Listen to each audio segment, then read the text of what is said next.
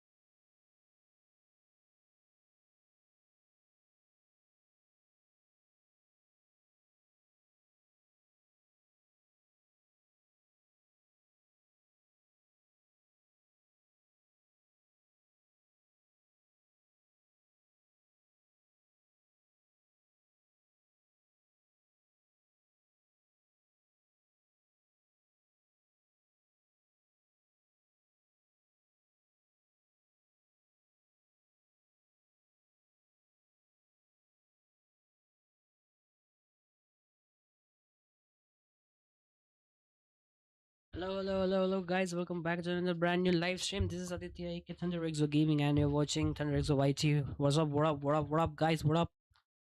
How is you doings? Let me dock my chats on so that I can see people's coming. What's up, guys? What else? What is up? And yeah. So today is the day for BGM PUBG BGMI. What the fuck I'm saying, bro? It's BGMI. No, sorry, BGMI, not BGMI. It's PUBG PC Finals of EWC. Let's see who's gonna win today. I guess today is gonna win. I think Cloud9 or that. For every click, every clutch, every reset. Bro, nah. For every Don't do this, bro.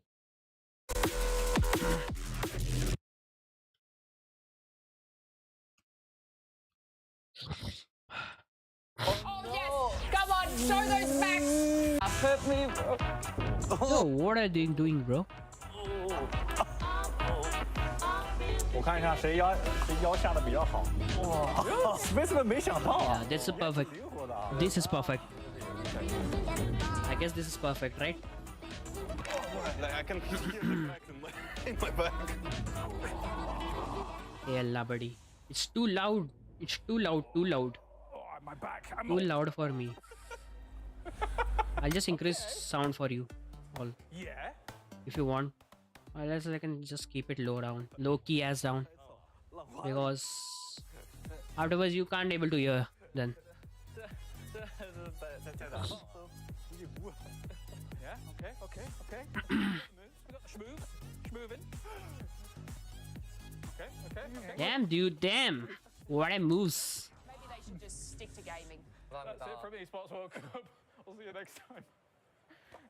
Hey there, guys and girls. It's me, Kalaris, here for EWC 2026. It's starting in 20 minutes. Oh my god, dude. What should I do till then? For the championship. More 20 minutes to go. Tournament coming Fuck. up. We've got Batulis from Twisted Minds. We got Nixie from Virtus Pro. And we've got Shrimsy from Falcons. I've heard of Falcons, but not of the two teams. Sorry to disgrace. Yesterday, 2 hour flights. Yes, that's the best. Must be nice. 2 hours. All right, let's talk about EWC and everything that's going to be going on, of course. I want to get your guys' feelings and kind of thoughts coming into this tournament, obviously. Very hotly contested last year, very close. But since then, we've had a lot of changes. So, Shrimsy, I'll start off with you. What do you think about your chances, as well as the kind of field as a whole? I think there are a few teams that are looking really good. I think VP is one of them. I think Myth is one of them. And right now, it's kind of a lot more random than it's always been. Twisted hasn't been looking that good, I'll be honest. Neither have we. I mean, I'll be honest. completely Hey, I'm agree. being honest here. It's weird that you leave them out. Like, considering normally it would always be Twisted Minds in there. Yeah, of course, yeah. I mean, I think very highly of us. Wait and a second, Twisted. I mean, guys. to be honest with you, we both haven't been playing very good. Yeah. So, Let I me mean, I also think the game's a lot more random, so do something I'm over here. expecting VP to do well, I'm expecting Myth to do well, and then everybody else, I'm just kind of like, I don't expect any teams to. ਜਿਹੜੇ ਨਵੇਂ ਨਵੇਂ ਜਿਹੜੇ ਗਿਆ ਦਿਖਾਈਂਦੀਆਂ ਜਿਹੜੇ ਉੱਤੀਆਂ ਕਿਹੜੇ ਆਪੇ ਪਾੜਦਾ ਉਹ ਮੁੰਡੇ ਚੋਰੀ ਚੋਰੀ ਚੋਰੀ ਚੋਰੀ ਚੋਰੀ ਚੋਰੀ ਚੋਰੀ ਚੋਰੀ ਦਿਲਦਾਰ ਤੇਰੇ ਦਿਲ ਦੀਆਂ ਸਾਰੀ ਗੱਲ ਵਾਈਬੀਆਂ ਜਿਹੜੇ ਨਾਲ ਗੇੜੀ ਨਾਲ ਦਿਲ ਦੀਆਂ Yeah, and I agree sorry that ਨਾਲ we ਦਿਲ are ਦੀਆਂ definitely not the ਜਿਹੜੀ ਨਾਲ favorites ਗੇੜੀ as for now. ਦਿਲ ਦੀਆਂ We didn't manage to. ਕਿ ਹੁੰਦੇ ਆ ਸਭ ਇੱਕ ਜਿਆਦਾ ਚੀਜ਼ ਬਣੋ yet, ਮੈਂ ਕਿ ਚਮਕ and, ਪਿੱਛੇ we are ਕਪੇ ਕਮੀ adapting, ਕਮੀ ਦੇ ਦੋ But hopefully this one gonna be the tournament. How about you, Nixie? I don't know. This I'm happy that they brought 6 games per day. I think now. yeah. So I think the 5 games per day. I think 6 is like a perfect number. Yeah. But overall chances, I don't know. Like, of course, I want to say we were gonna win, but the game is, as the boys said, like very random. Yeah. With the holes, like the red zone can change the outcome of the whole game. So it's like, I don't know. It's random, but I hope we have it what it takes. Circle settings changed too. And that's Circles, the TPP, and also you have to win the game, Yeah. to win the tournament. It's also a bit different.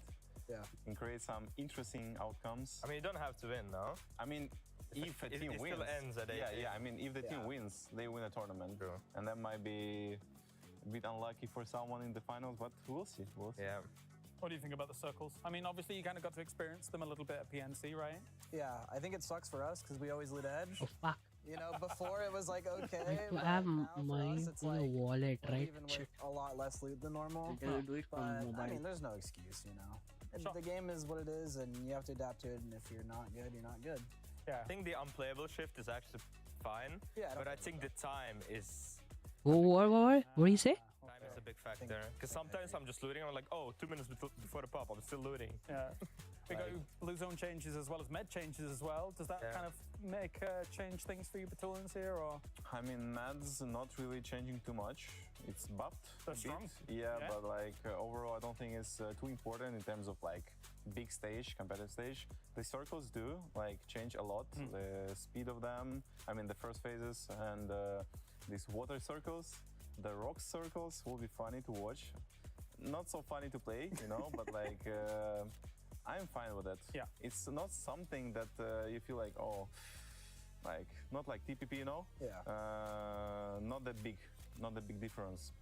So yeah, I'm just happy with that. Okay, fair. Any final thoughts on that before we move on, or? No? I agree. I agree with pretty much everything you said. I concur. He's a smart man. Yeah, both of them are. Big brains over here. That's true, that's true. All right, well, let's talk about your groups and how things kind of line up in that regard. I don't know. You did. I just know I'm in Group A and that's it.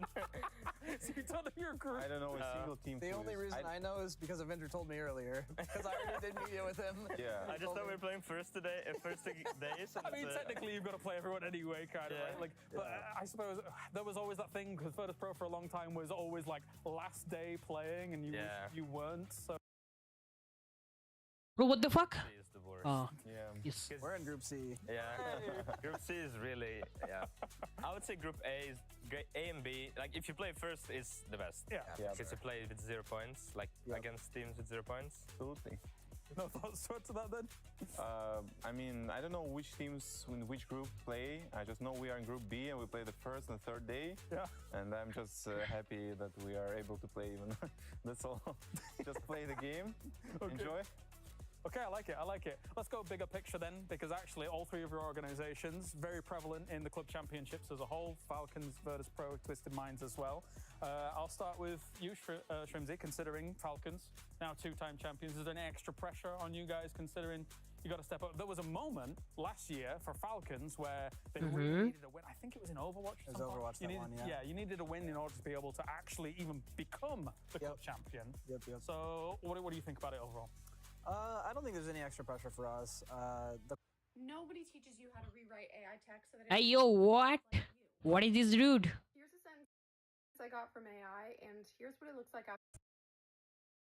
Come play our game. The too. fuck was that? I think Virtus Huh? Pro, you've got a lot of good shots. Yeah, but I think someone just won from Virtus Pro, I'm pretty sure. Or got second place, I'm not sure, but at the end of the day, it's like no pressure from like the org side. It's, yeah, I mean, it's just good tournament, which we want to perform for the org because it adds something extra, because they're gonna get extra money, so yeah. I mean, but so far, no pressure from VP. Twisted Minds, Falcons rival. What do you think? Yeah, I mean, we've been pretty happy that we delivered, like, first it was second place in PGS2, like when Falcons guys were Sonics guys. Yeah, and then we got a win. Previous year it was pretty huge for our organization, but we never felt like any pressure or something. We're just happy to deliver some good results and happy to help them to win something in this championship. And that's all. Yeah. What do you think about, let's change gears a little bit here. What do you think about the West versus East play style? 13 minutes till start, bro. What the fuck I've done? Why I've come on online like You've got Myth, fucking 13 minutes before? Huh? crazy in that last one. Huh? Some circles here and there, but they would have probably won it even without those. I think is fair to say. Why did I even Nick, I'll enter? start with you. Do you think that there's any big differences between West and East, or do you think it's you've just got to react to the game? I mean, I think it's team-based because, for example, Myth is a Thai team, and you would expect like Thai Vietnamese teams to be more random in the early game. But if you look at all of their games, They had zero stuff happening. The early game they played slow. So I would not say that playstyle is that big of a difference between EU and NA, EU and like Western to Eastern. So I mean, yeah, like it just depends on the team. I would say it's. Yeah, like as for now, it's not really about the regions. It's only about like specific teams who managed to find a way how to play TPP, how to play these new circles, everything. I mean, new circles we still didn't play yet, only in PNC, and PNC is different tournament. So yeah, I guess it will be different from previous tournaments also. Okay. And sorry, I didn't mean to cut you off. yeah, I didn't mean to cut you off. Sorry. yeah, and also in my opinion, playing like EWC or like maybe PGC is harder than like PGS tournaments. Yeah. In terms of mentality, some of the really good teams, maybe they will play much worse because of some pressure or something. I don't know. Like we'll see. But usually that's what happens. Is there a Hindi? The only thing I know is that Liquid is an Nah, I can't see Hindi. I can't see Hindi stream right there. Then how the fuck you could tell me that there's available in Hindi? They're mixing stuff up. I'll say that. I don't know how it's possible, but I can't see in Hindi. Oh, that's all right. They're a club championship team. It's only for FC. They've got a lot of good representatives across these games. A few last thoughts then. A big one. Thoughts on Mobile TPP?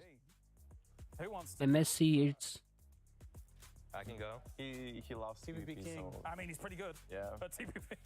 I mean, I would say, okay. Here we Full go. honest. Full honest. Here we go. Full honest.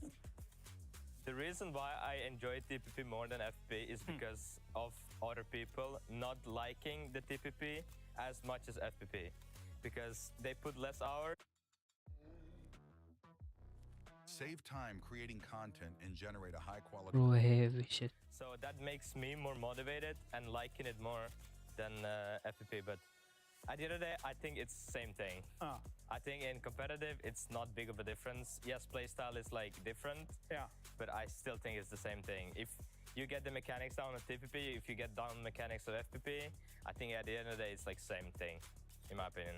That is a devious smile. He does. But, well, the thing is that I kind of feel like it's one of the reasons why people caught up with you guys quite a lot, because I feel like you guys had such a good grasp of FPP.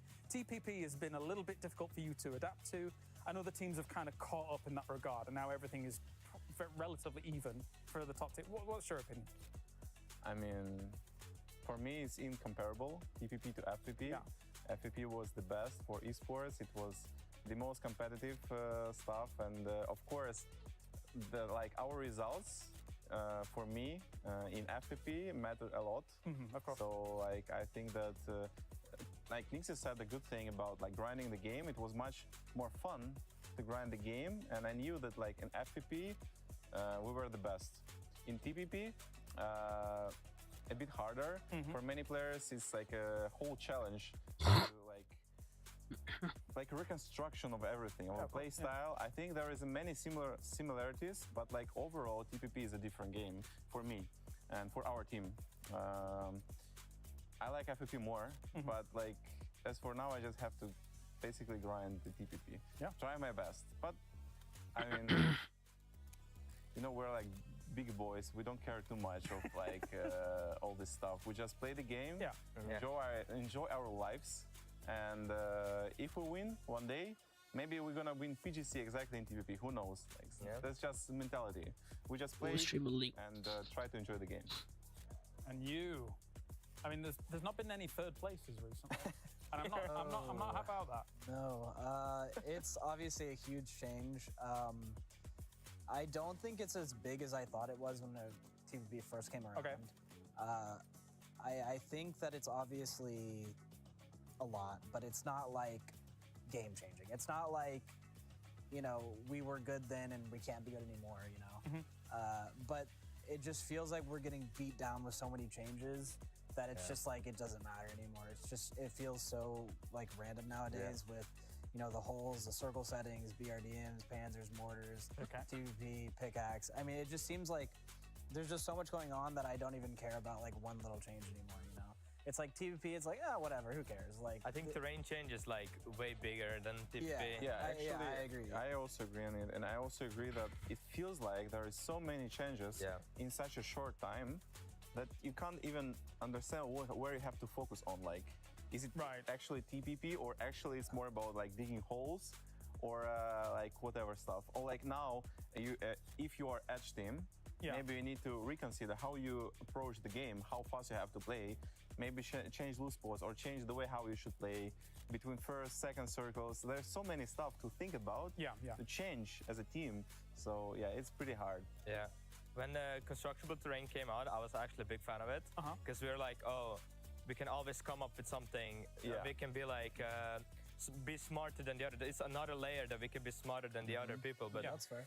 But now it's just so much things happening. I don't even remember that I can mortar myself in the middle. Right. Yeah. Because it's just like, oh, there's red zone holes there. How can we kill them? And at the end of the day, it's just, I don't know. It's so much things happening at the same time nowadays. So for example, it's like you see a team mortaring a hole. You're like, we're smarter than them. Let's take it before them, right? Yeah. So they mortar a hole for you. You take it in front of them. You're getting inted by another team that's already thinking about taking the same hole. BRDM flying in. And then a BRDM flies in, and then a mortar comes, and then you look at the map, and there's a red zone on you, and you're just like, what is going on? There's a lot. There's so much. And then you start smoking yourselves, and then you have 4 blue zones on top of yourself by another team that's already third-partying you, and you're just like, well, I don't know what's happening. Don't worry. Now somebody's going to drive through that smoke. And it's going to be gone. Gentlemen, we were on a good track, but I am afraid we have run out of time. Thank you very much for joining me here. A lovely conversation here with Batulins, Nixie, and Shrimsy. That does it here from the Esports World Cup 2026. We'll see you for more. Hello. Hello. I'm your teacher, French teacher. Bass. Is this torture equipment? Bass for the snails. Huh? For the snail? What snail? Yes. No, yes, no. of course. What? Wait, there's no snail. I dare there's snail be in there. Hold up. Wait. Bro, what? They're eating snails? Croissant. Hello? AJ.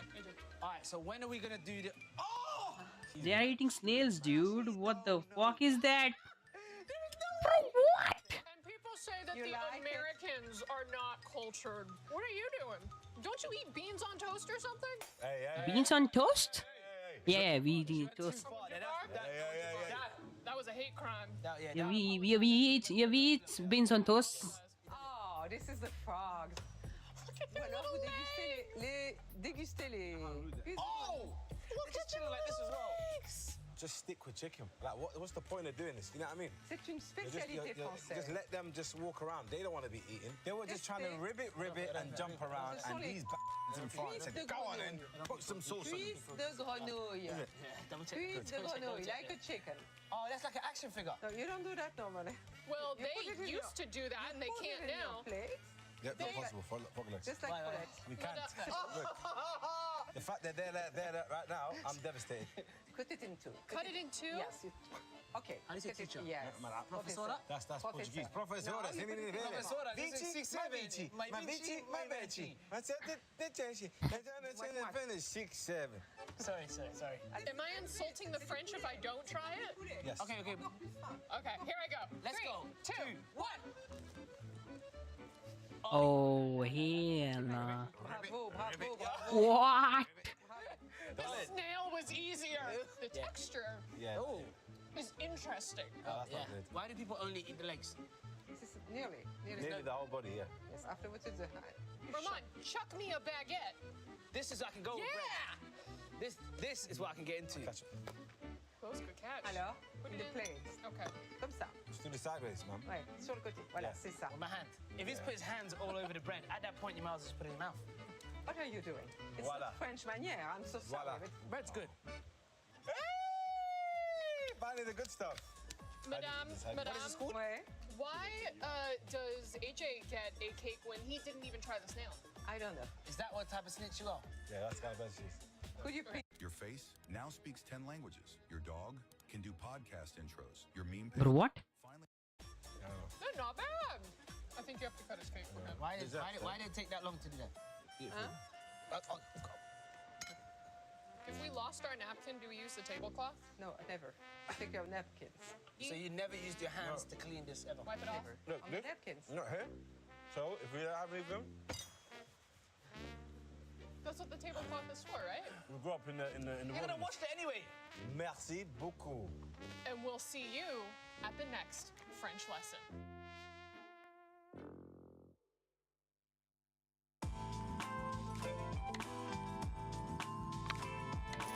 Hello, it's Avenger here, the PUBG Onk, and I'm here with in-game settings with Shrimsy from Falcons. How do we get a setup for an Esports World Cup past champion? I like to have my chair as high as I possibly can without my legs dangling so that I get like this 90-degree angle, you know? Right. Yeah, I like to be taller than my desk as well. So about 72, 73. I like to have like my belly button hitting my desk, you know, at the same height. And then with my keyboard and mouse, I like to have my mouse pretty far right and then my keyboard pretty far left. Right, Shrimsy, talk to me the screen settings here, saturation, digital vibrance. What's important to you when you get into a setup? For monitors, I like to have my brightness really high, so I usually do 100. Okay. My contrast is lower, like 60 usually. Those are really the only settings I mess with. Sometimes I mess with the color settings, but not a lot. And Shrimsy, of course, the headset's also important here. Like, sometimes you just use those, you get in-ears. What's your preference here? So I use in-ears personally. I think if I didn't play professionally, I would use a headset. It's a lot more comfortable. It doesn't hurt your ears at all. It's very comfy, so. All right, walk me through your mouse here. DPI, what's your sense, what's your hertz, what's your use? Because that's also something that's super important. You go in, you gotta get used to it. You gotta get comfortable what you're used to at home as well. So I use 800 DPI, it's one of the defaults. It's 1,000 polling hertz, and then in-game, I use 35 general sense, so I'm pretty high. And last one here, the shortcuts in the game. A lot of people use a lot of difference, but tell me, smokes, grenades, first aids, and energies. What's your shortcuts? How close it's to you? Is it something you use the menu for, or is it within reach? I have every single thing bounded to my keyboard. I don't like to use any wheels. Nice. So for my first aid, I have it on in, because I can use it with my thumb. I don't have to go into tab and then click it. It's just a fast key. My med kit now, which is super important because they buffed it. I use caps lock. So pretty much everything I can use while I'm, you know, peeking or crouching, jumping.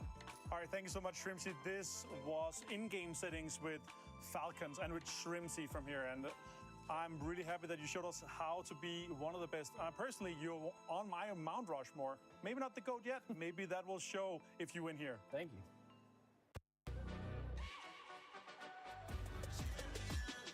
This ain't no regular thing. Came for the ring, you know what I mean. You see my name in the lights. Better get right, I'm champion.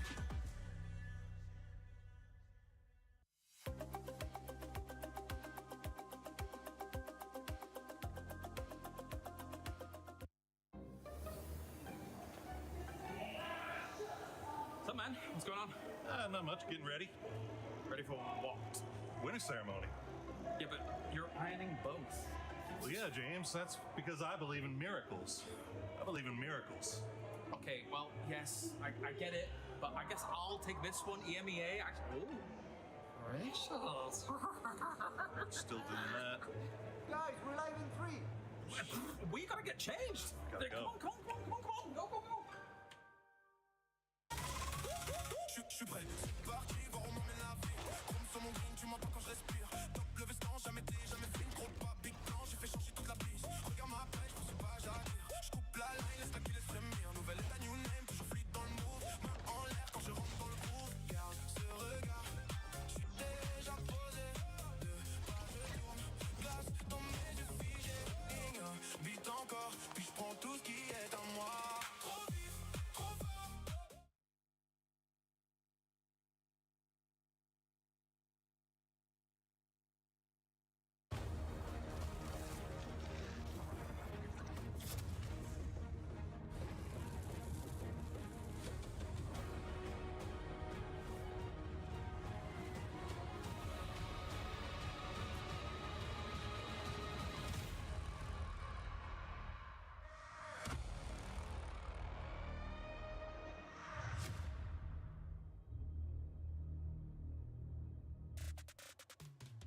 Yesterday, VP gave us hope that teams will be able to catch him up. But it didn't end up being the case because at the end of the day, they made sure they assured their dominance with a chicken dinner and kept the lead to second place with 27 points. Will anybody be able to catch them up? Because today's Smash Rule is in effect as well. Welcome to the PUBG Battlegrounds at EWC 26 Grand Finals. We'll be crowning possibly a new champion today for PUBG Battlegrounds, but I wouldn't be able to do this by myself. I have none other than Godspeed, Lace, and Toffees with me, and even though we don't have the Eiffel Tower behind us, we do have the totem where the champion team will be putting their key up there at the end of the day. How are we feeling, Toffees? I mean, I feel good. Probably not as good as VP feels, though, I'll tell you that right now. But I think it's going to be an exciting day of play, no matter how you slice it, right, Godspeed? I think today is going to be incredible. There's an actual chance that we only play 2 games. Obviously, we'll talk about that a bit later. But that is just a crazy proposition to think that we can have a grand finals here end in 2 games potentially. It could end in 2 days. I know everybody is hoping that's going to be the case. I see you, production. I see you, Tomash, back there. We'll see if that's going to be the case because this is championship weekend. It is club championship. We'll not just be crowning a champion here for PUBG Battlegrounds. We'll also be crowning a champion for other games going on at EWC. So why not? Let's get an update with what's going on with the club championship with Glitter. It's championship weekend here in week 3 of EWC 2026, and it's time for another club championship update because we have a lot of action going on here today. So let's start with a little bit of an update from some of our other stages. Yesterday was a big day in TFT as Team Vision was able to claim the win, and this is big for Team Vision because they were a club that only had 2 participations in CC. So the ability to have performed so well and gotten those points on the board will be massive for them. Then we're going to move on to EAFC. It's their last day of competition today, and as it stands, Team Falcons are currently only 3 wins away from claiming that trophy. This could be massive for Falcons as they are one of the teams that need a win in order to then make themselves fully CC eligible for that title. However, that could also happen in our game here today, PUBG Battlegrounds, as it is our grand final day. And we have a stacked lobby that is going to play into so many of our CC storylines that we've been talking about. So let's dive into it. At the top of our leaderboard, we have VP and Falcons. And like I mentioned for Falcons, they're still looking for that win, but so are VP. And VP have a massive point lead over the rest of the pack right now. So they've set themselves up potentially well for some success. However, also in our top 6 are Na'Vi and Vitality, teams that have been sitting at the top of our CC leaderboard for the last 2 weeks. They already have their wins done and dusted, so for them, this is all about a points grab. Will they be able to add to their overall total, or if they even claim a win, that then becomes a win denial for the other clubs looking to do exactly that. So we will definitely be keeping our eyes on them. And then, of course, kind of a big surprise so far here in week number 3 is actually Team Liquid. They are at the bottom of our standings right now, and that's in PUBG specifically. If we're looking at CC, Team Liquid has 0 points on the board, whereas this is a club that has performed historically incredibly well when it comes to the club championship side of things. So an overall pretty slow start for Liquid, and they really are going to be looking to pick it up in the upcoming weeks. But of course, we still have 4 weeks of competition left in EWC 2026. So things are only starting to get heated up. I can't wait to see how all of it plays out today. It's going to be a massive day for some of these clubs. We're going to have to wait and see how all of it plays out. Hey guys, Poor Source and Matchroom here, and we've got 2 days of finals in the books, and now that has set the stage for our grand final here today to determine if we will have a new Esports World Cup champion for 2026. I mean, it all comes down to when we're looking at yesterday, it was about VP. They had a massive day 1, and it was about how much points could they get ahead of everybody else. There was a drop down into them and Falcons, who also had a lead, enough to feel comfortable away from everybody else. But VP spent the day hunting, trying to find as many points as they can so that way they could push up the cut line, and it felt like it wasn't going to happen until we got to that very last game when finally they got a chicken dinner with a ridiculously high kill count, really pushing them ahead of the pack. Yeah, you're absolutely right. Up until that point, it felt like they were hunting down Falcons. They were hunting down the teams that were kind of in contention with them, and they weren't really separating themselves that much. But that final game really pushed them right up there, and Falcons honestly did a good job of keeping up, but there were other teams that also managed to kind of jump their way up in the leaderboard as well. Yeah, it was vicious day. And I don't mean because it was vicious because of lobby, I mean the vicious. These guys were popping off in a big way. Tycon suddenly finding his legs again and finding his aim, putting in a lot of work, that whole squad finding successes, and they were eating so many points. That's why VP couldn't really find the lead, and Falcons were getting like a couple points here or there, but they couldn't push their lead.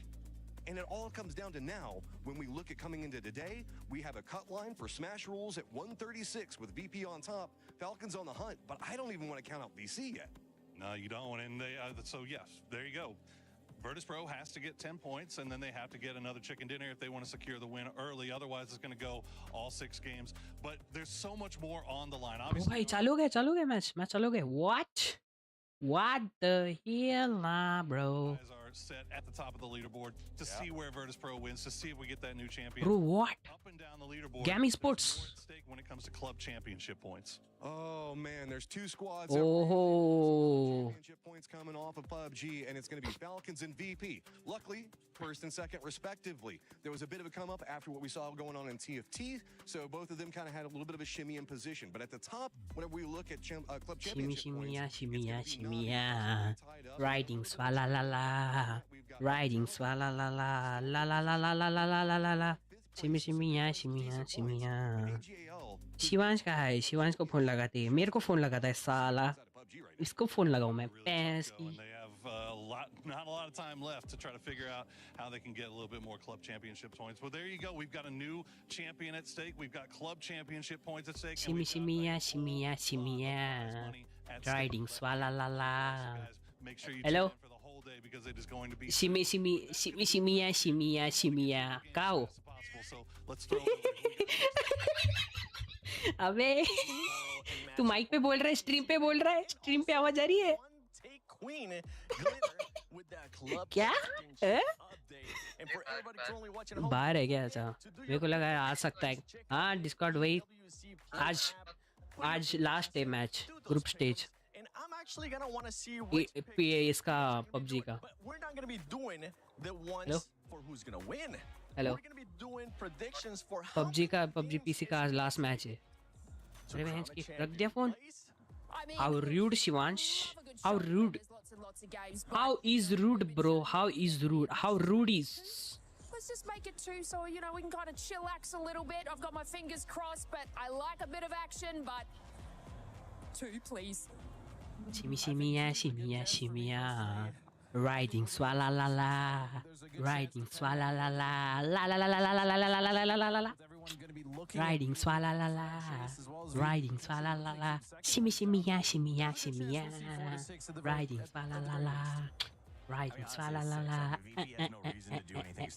Riding swala la la. Riding swala la la. Shimmy.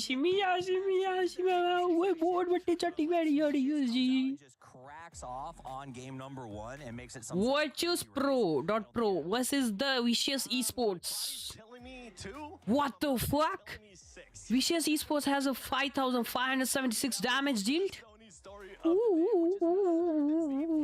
the way, these stats are from yesterday alone versus the Vicious. The reason why we're bringing this up is Bro, how are they hitting like that?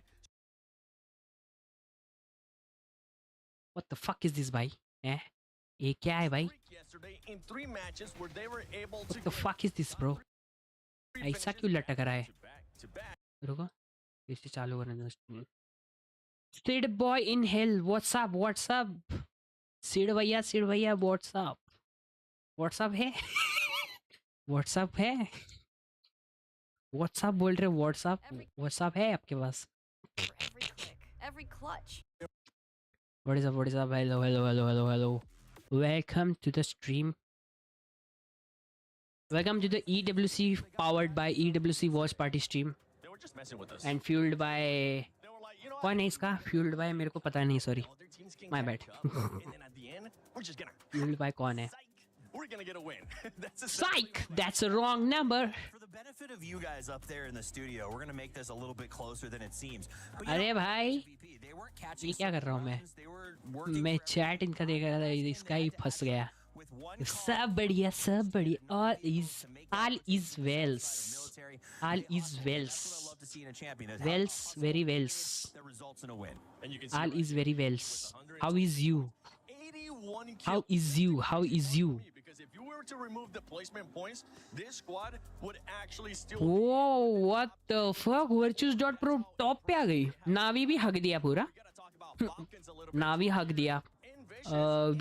Vitality हक दिया. फिर team liquid तो 0 है. Bro, how? कैसे ये team है रे? क्या है ये? Top 3 because there's a lot of money on the line. If you end up being in second place, it's 300K. Yeah, let's go. ये सुना है मुंबई जा रहे हो आप? कहाँ जा रहे हो? मुंबई क्या करने जा रहे हो? मुंबई क्या है? कैसे अचानक से? हाँ? Sid bhai, what's going? What's the matter? Absolutely closed that gap yesterday. We also have, as you stated, Navi, but right behind them by 1 point is Vitality, and Vitality actually won a game yesterday as well, so they were also on the hunt to try to catch that up. Falcons, Kidia City, Kidia. Play their game. I think this first game we're going to see a lot of the teams just trying to maintain their game. भाई इसके कितने sponsor है याद ही नहीं रहता है. Sponsors कौन है कौन क्या नहीं है. किदिया सिटी है, सऊदी एयरलाइंस है, फिर कौन है? मैंने सिनिस्टर सिड. ओह शिट, आप सिड बॉय. अच्छा, Sid boy in hell. Okay. अरे भाई मेरे को लगा वो सिड बॉय का अल्टरनेट अकाउंट है. मेरे को लगा सिड बॉय का सिड प्लेस का वो है, अल्टरनेट अकाउंट है सिनिस्टर सिड का. मैं तो मुंबई के पास नहीं रहता हूँ. अच्छा, okay. Because I want to see if their pressure's on them or if they're just like, yeah, we're gonna win this. Hello, Avenger here. I'm here with Nixie from Virtus Pro, and you guys were looking fantastic. भाई Virtus Pro पहली बार आई है ऊपर team. A good day too, and now you're looking good. Oh, उनके mood हो क्या आप? Mood. आप उनके मूड हो. हाँ याद आ गया. ट्यूबलाइट 440 वोल्ट का आ गया झटका. याद आ गया. हेवी आया. I have the clips. वो करने का मेरे को upload. So he was calling me a stream sniper, remember? Yes, I know. Yeah, I know. याद आ गया.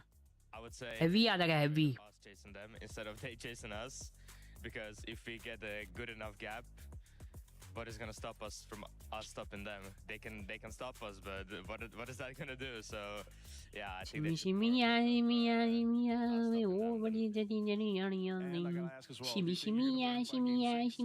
Chicken dinner after you hit the threshold. it would be nice winning by the chicken dinner, because Okay. every time we won a tournament, it was like 4 games before we already knew. So it would be nice if we won at the game, you know, but you never know. I just want to win, so at the end of the day, it doesn't really matter. का team lineup क्या है देखने को मेरे को जरा. Would want to win by chicken dinner. मेरे को टीम लाइनअप नहीं पता इनका. मैं कितना न्यूब. अरे होल स्क्रीन करो रे. All right, that's Avenger here for Esports World Cup 2026. Virtus.pro Bro लिख रहा हूँ मैं. वाह. Virtus.pro PUBG whoever's going to be in second place, but at the start of PC the day, lineup. it's none other than Falcons. This is a team that is not only playing to be the champions here. Oh, Benjamin Beck Stephenson, Nino Mikek, Luca Rux का नाम याद है मेरे को. क्यूरेक्सी टीमी 10 वाला नहीं, ये नहीं पता मेरे को. बस लुका रुस का पता है नाम. Yeah, I mean, look, I like a little bit of smack talk. लुका रुस का पता है. लुका रुक्स. Rolling, and you know, I Luka did Rusk. say let's do it in 2 games, but for the Falcons, What the fuck I'm saying, bro? हट. लुका रुस्क बोल रहा हूँ मैं, क्या पता नहीं मेरे को. kills across the finals Bro, compared crazy match है आज. Crazy है match, guys. Crazy match है. Crazy एकदम heavy. वो देखो कहाँ से मार रहे हैं वो देखो शॉट. तेरी माई के ओरे बहन के भाई. crucial. Obviously, you know, we kind of, you know, want them to play like a फाड़ दे गांड. फट गया. Boom bam beam. इसी बैंस की get up to that threshold and then look, है ओपन में. हमको तो ऐसा नहीं होता. ओपन में हम पिल जाते हैं. ओपन में जाके 5 मिनट में पिल जाते हैं ओपन में जाके. I mean, they just need to play their game, right? And keep Oh shit. I don't think necessarily VP is just going to come out the gates. Hey, Heavy है बे. बहन का भाई 2 नेड एक ही बार में उड़ा दिया उसको. TLGTN तो पता है मेरे को. ये गुस्ताव फैल्कॉन्स वाले तो पता है. फैल्कॉन्स वाले बहुत रिलेटेबल से. TLGTN एक्चुअल में खेलता है अच्छा. पर इस बार क्यों पता नहीं टीम फैल्कन्स क्यों सेकंड पे आई है.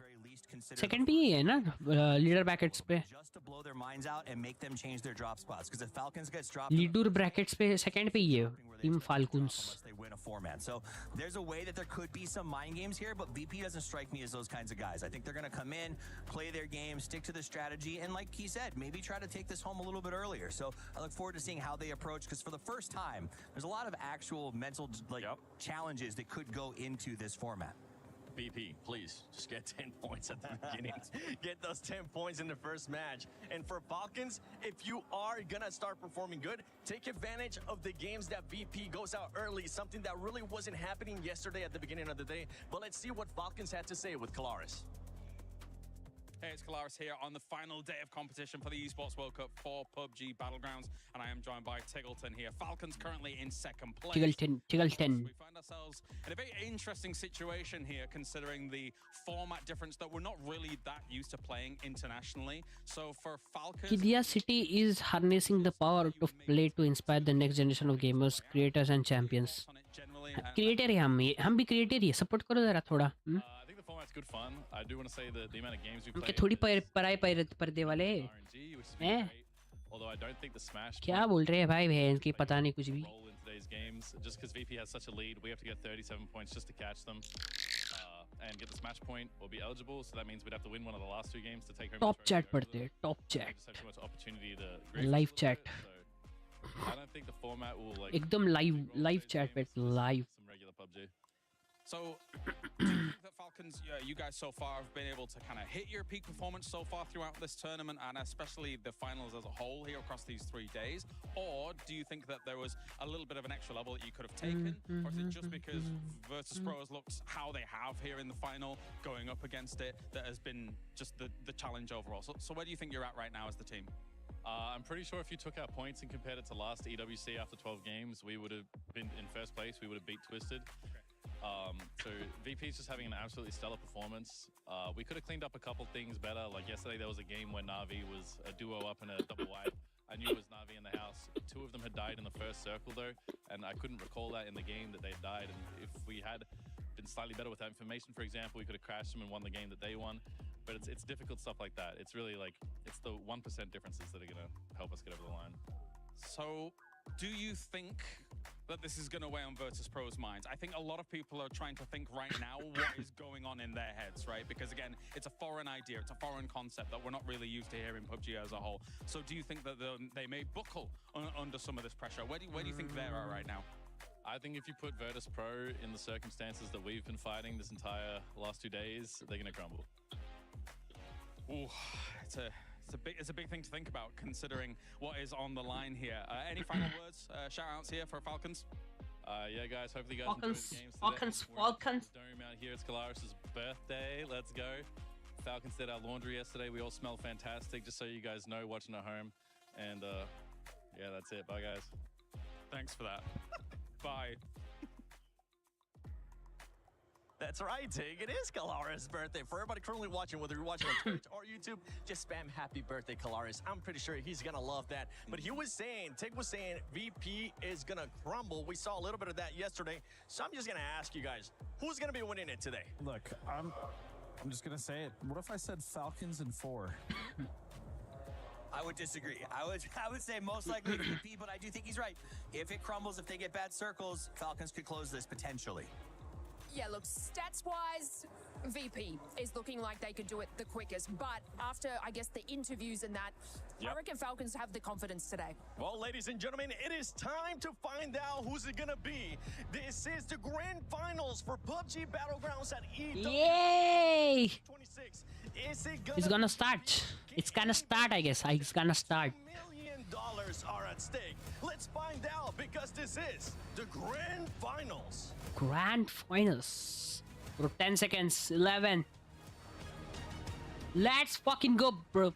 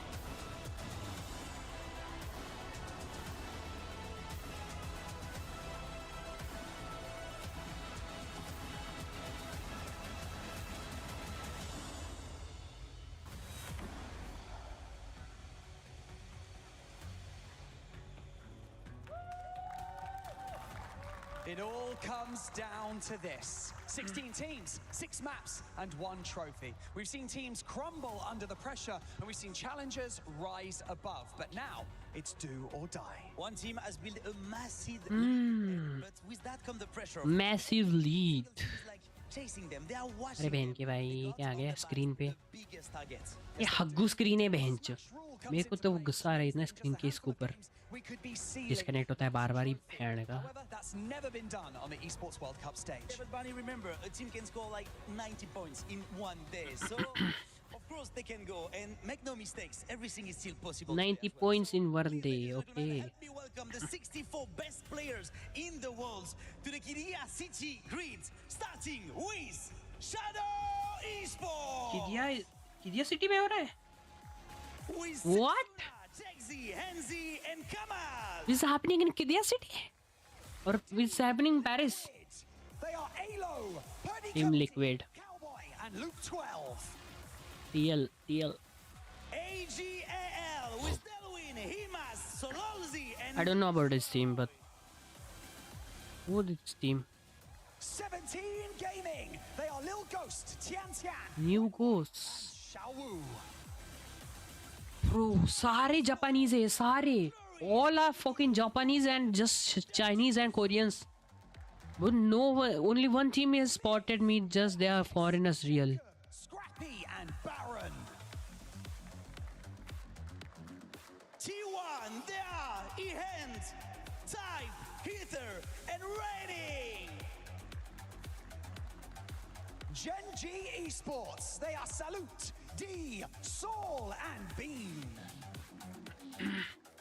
Your reigning world champion, Full Sense, they are Tiger, Velmot, Flash, and Tanalo. Canada Esports. They are EJ, Akan. Geek Sports yeah I've heard of this but not Team Vitality, they are Team Vitality Levante and Queasy. Ooh. Navi. They are Theorist, Navi Spiral, and Hakatori.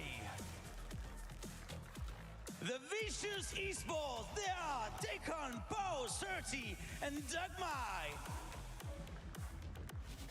Your reigning club champions, Team Falcons. They are Tiggleton, Shrimsy, Gustav, and Kickstart.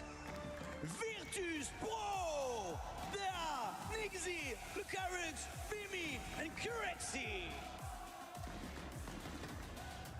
And finally, your defending champions of the Esports World Cup, Twisted Minds. They are Batulins, Lou, Perfectix, and Example.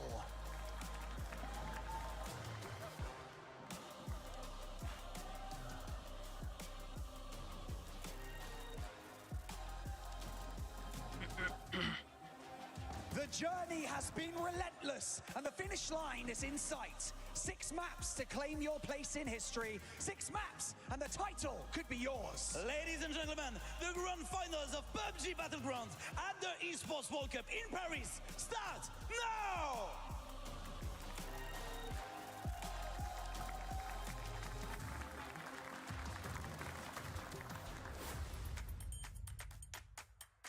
Who's going to be able to try and make the most insane run, maybe in PUBG Esports history? PUBG Esports E3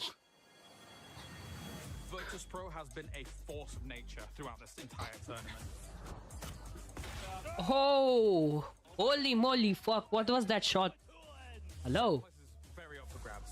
There's a lot of money still on the line for everybody else who wants to be oh in the hell stage, मेरे को लगा फोड़ देगा अभी screen to do it. And that will फोड़ देगा लगा almost Bọn em team bọn em có thể làm được.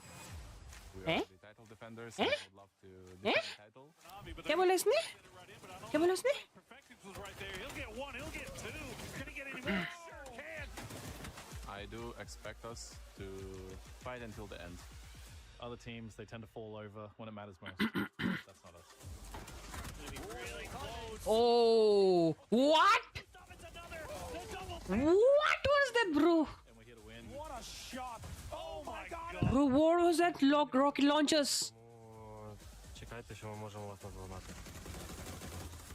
Twisted Minds is always bro we are going to see some crazy headshots and some crazy damages and fucking, what do you call, destructions.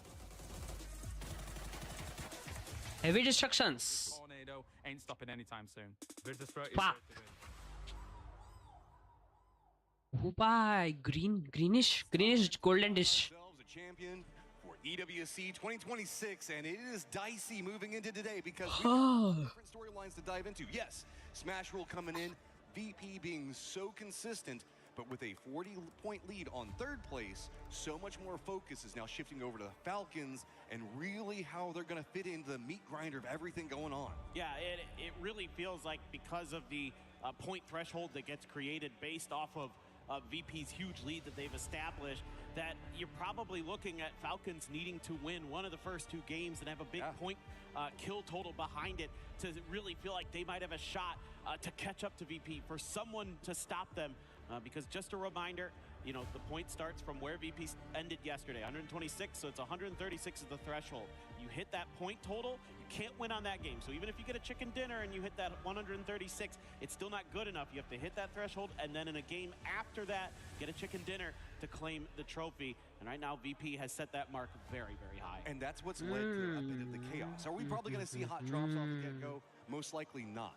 But it is pretty much the entirety of the lobby versus VP to deny them chicken dinners as much as they can, and maybe even trying to go after Falcons in their own fashion. It's not going to be, let's just commit and do a hot drop and try to kill them off the go. It's going to be, can we find a trap? We see a firefight going on. We hear the gunshots. We see in the kill feed that one of those 2 squads is next to us.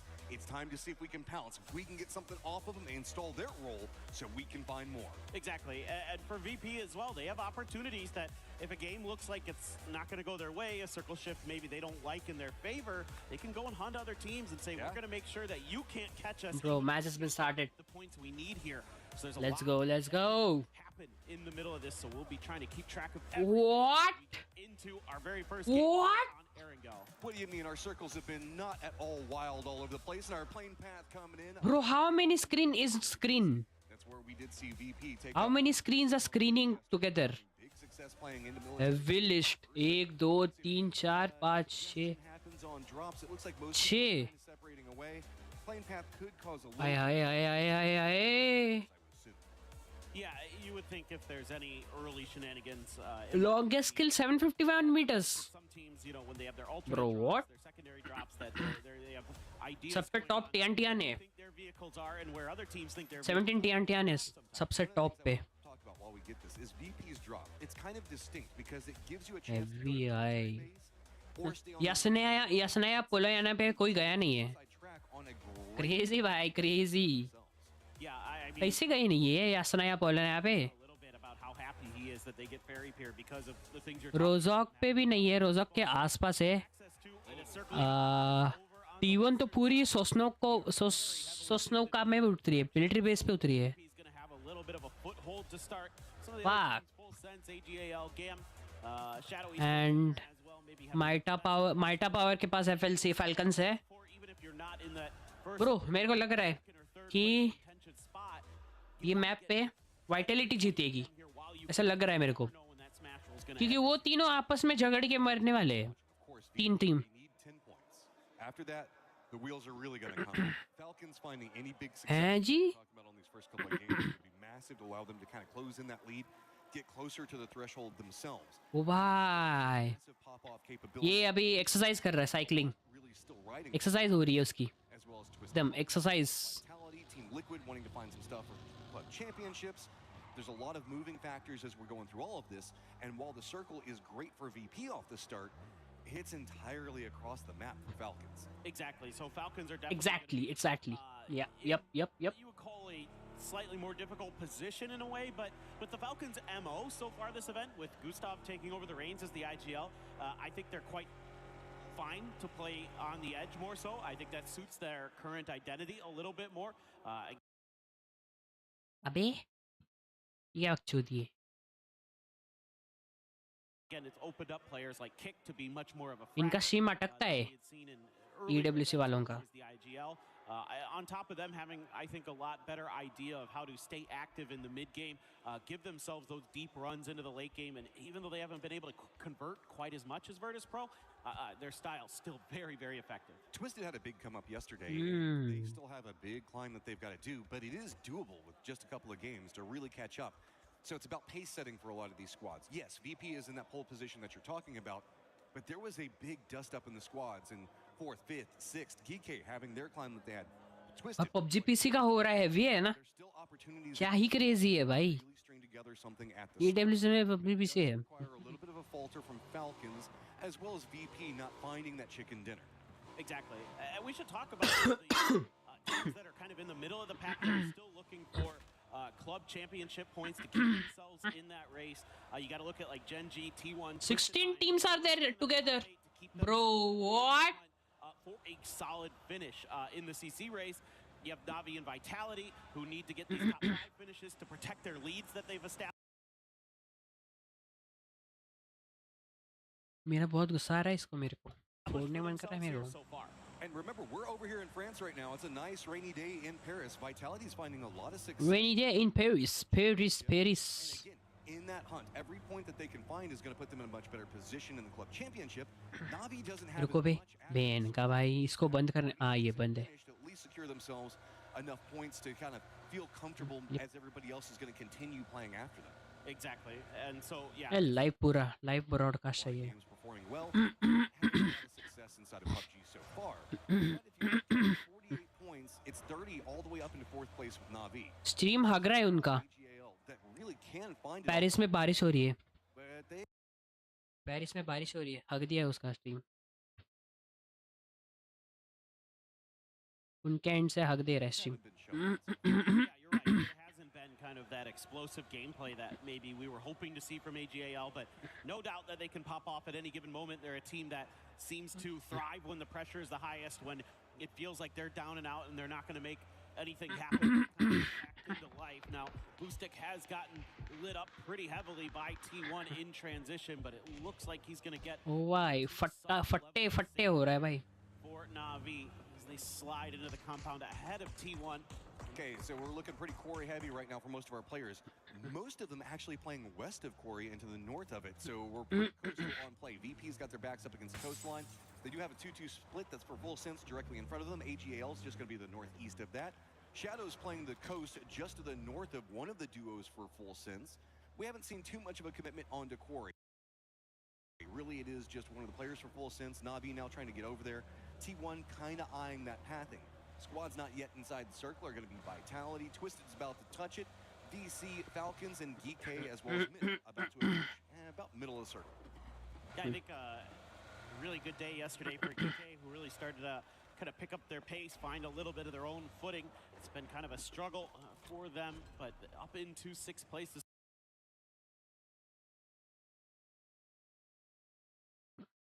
Start the day, and again, another team that, you know, wants to get in that top 8.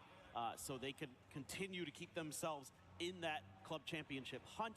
We'll be trying to track them a little bit as the Falcons. It's big for Falcons. Yeah, they're going to open up one of the secret rooms and get themselves some nice level 3 gear on top of some other things. You know, a lot of util, a lot of meds, just about everything you could need here to make sure that you're fully situated coming into the... अबे chat आ गया screen पे. Chat इधर आ गया. Fuck. Too much of the blue zone. They're kind of let everything go in front of them. If this does go for a kind of a northern shift or an eastern shift, there's going to be a lot more territory to work with for Falcons to kind of sneak in. But that is mostly field play. Mostly field play. Still inside the circle, a smidgen of what we see in South George. भाई ये सारे एक दूसरे के snitch जैसे खेल रहे हैं. ये तो कहाँ सारे लोग लाके लगा के रख रहे हैं भाई. But both those teams want to play outside in eventually. Like if they get center, fine. Yeah. They're comfortable to play that. I'm not saying they won't take, you know, a circle that just lands on top of them, but they both have shown that they're really adept at being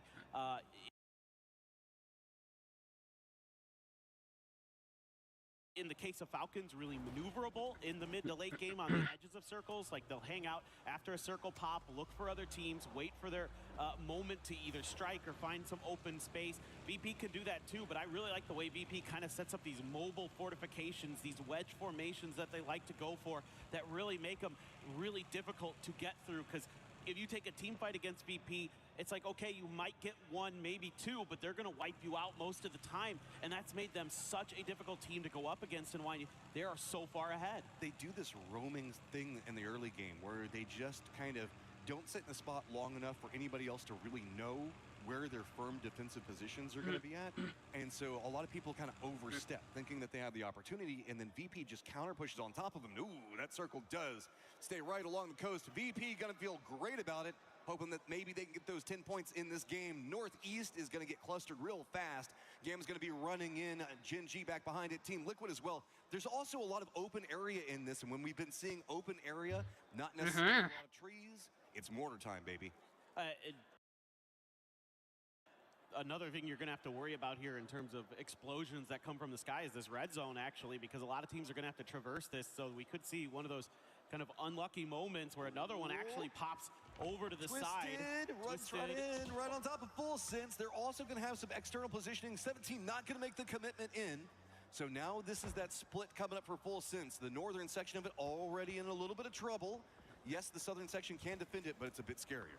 Yeah, this has got to be pretty clean stuff from Full Sense. If they're going to hang on, they are really disconnected. I mean, Tigger's trying to get over to help out if he can, but right now it is not really that doable because there's so many teams out here. And by the way, everything that's west of the road in this part of the map is relatively wide open. There isn't a ton of hard cover out here. So you can see a lot of teams are starting to die in transition just because of the nature of the spacing of the terrain. I really like T1's position right now. It gives them a lot of information on what's happening in the compounds in front of them. They've kind of gone for a 2-2 opposite sides of the hill, so that way they've got that road that you were talking about that leads into the more open sections with the hillsides. They get some vision on one point of it, and they kind of look into the forest and everything that's happening more into the east. This is the Shadow and Team Liquid fight. Alo going to be on the low side of this. Couple of peeks coming his way. Doesn't hit the shots that he really wanted off of it. That's going to put him in a dicer position as it's high ground, and Team Liquid is out real early. Shadow looking to, again, climb the leaderboard. It's so tight at the bottom there. I mean, you can see from 13th to 16th, it's 2 points, and then it's 3 more points from them to GAM. So they want to get everything they can done here today. So a nice early pickup for them. VC's going to be rotating in kind of behind T1 there, but a little further towards the coast right now as T1's going to settle up on the eastern side where there's more trees, more hard cover for them to work with. But you can get some high ground information here as Vicious to figure out what's going on to your north. We also do have Vitality that I believe, no, Vitality's already done their emergency pickup and their shift in. There's another one that's going to be happening to the north that might go more VP sided. We'll try to keep an eye on that. Falcons are going to be playing the northern area of Quarry, so it's going to be Navi on a 2-2 split for positioning. See, Alo and the rest of the crew ran up on this hillside, already in control. Alo did manage to get the knock on to Setsuna, but then after that, it put him in too much of a bad spot. The high ground positioning, he had to go for meds and then just gets instantly pounced. Yeah, it was just rough timing there for Liquid, and with Shadow already claiming that real estate, made it all the more difficult. Navi has some real estate of their own, a 2-2 split across the tops of the quarry there. Kickstart going to be getting shot at a little bit, so he's going to peel back, but he's going to be able to see quite a bit inside of the quarry, inside of these fields that are just to the outside. We're still going more west. I was kind of wondering, I'm like, is this one just going to keep hard shifting over towards these mini peninsulas? I mean, VP is loving it. We got Geekay that's making the emergency pickup on top of it. Twisted actually did call an emergency pickup of their own. They could try to leapfrog over all of this, but we do have VC that's got coastal control around the bays down to the south. VP is going to have the hillsides. T1 on the other side of it. To the north, the cluster is creating a death funnel, all stacked on top of each other. Early rotate for GAM is going to be very beneficial, but it's going to be Vitality as well as 17, mostly gatekeeping out. And it is going to be Gen G, anyone's legend, Full Sense, Shadow Esports, all trying to make a path over there, and maybe Twisted. Bro, what? It is going to be GK. What? It's going to be right next to VP. That's not going to be too good. No, all they had to work with over here was some of the craters created by a red zone. So they're just going to have to drop in there and try to make it work, but it's really going to be difficult because they had teams rotating in that direction. Akan already down, and you have Full Sense, who's in trouble up on the north side. The retreat away from VP's firing line opened up VC's firing line on the coast, so that's made it a lot more problematic. Gam to squeeze next to him, so Geek clinging to life on the coast with near on nothing to work with. You can see it's just a couple of smokes down and trying to use the ridgeline of the beach itself. Luckily, VC can't commit too much more in just due to the positioning. They're afraid of where T1's going to be playing from, but T1 has already taken shots into Na'Vi right now. Yeah, Gam's trying to see if they can find another angle in towards this Geek position, but it's going to be pretty tough. The trenches are deep enough where you can prone down and hide relatively well compared to the rest of what's going on the screen, but just kind of keeping my eye on kind of what the Falcons are doing over on this side. Yes, thank you, observers. This is great. Crazy. Look at that kickstart flying around, but meanwhile, they have found some entry. This is perfect Falcons game. They want to find those edges and kind of hold those down. Look for their moments to strike. Twisted Mind. Obviously, bro, they would hold edges. Why won't they hold edges? Right as soon as they launch up into the air. Obviously, that does mean that they're kind of trapped in their compound with Full Sense. Gen.G has managed to get two of their players right on the edge of the zone. Shadow's going to be back behind all of this, so this cluster of squads, while it is phase number 3, are all kind of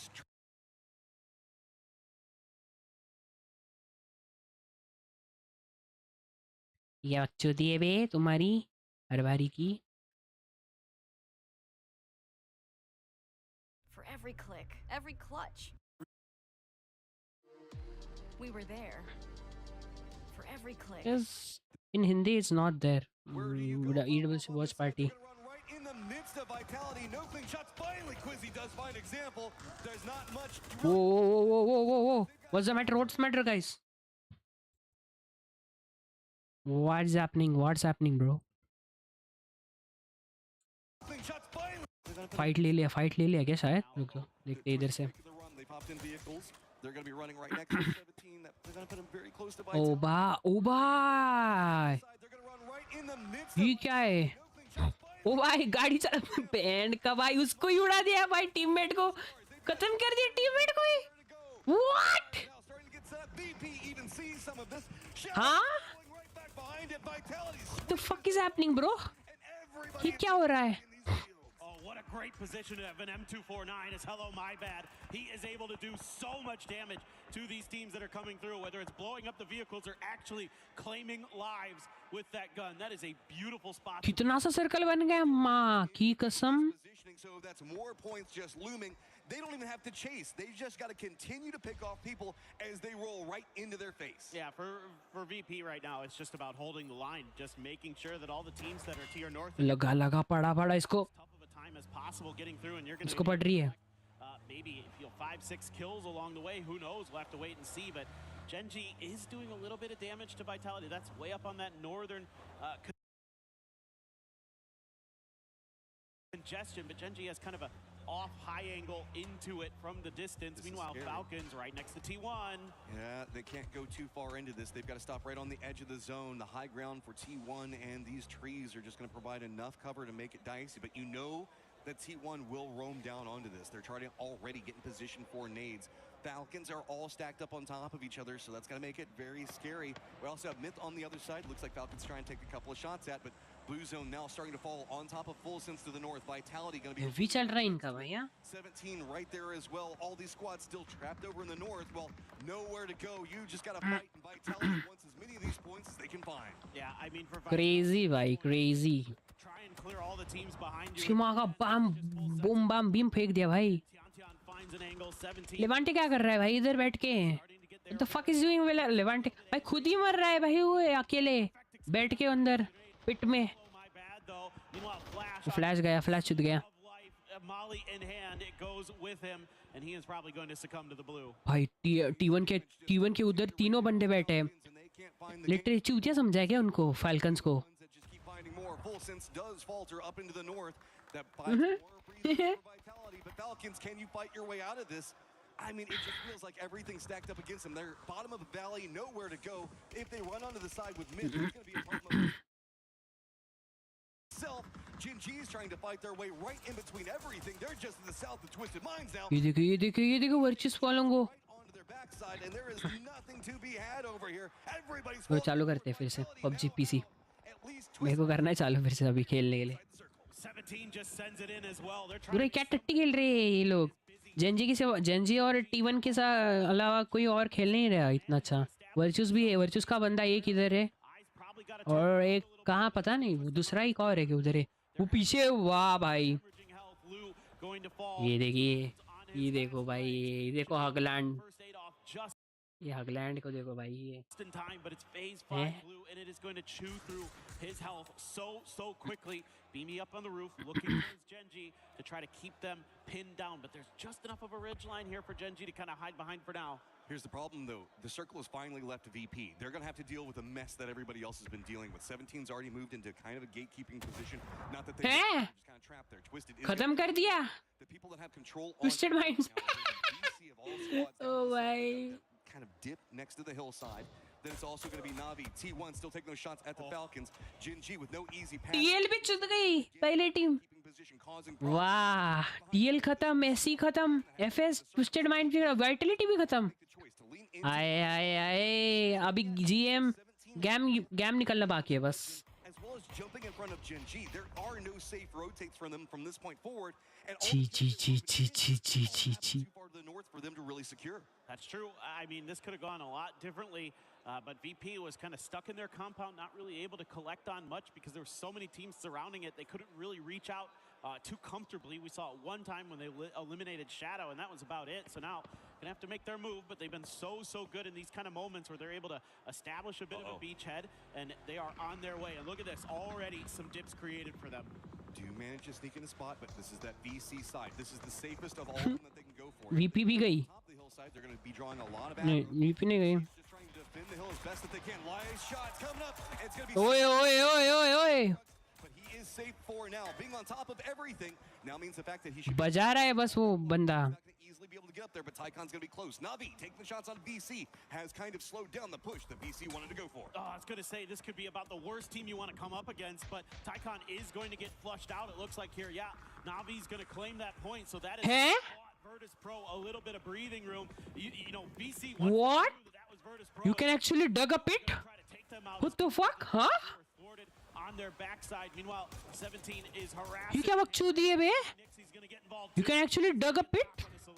I mean, they're putting up the damage. It's just really hard to find the kills. You got to kind of Bro, go what? around, and it just keeps getting stolen away. That time it's going to be 17 that finds it. Falcons still fighting, backs up against the blue zone, getting some shots on T1. Myth on the other side of it, but it's all about VP and trying to survive. The longer that they can get here and start. Bro, he's digging a pit right there over there. 5 second में उसने इतना डग पिट कर दिया, 2 foot का। But are mortars going that way? No, they're going after Myth instead. Those were darn close. Myth already suffering a tragedy earlier in the finals when Soul connected onto all 4 of them. Oh, the circle favors VP. Yeah, it's right on top of that hill. So VP, you're going to need somebody to displace them here so they don't hit that point threshold. I mean, they're getting closer and closer. That 136 mark is what they're eyeing. Already got a placement point and 3 kills in the bag.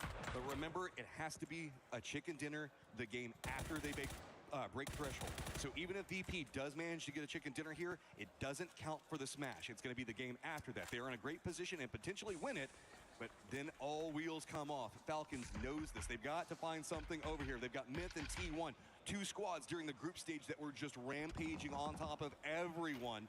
And now Falcons has to fight against them just to touch the circle. And if they do, the only section of the circle that's going to be near Falcons is that lip that drops down into the road where there is no safety to be had right on the edge of the zone, and it's going to be vulnerable to multiple positions in egress. It's just time to fight for Falcons. They know it. They've got to just drop whatever utility they can on Myth and start fighting. Hey, bhai. Found a huge knock initially onto Baron. They're going to look to try to... बहन का भाई. Scappy has a foxhole for himself, is going to remain in that safety. Jacob, no helmet here in the blue. This is not at all for him. He's just going to be able to get that first aid off in time. The vehicle rolls away from him. He's going to have to chase it down even further into the blue. Falcon turn their attention up. Goes down to blue zone. Kiss, though, finds Gustav, gets the knock on him. The timing's going to be really bad. Blue zone on top of him. It's going to be Falcons fighting up the hillside. Nade rolls down. Doesn't get a lot. Tig's got to be careful of the blue zone. Scappy on the other side. अबे भाई, हैं? Demolishes him. And it's Bro, what? the kills in that exchange. मित अकेले ने wipe out कर दिया पूरी team को। Only 1 placement point. हैं? Virtus Pro हैं? up center of the circle. Things getting wild over here. अकेले ने पूरे टीम को वाइप आउट कर दिया. With Myth, but they are getting absolutely lit up by AGAL. They Bro, what the fuck? The climb trying to start for AGAL. Weekend squads go. भाई उस लौंडे ने अकेले ने oh fuck. कुछ भी हो गया knockout. Has a way to get up the hillside. Navi had to move closer, so it denied out the sight lines on push. ओ भाई क्या ही मैच चल रहा है बे. The guy that manages to turn this back around and stop BC in their tracks. Nixie would love to try to get that res off, but I'm not entirely sure if he's going to be afforded the opportunity.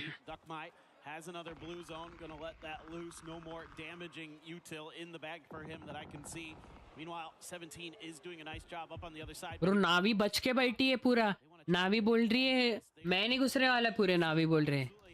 Their eyes at the top of this hill, but you can see Heavy भाई. Virtus Pro is Beanie is going to be disconnected from his team. Third and fourth place. Heavy scene चल रहा है अभी तो. माँ कसम माँ कसम माँ कसम माँ कसम बजा के छोड़ रहे भाई ये. Eliminated.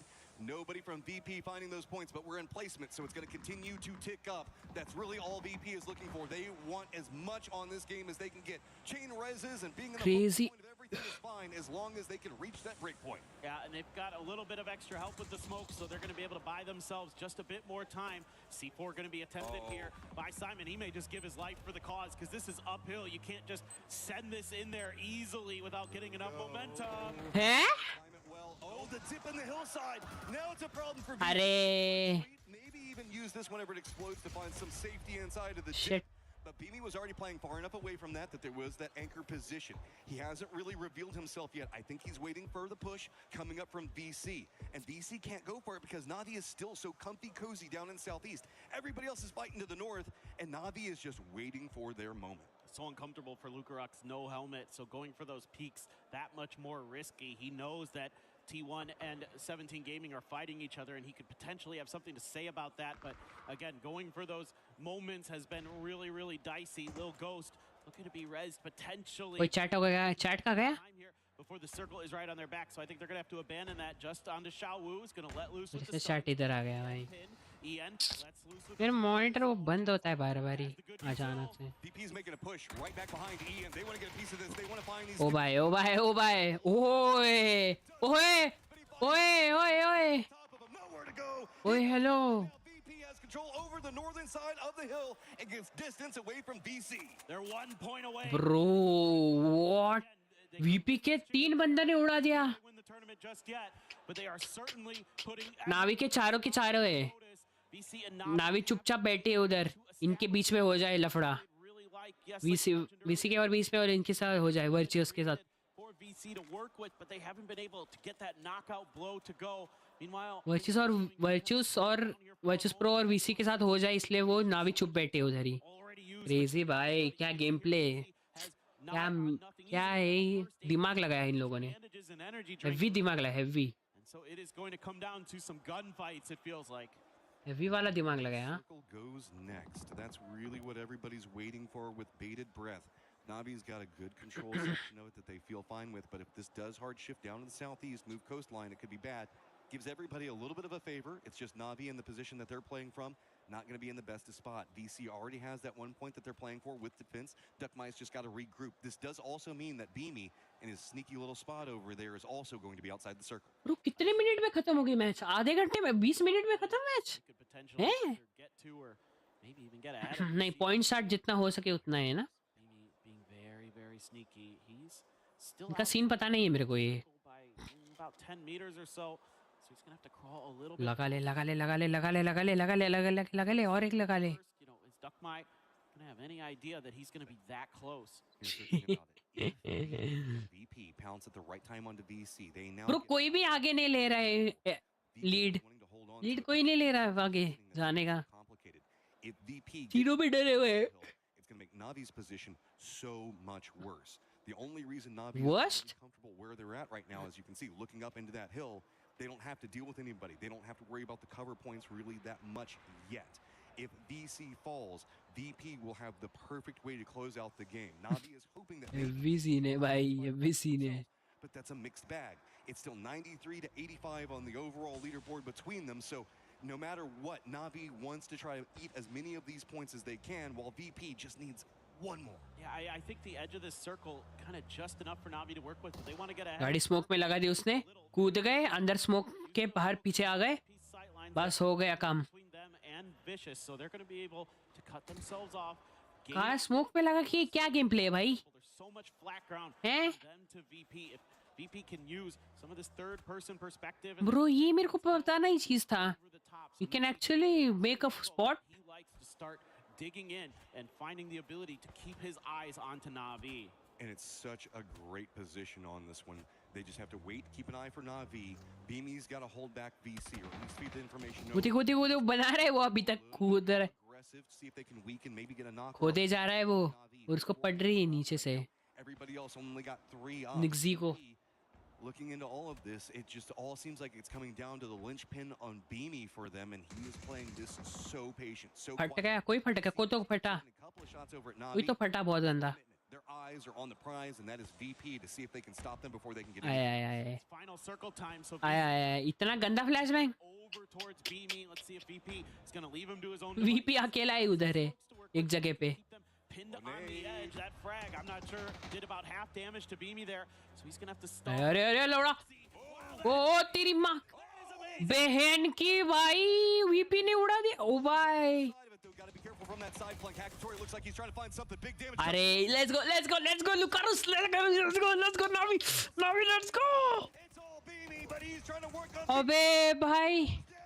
VP doesn't find their point. ओ भाई, Na'Vi. ओ भाई, हो गया भाई, खत्म. Na'Vi, let's go, Na'Vi. Let's go, Na'Vi, let's go. Who takes the game, and they come out swinging on day one, but they got it. Na'Vi has won, bro. Na'Vi. Just enough. 137. Yep. भले ही tables points पे कम हो, पर Na'Vi जीतने वाली है, लग रहा है. Get a chicken dinner, and they will win EWC 2026. हो गया. हो गया भाई. Rules with the way that the knocks come into play. Once it all kind of switched around, those couple of knocks that Beamy got on the side while he's fighting for himself, switch it up, and now VP is in touching distance of getting that trophy. Yeah, now Na'Vi's gotten ahead of VC with that win, so this is a huge movement. Na'Vi जीत गए बे. Championship for Na'Vi, that was a big MVC. win. Falcons, I would say angry at this circle. They just had to fight their way through it and just couldn't find a way. It was a little uphill battle for them the whole way through this one, and everybody just right along the coastline. So they've just got to mentally rebound, come back in, and so much pressure onto Gustav's shoulders. Coming in, IGL and Falcons for the first time in this one, and having to deal with such a hard set circle away from you is, it's painful off the start. It's all going to be a mental game for Falcons from now on. For sure, and it's really tough. I mean, Oh, heavy. frag out of control, you're going to have to get the wins somewhere along the way and hope that somehow VP slowed down, because again, if we get to that 6th game, then VP can just win on points alone. They don't have to get the chicken dinner, because we're just playing 6 max games today no matter what. But VP now has 5 games to find a win to claim their trophy. And again, it's a VP, dude. They are just so freaking consistent. It feels like it's nigh impossible to stop them out of making it in the top 4. Decides to stop them from getting that chicken dinner whenever they do get to the top 4. Okay, it's a nail biter from here on out, guys. We got to get this next game ready to go, because it's gonna be good.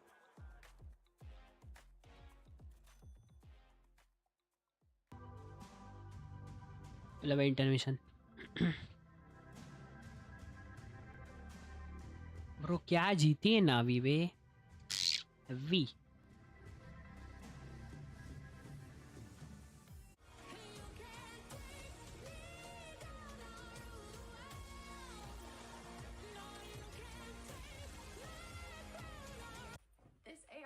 भी जीता है.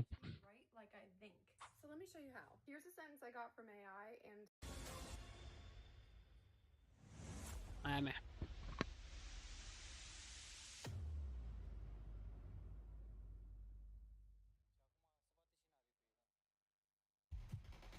Shrimzy with 8 kills here on this Erangel. I can't believe it. How does Shrimzy do it again? Falcons has been carried to this victory. They are looking spectacular here.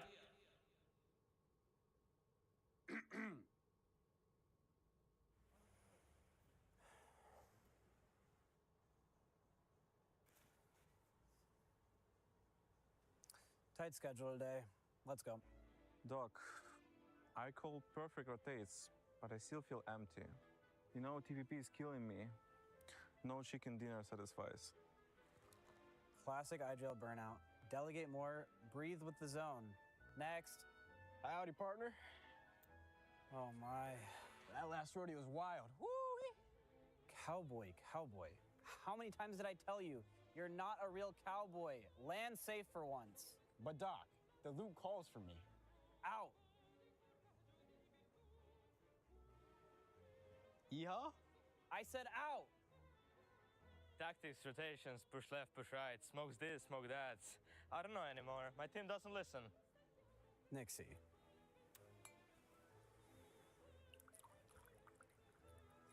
Have a glass of water. Stop overthinking every pixel. Patience wins too. Listen to what the zone tells you. Patience, man? Bro, we're dying. The zone is closing in. Everyone says we have to win. We need to win. Sit in the zone. Next. Bảo anh em tôi. Trời ơi, tôi có bảo đây, anh em smoke ra, anh em nhảy vào smoke ư. Để smoke cho nó sai nữa. Guys, calm down. I don't know what you're saying. Chicken dinner? Surviving in the finals is much easier.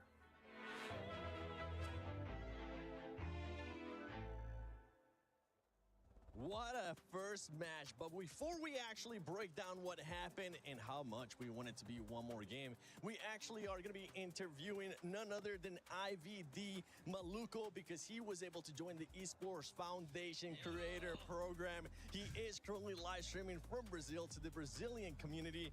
Maluco, how are you enjoying the tournament? Bro, this is good for me to be here, man. This is crazy for me. This match is crazy too, and this good. See, from Brazil, Caraguatatuba, you know. Thank you for joining. Thank you for EWC Creators Program. This good. This good. This very good, bro. I'm glad you're liking it. Now we don't have any Brazilian squads, but who are you rooting for? I'm root for Furia, bro. Furia, and this match. my heart is Furia, but I'm char and rooting in last game on group R8. Yeah, oh. R8. This is good. Yeah. Right on. All right. This crazy. Thank you. Let's go, bro. Thank you so much for joining us, Maluco. If you guys want to be interviewed in the future, make sure you join the Esports Foundation Creator Program. Obrigado. But now to the actual thing. One more game. One more game. One more game. Because VP was able to get the 10 points that we needed to see, Toffees. I mean, it was a wild game. I think there was a possibility that maybe Falcons could have stopped them from hitting that 10 if they hadn't been completely wiped out by Kiss. And VP played it perfectly. They got a good movement. They had a compound that no one could crash. And Godspeed, it's wild that they did this on the first game. Yeah, I mean, they only needed 10 points. They still managed to get 11 somehow. Want to give a shout out to Nanas Vincer, of course, for winning that game. But I have to say, it's super unfortunate with the Falcons as well because of their rotation. Yes. They started all the way on the east side of the map, did a wide rotation, made it to a good spot, only to get wiped by Kiss. Yeah. When you try your best, but you don't succeed. Yeah, I mean, like Falcons had like that furthest rotate from the eastern side, and look, they used and grabbed as much utility as they possibly could on the rotate. I kind of thought they were going to tail Vicious at one point, but you know, we had Kickstart side and kind of like scouting in the sky, but man, the zone pulls for them just.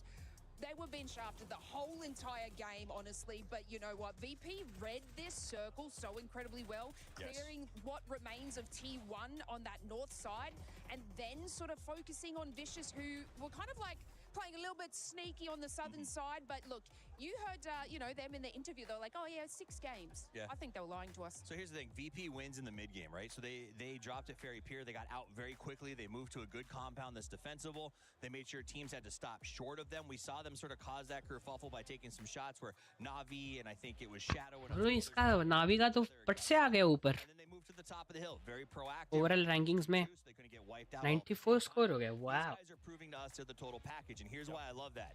Coming in this far ahead, it would be very easy for us to go, well, with a lead like that, you can win by just taking it easy.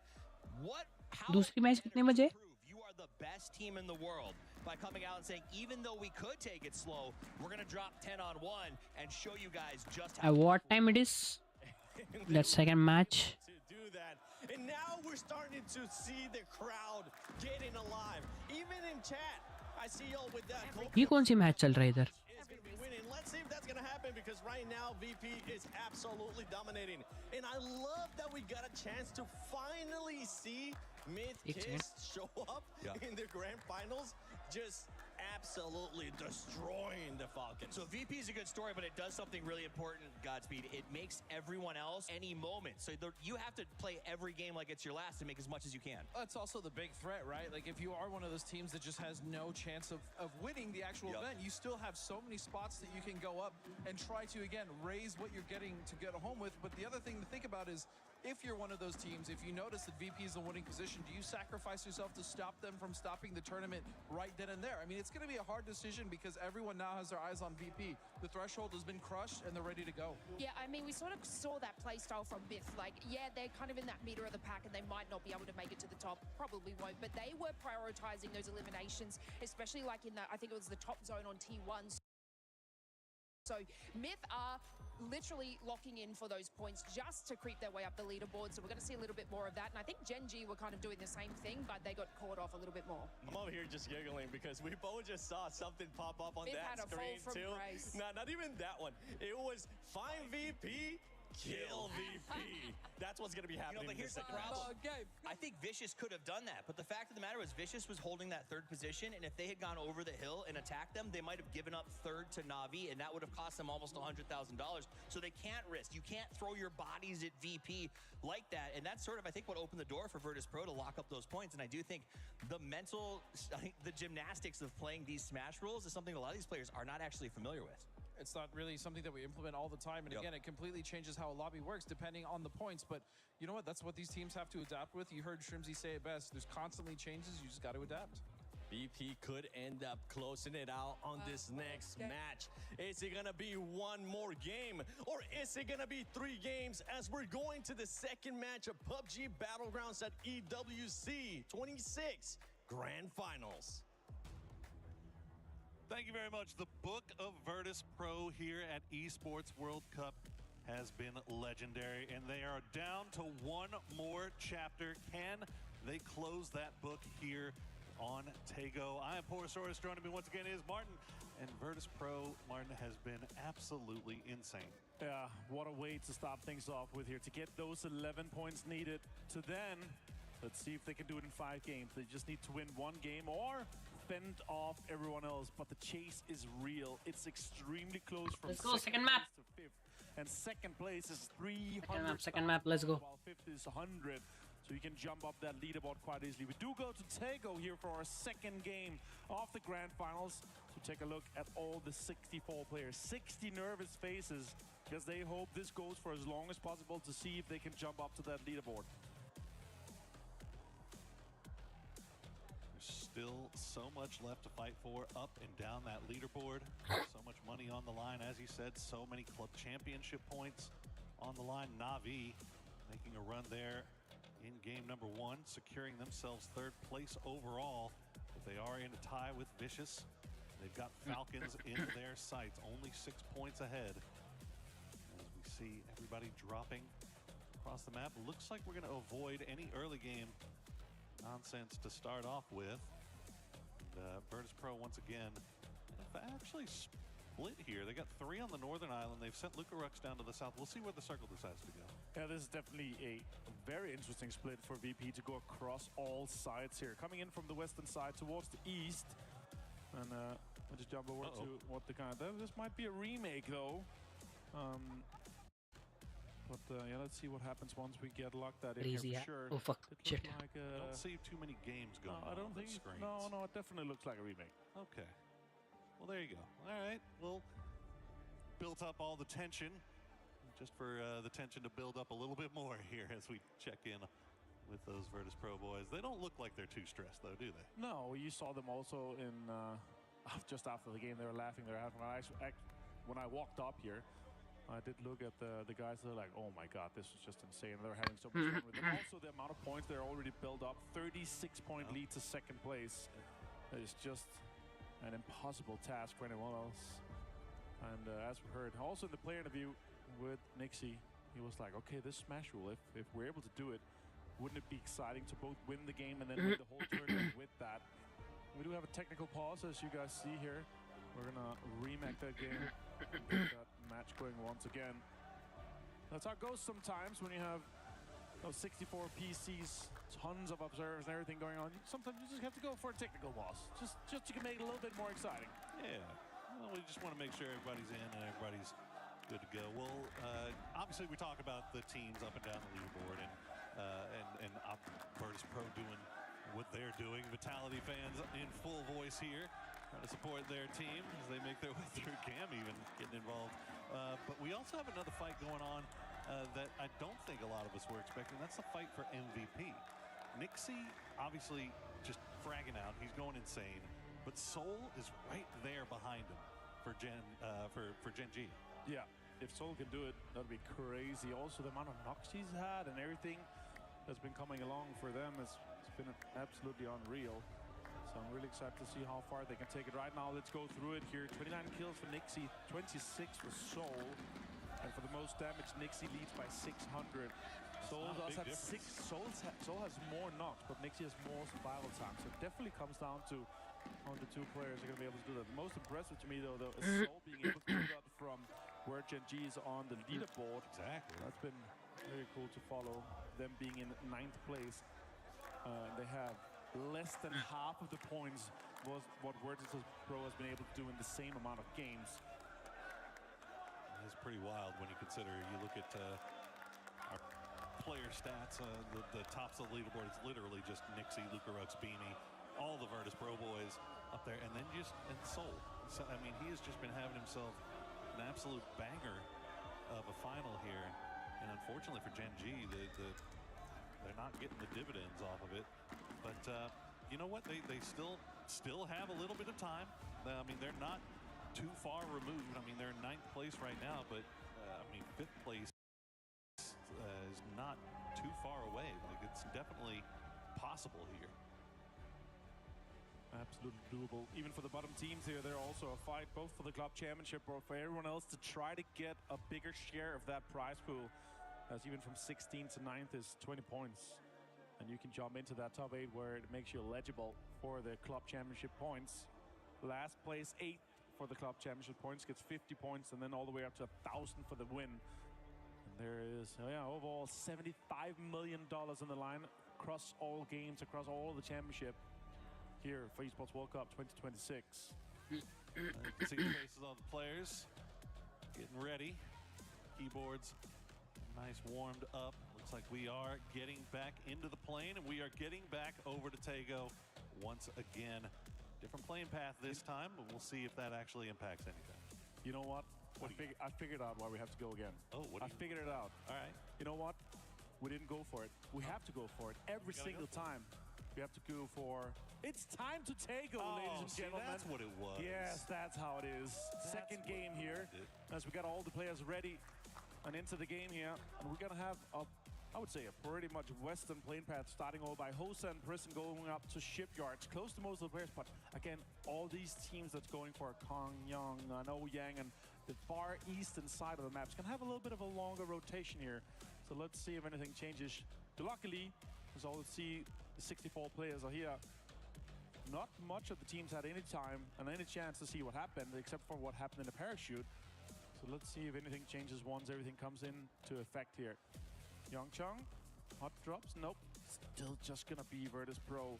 That's gonna go out and get greedy, get as many cars as they can, get Youngchung locked in. As you see here on the map, on the drop, as we finish the plane path. Some teams are close on the northern side. GK up there mid, up there by Shipyard, but VP's just able to flex out. And then again, as we talked again before, the 36 points lead down to that second place. It's mostly just gonna be a race for, can we see VP win a game in the next 5, or can the other 15 teams try to chase down a better placement on that leaderboard? You see Falcons down there by Prison. Oh, wow.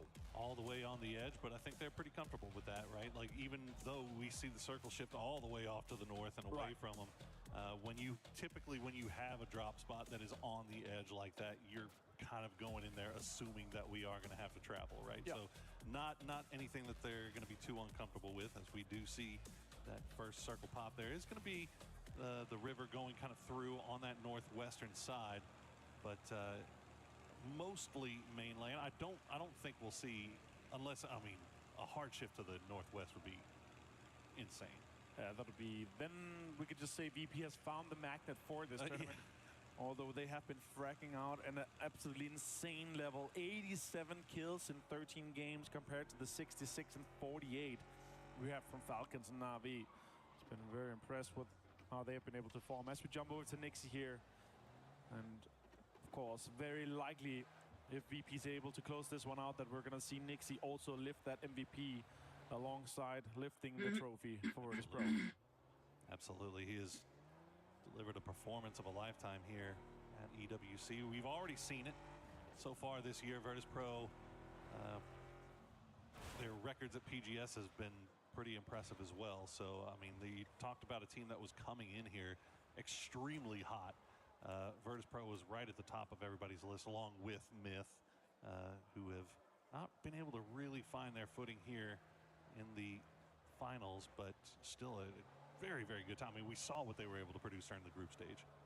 You know what, now that I think of it, and we're, you know, half a year deep in the international scene for PUBG this year, you could argue that VP is probably the team that has been able to transition from being a top team last year to also bring that in and adapt to all the changes that have happened this year. Compared to all the other top teams we had last year, Twisted has, we've seen Fulton struggling compared to what we know they're capable of. AGL has struggled a little bit. T1 has kind of maintained that same, you know, top 5, top 8 area, and sure, with some good games here, they could even jump even further up now that they're only 10th. But they're close, you know, there's just 11 points up to 6th. Like, it's very doable with a good game for them to get it even further. As we jump over to Liquid right now, last place currently, but just few good games here. They could jump and double their prize pool quickly. Yeah, kind of cutting back to what you were talking about, if you haven't gotten a chance to watch a lot of competitive PUBG this year, or even last year, Myth, obviously last year were known as Force Natural Gaming before they made the change going into PGC, signing on with Myth. They had success last year in FPP as well, but it was very inconsistent. They started to find a little bit more consistency here so far this year, along with a number of the APAC teams. But then on the other side of that coin, you look at the Chinese teams, and they came in to the year looking so good and so scary. I mean, we saw a resurgence from teams like Petrichor Road, teams like 4AM. And then as the years kind of progressed, I don't know if everybody else has caught up to them or if maybe they leveled out a little bit, but it just obviously hasn't been there. I mean, we're missing 4 of the 5 Chinese teams didn't make the finals. 17 have made it and kind of underperforming, I would say, for them. They're in the struggle both along the other teams in the bottom 8, trying to compete for that club championship for sure. So we both have AGL, Team Liquid, GAM, Shadow Esports 17 mid down there. Gen G is a big name, and T1 is a big name also on the club championship. As Gedrox actually catches a bit of lead here. This Team Liquid is in the chase. Birdie Curdy gets him with a headshot on the drive-by. As Liquid double up here. And don't say that TL is gonna win this map. Very little chance that Team Liquid was going to allow Gedrox to escape that when they were already in vehicles. So hunt down that point, secure that point for themselves. Now they do have the rest of Vitality for themselves. Now they do have the rest of Vitality off to the north. They also TL is gonna win, I guess.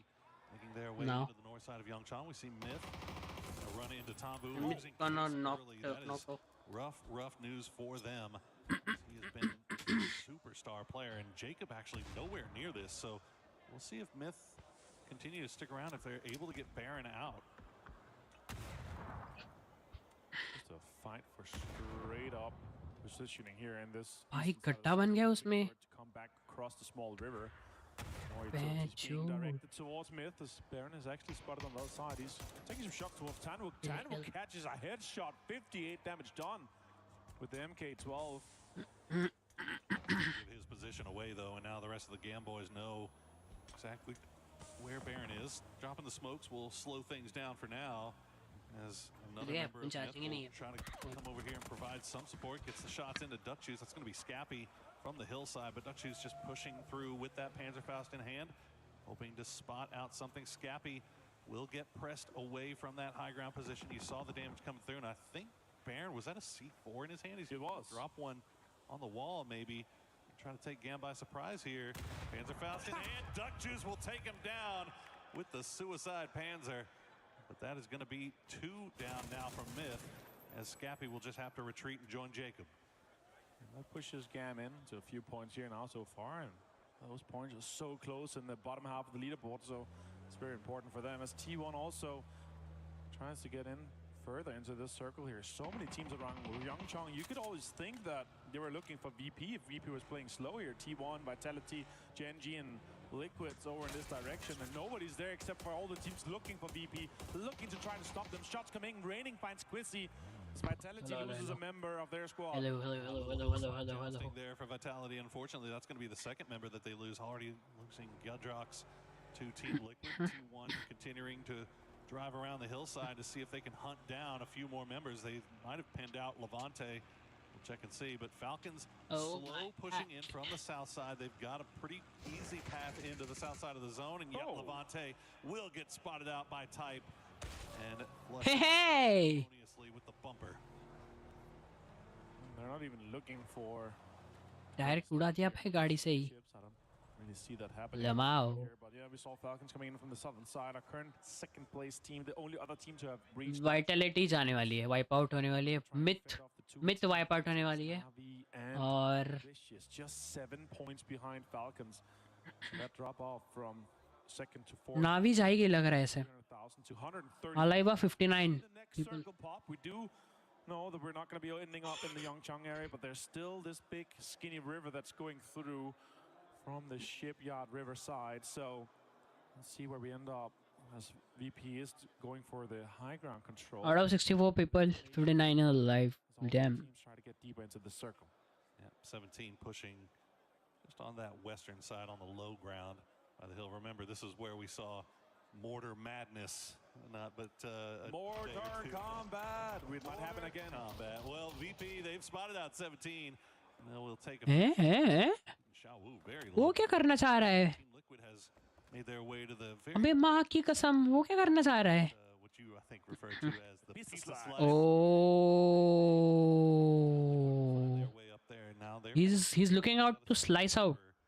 Looking over in that direction. So we'll see if Liquid can spot anything out here, as it looks like nobody is going to cause any. ये बात. Airplane आ गया. That the top of that hillside is already occupied, and nobody really wants to mess with it right now. Also, Air vehicle आ गया.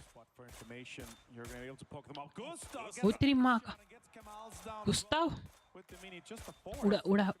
Ah, yeah. And the Danish IDL is able to get a point to secure it here for Falcons, as they actually have maintained some good amount of control. Also having a glider on Kickstart, the amount of information they're able to share. Now Vicious is pulling off. It's going to be straight on to VP. This is not what I was expecting. Vicious, everybody I thought assumed that somebody would be there, but they Bro, what? will take down Simon. Okay. Gang was started, guys. Heavy crease. So 2 down for Virtus Pro as they try to hold the top of the hill. A quick double rest here. And 17 is coming. It's a pull up from 17. Geekcase looking at it. Twisted Minds is getting involved. Oh, hell nah, buddy. They cannot be getting this. Oh, hell nah. Oh, hell nah. Everybody knew exactly. Hi.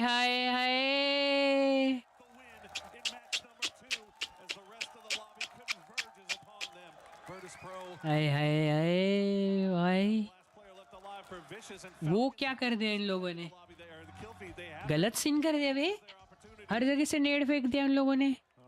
पूरी team ही white out कर दिया. Find VP, kill VP. That is now the objective of every single other team. As we did manage that. Saw a lot of teams just straight pull up, still third party there, and I love the Vicious. एक car लेके लाते बस और into an area where they would assume that VP has been playing a lot And could be once again here as red zone. The Southeast is going to be a little bit rough for Pulse and Falcons. Let's see where the circle goes. We do go a little bit further on the western side. Sure, it's a donut, but it removes a lot of the eastern side in terms of the river. High ground that you saw EB as well. He was laughing. He knew, okay, I see how it is. Oh, I guess we just win. Yeah. We're just going to win in match 6. They're not going to allow us to win in the last one. Yeah, 17, as soon as they saw the kill feed, they were just instantly in vehicles and shooting up the hill. Like, they knew exactly, and that's what they should do, right? I really love that. There's so many teams that they know each other so well. Oh bhai, oh bhai, oh bhai, oh bhai, oh bhai. So you see some shots coming in from Gustav here to more members of Shadow. Kickstart really far up here. It's almost like fighter combat here. Another glider might be able to come into. Kickstart is really Kickstart क्या कर रहा है? able to provide so much information. Kickstart हवे में क्या कर रहा है लेकिन? कुछ सीन समझ नहीं आया. Much information. You see also with the red zone that happened up earlier in the area that's kind of central inside the new circle. He's able to pass that information along so they know where to kind of play further inside the match here once we go through. Bro, ये crazy चीज किया है इसने. क्या crazy चीज किया है इसने? Why? Really good shooting there, but I mean, look at this. I mean, Virtus Pro was almost able to even get a reset off of that. If it had not been for 17 just making that full send right up the hill, Virtus Pro might have been back in business. But the Xiao double grenade, instantly taking him down. So 17 doing the मेरे को पिट नहीं दिखता लेकिन मैं करता हूँ तभी नेड. vicious. You mentioned making that push up the hill. They still have a lot to fight for. They're now in 3rd place overall, but only a 2-point lead on Navi. So now that they're down to Duckmai, it's going to be tough. It's going to be a catch-up game for Navi for sure in terms of getting closer to Falcons if they're able to maintain this. पड़ा पड़ा पड़ा लवड़े को पड़ा पड़ा पड़ा. अरे? अबे माँ की जय इनकी. भाग रहा है, भाग दिया उसने. Teams coming in from the western side as T1 is all in cars and trying to get some of the lower. T1 ऐसा क्या खेल रही है भाई? Created from earlier. T1 will stay along. We see orders starting to fly in the background. T1 is playing like they own the map. Who the recipient is intended to Actually. be. Let's keep an eye on the kill feed for Because no one is at the T1 side and whole of the people, other teams are on the offside of the map. That could be a really, really important fight. Which is letting them to nade on them. Gonna fly just a little bit past GK. Looks like those might be being sent over by Twisted, actually. Hear me out. Okay. 30 to 40 more points to catch up to VP to get into the threshold, but also the chase on first for match point obviously is different, but 30 to 40 points is doable in 3 to 4 games. And there's just 3 or 4 teams that can do it. And if they're able to do that, and this continues with the amount of third party we just saw on VP, VP could be caught up on. Yeah, absolutely could be, especially if teams are gonna hunt. I mean, this is one of those reasons why if you're VP, you're like, okay, let's avoid any fight that we can as much as we can, because the second we get involved in a fight, we get a knock or we take a knock, everybody that's around us in range is going to know exactly that we're here. So they're going to swarm on top of it, just like we saw 17 just do. As 17 actually being more active there on that western side. Looks like they're going to take a fight with AGL as they were a little bit distracted by trying to finish off Hello My Bad, and Vitality as the new circle does pop. It's going to hard shift down to the south. Great news for Navi and Falcons right on their doorstep. You see Tiggleton back on that mortar. Gam on the move as well. Gam really trying to get this deep as you check out with Tiggleton where he could be sending this. It does look like to be going directly maybe towards Shadow.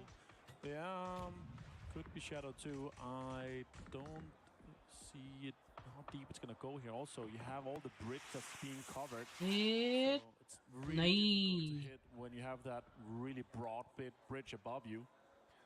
And Shadow being up, all 4 guys alive. They might be looking to get some of these points here that I've been able to get.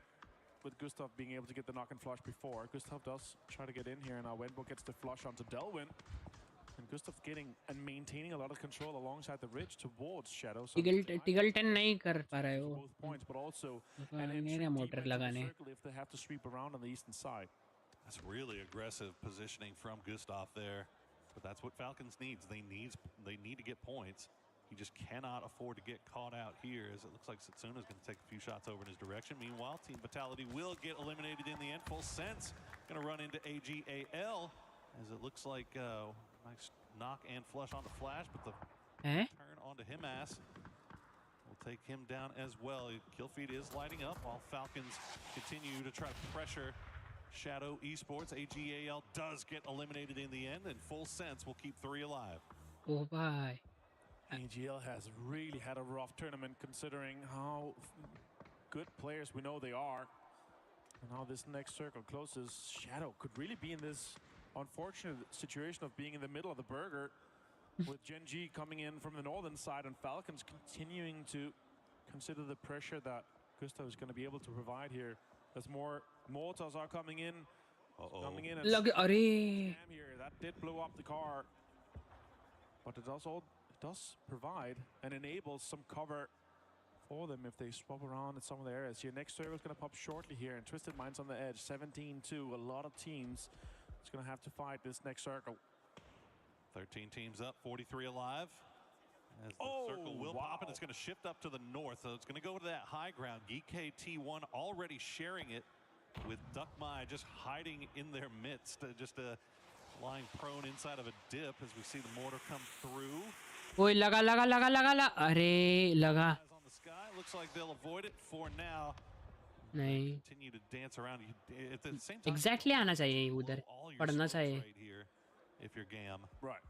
Because you know you're probably going to need them late game, but Navi is just, I mean, they're just continually sending them down. But this does shift away from Falcons, so now they have to get in vehicles and decide how they're going to get in here while avoiding that Navi compound. Yeah, as you said, it's actually a really rough shift for Falcons. They could do a pull-up onto Navi here. It does happen here. Now the pull-up comes in. Tiggleton takes some shots, connects a little bit, and now Tilsy's being deployed from Navi. They're going to try to pull to the blind side of that Navi compound, and it lets them get very close in. But a good grenade from Hakatori takes down 2, and now he knows who's on his doorstep. He will go down to Kickstart as Shrimzy and Kickstart try to hold the line. The rest of Navi trying to get over here and provide some support. Why? Not here just yet. Mortar और एक गया. इसकी माँ का. भेड़ चो. ये नावी क्या कर रही है? हैं? क्या? फैल्कन्स उड़ा दी भाई पूरी. अबे राइट पे. अबे लेफ्ट. पूरी उड़ गई falcons. Oh bye. Second place on the leaderboard. That is absolutely not the team you wanted to go down to as Falcons.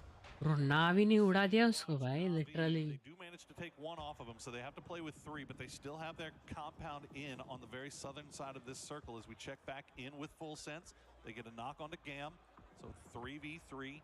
They do have a little bit of a space that they can work with inside this circle, and meanwhile on the northern.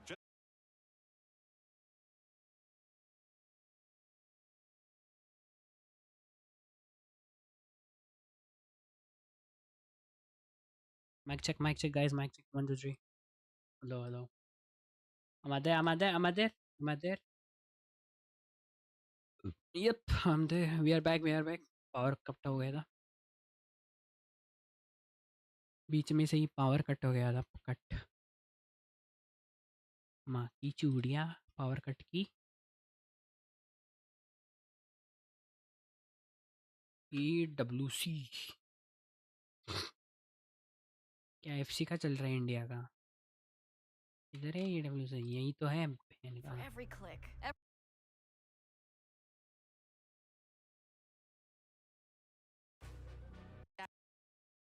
खत्म ही हो गया match. अबे भाई नहीं. Bro, don't tell me it's खत्म. नहीं है. अबे हाइलाइट्स दिखा रहे. हो गया क्या खत्म? कौन जीत गया? Who won? Depending on what T1 does, considered see T1 already. क्या सीन हो गया? 17 obviously sample 2 points for himself. ओ माँ की कसम. That was massive. He's down to 46 HP himself though. Has to go for first. More intelligence is being thrown, and T1 is out in 6th place as Gen G and Soul gets involved. Now shots coming in towards Paris. He's survived for quite a while here. Now they've breached into the triple digit in this game here. 102 might be able to break above Falcon. Possible task as 17 and Gen G staring in his direction. And where he's legally but the कौन जीता? Everything's so easy for GK to get another chicken dinner here. 17 goes out in third, and now it's just GK जीती है? It's an easy nade for Park, bro. As GK Bro, GK. in match 2. First, but you just want to end up as second or as close as you can. GK जीती है? If you're not What? like you said, if you're not Falcons or Navi, How is it possible भाई? GK जीती है? kind of getting close, but Some players too. Kiss. वो एलियो का laptop देखो उसके हाथ में कैसा कितना छोटा लग रहा है वो laptop. As we've been able to talk about in What the fuck is what this is भाई? one player that you would like to see step it up in this upcoming matches? कैसा पकड़ा हुआ है इसने? I think we saw a really good glimpse of his brilliance on that crash by Falcons when he got the double grenade push out. But I think that we're going to have these big moves where he's getting at least some big three pieces and they're putting him in riskier spots. If the win condition is we want to get first place, I think they're probably, again, looking at that second, third, how do we get on top of that before we make the next step? But I think that's the key to theirs is does Hackatory absolutely go off and have a wild day? How about you guys, Speed? Any player that comes to mind besides Hackatory? Yeah, I want to see Nixie just kill everyone in the lobby and just, win the tournament. That's my answer. Lace, I'm thinking you might want to go with Tig. Aussie as well, Falcons wanting to do well. So, is that, am I in the right track here? Yeah, yes. You want to have a look at the dynamic duo, even kickstart. To be honest with you, this team needs to be able to get those kill points, and I'm not seeing too much from them. Obviously, like I said, they're kind of being a little bit shafted on the rotate there, but they are trailing behind some other squads that they could definitely go into contention with and get those elimination points that they so desperately need. But we're not seeing that sort of, I guess, aggression from them. And after those couple of matches, they're also not making their circle rotations. So nothing is happening for them. Yeah, nothing's happening, and hopefully they'll be able to take advantage if VP does end up going out first. Talking about VP, I know Barney was able to catch up with their coach. It's Grand Finals day. It is the day to close it out, and the team that is running away with it currently is Virtus.pro. I've got the coach joining me, Ibiza. Thanks for joining me, mate. A pretty intense day so far, but you've dominated the competition up to this point. How are the boys feeling today? I mean, everyone's feeling, of course, super confident, but with the Smash rule coming into play, and as you could see the last game, everyone instantly was coming for us. There's a lot of pressure. Also myself, I'm kind of sweating watching it. But we're keeping composure. We're going to talk after this game, some things over it again. And संडास खेला है team में. How was it after game one, seeing the boys get into Smash zone so quickly? It was really nice to see. We instantly we were also in the late game. We're like, get that point, because they were counting themselves. So that was really, they were keeping track of it. So yeah, it was a good feeling to instantly get in there. What's the schedule? Let me see. Some of the casters and the analysts were talking to Nixie earlier today, and he said that, if there's a map that they would choose to close it out on, it's going to be Miramar. That's the next map. 2:40 p.m. नहीं. ये ना अभी. I mean, Miramar. नहीं. 3:30, 4:30, 5:10 को एक है, right? 5:10 से हो गया खत्म हो गए. Team-wise, so I'm not sure about Miramar, but I mean we're gonna see. Bro, matches have finished. He was trolling us. I don't know. He's in good spirits. You're in good spirits. Everyone's feeling strong going into this. Let's go back to you guys.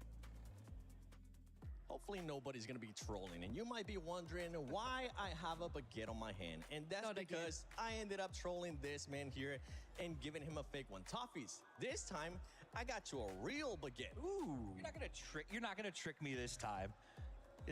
Nope, not again. I'm not. Match point finals 2. Yeah, I'll take. Yeah, please. All right, Toffees, hold this for me. Give me a little piece. Ooh, look at the dust off that. Look, match finals चल रहा है ना. All I ever get, I've been trying to find a baguette for a week. All they give me is liver and snails. Oh, that looks incredible. Yeah, why would you do want one? Of course I want one. I've been trying to find one all week. You're just trying to get a big guy to eat on camera. Cheers, my friends. Cheers.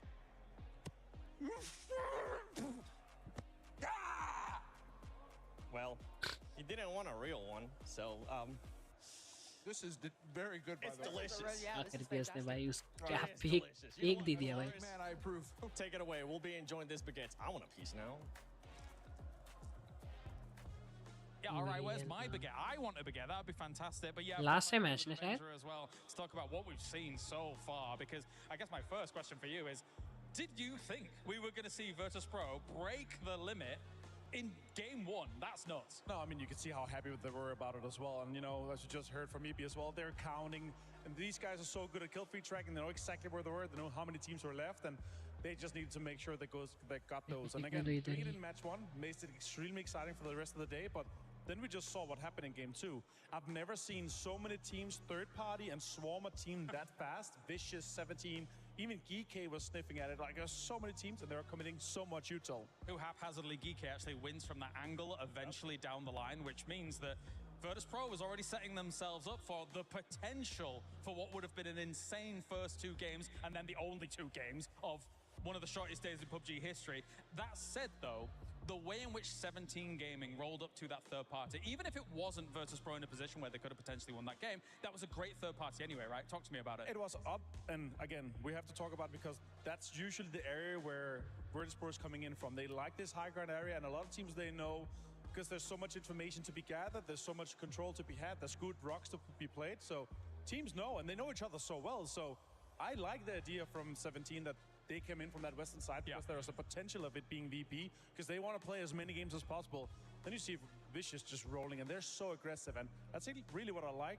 They want to try to stop them so they can get even further on that leaderboard, potentially to contest for second place. And then again, if we did stop kind of early here and they would continue to have this is the last match, I guess.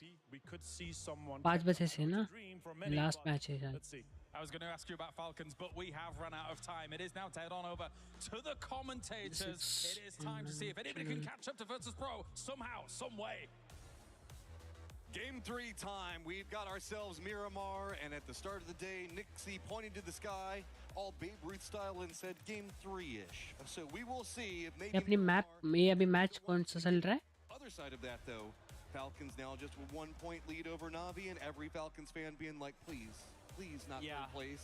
And all the rest of the Falcons as an organization praying that they can maintain their position. $100,000 between those 2 spots. That's correct. That's just it. And it's the money, it's the club championship, it's so many different things on the line here as we go into game 3. And will Nixie's called shot be a portent of the future, or is this going to be ओ भाई इनका brackets में आकर सारा दिख रहा है मेरे को. starting to really dial in on AV VP by when they have to AV. make their appearance into the kill feed or into the अभी दिख रहा है मेरे को सारा. अभी कौन सा सर्वर अभी कौन सा मैप चल रहा है? Miramar. Right now and how everybody's going to be set. Miramar है ना यार map. Fine. Nobody's really going to make too much. बाप रे और एक मैप है. रोंडो भी है, टाइगो और एरेंगल लास्ट वन. और BO1 ब्रैकेट 1 का है. Their concerted effort to go for a push over into the east. Eyes onto Los Leones and their positioning over there. Falcons going to go ahead and have San Martin right on plane path, so they're going to be feeling pretty fine. Na'Vi going to still be right up against their good friends in 17 Gaming. Yeah, absolutely. I mean, 17 making a lot of friends in that last game, so Nah. I'm curious if they're gonna, kind of maintain that warpath footing that we've seen from them. Would like to see them have a big glow up on the last day. Nice little game from Geek to get another win in the finals, put themselves up to 5th place. We're looking at all that stuff, but a big old donut right down the center of the map, right in between the graveyard and Picado is where the current center is. So just gonna have to wait and see how it all goes. Of course, our leaders, VP, will be making their way down to Los Leones to get their loot. Let's go. They're gonna have a little bit of space to maneuver in the early part of the game. So here's the circle and the way it lays. We've got that power grid position up into the northwest. Bro, this is Rondo, I guess, no? But if you have to go east, it's going to kind of suck to come out of, specifically moving into the graveyard position. Yes, we also have Minas Generalis as well as Los Leones and Alcantara that's going to be inside the Yeah, city. Miramar. Just like the swath right down, all of that. But to the east, it's going to be field. नहीं रोंडो नहीं है. Really gone that far off of plane path over. Tego? It's Tego, man.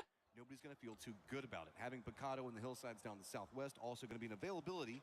So VP has a lot of options on how they can approach the circle. The most notable way would just be try to get the hillsides to the north if they need to. Where Na'Vi is at. Yeah, it just depends on how you Bro, want which to map approach is this it? game. I think in particular is VP. If you want to try to just go for the center. नहीं ये Miramar है शायद. Straight up north out of Los Leones, like into that warehouse that has that little field outside of it. Miramar Of है course it's this. Tycon. Of course it's VC. Trying to sneak in behind here. I mean, what else does Tycon have? He has one gun just on his just Miramar. back. I think it's a UMP. नहीं ये Miramar है ना? Deceive me. पक्का बात. He's going to try to get the jump onto Cowboy. Is Cowboy going to have any भाई idea? Miramar मतलब और 3 match है. मैच नंबर 15 है. ले आप is Miramar. Looks like he's just going to try to get out of point, but they're going to run in real fast. Duckmine's going to try to chase down. Cowboy has nowhere to go. He's just trying to wrap around the other side of this, but that's a good read. It's going to really make Heavy it just a one bye. on the side of it, and Tycon can't quite Play get the चल shots रहा है he अभी wants. तो. And how far is VC going to chase this? They've got goals, and it is just going to be hunting him down. Cowboys having to run the opposite direction of the rest of Team Liquid, though, so he is 100% by himself. VC knows this, and it's just a matter of how far Match number 15, 16, 17, 18 last खत्म. और 3 घंटे 8 बजेगा. Oh hey. Hanging on, but he cast a bail. He can't really get out of that comfortably. Here comes the rest of Team Liquid who support this. They know that he's in a bad spot. He's at least managed to get into a position in their box that feels pretty good. If he can be at least loud enough to be enough of a distraction, the rest of Team Liquid could set up around VC and really run them. Right now, VC just 6 points back behind Na'Vi. A couple of points off the start is what they wanted.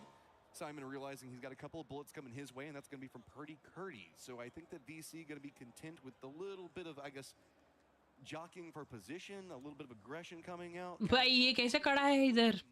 हाँ? Yeah, we'll see. I mean, Team Liquid has shown that they're also fearless in some of these early game moments. So is this going to be something where they're already thinking ahead into, okay, well, how do we punish VC later in this game potentially? See if we can do some damage to them. Might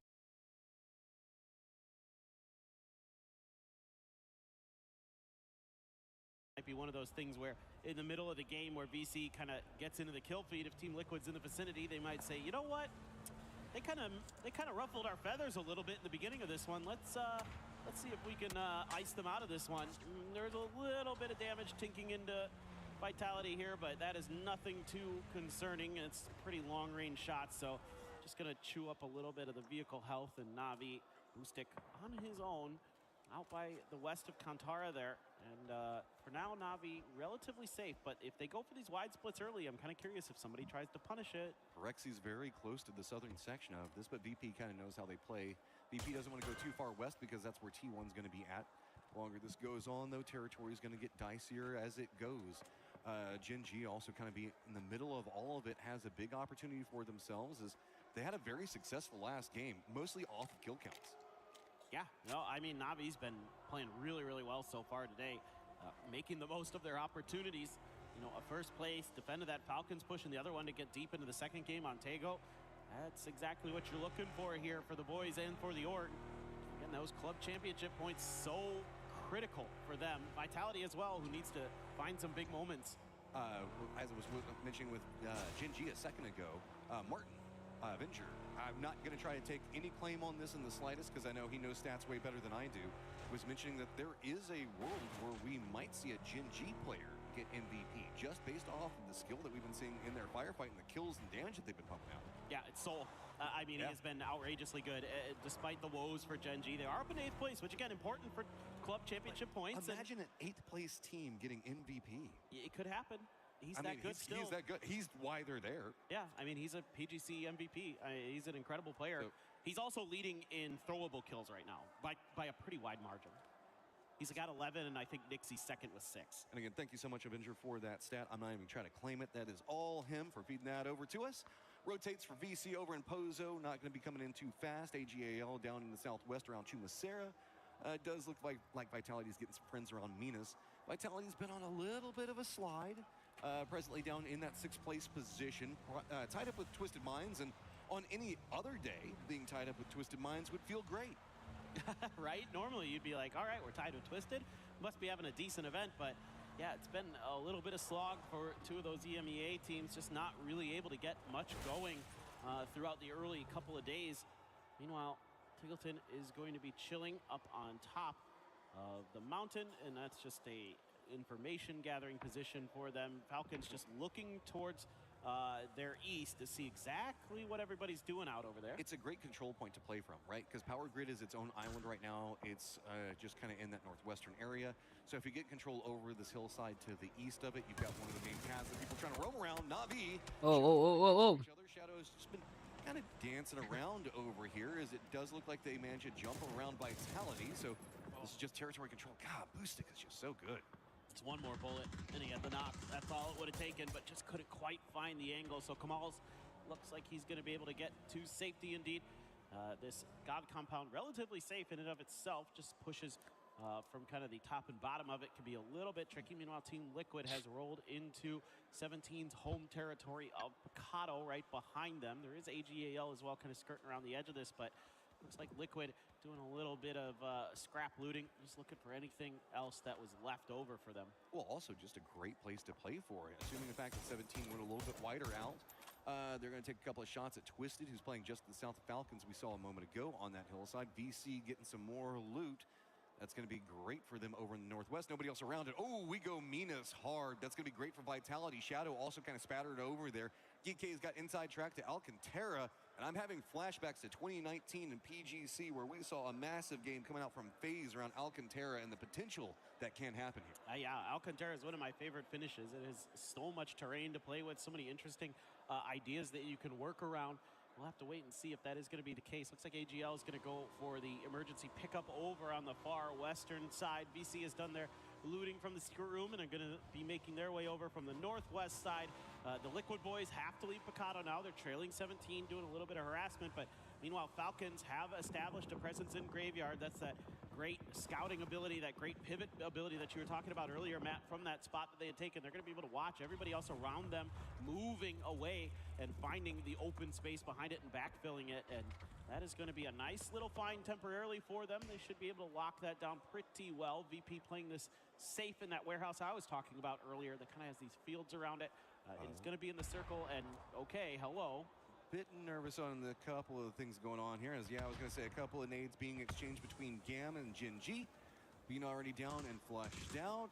A lot more focus coming over here as Vitality also has a player that's playing around Minas Generalis that is not. So might be a bit more of a reset coming out for them as, yep, they're going to get the res. And Minas Generalis can support a lot of teams. Yeah, it's got all these little mini walls and corridors that kind of create all these different little sections that you can hold down inside of it. So if we end up going that way, it feels a lot bigger than it is on the map. Yes. Just because it can support so many different squads over there. Really, though, I'm looking at Navi in the center of all of this. Falcon still holding that graveyard, but has left TIG back around San Martin. Yeah, so TIG is just doing some of the back scouting, watching the flanks, making sure that nobody's coming behind them. AGAL is indeed up in the air. They're currently center over the circle. Where do they want to get out is the big question, as they're still eyeing what's available. I mean, they could go north, they could go far to the east if they want to try to maybe get lucky and grab some vehicles. Maybe they've spotted something out there, but nope, they're going to be heading right in towards Kantara. North felt like it would probably be safer. There's a lot of guys already over here down into the south. Navi not going to get too much vision on this. It's going to be mostly GK taking the shot. Smith on the other side of it. My lord, look at that mini-map. Everybody's trying to get a piece of AGAL. Can we even see Sololzi touch the ground? He does, so he doesn't instantly die there. There is a res potential, but I dare you to go for it. Yeah, you can see So WhatsApp बघितलं का? Hello. has some oversight Hello, Som. position. That's actually from behind EJ, and they're keeping him from being able to really dial in up towards his north. So Hello. kind of an awkward situation. A lot of these compounds in this part of Miramar are really odd because they have a lot of narrow, thin windows, but they can be seen through from a couple different angles, so it can make it tricky to kind of go for the plays that you want. Over towards the west now, still keeping Minas Graveyard in the mix. Kantara as well.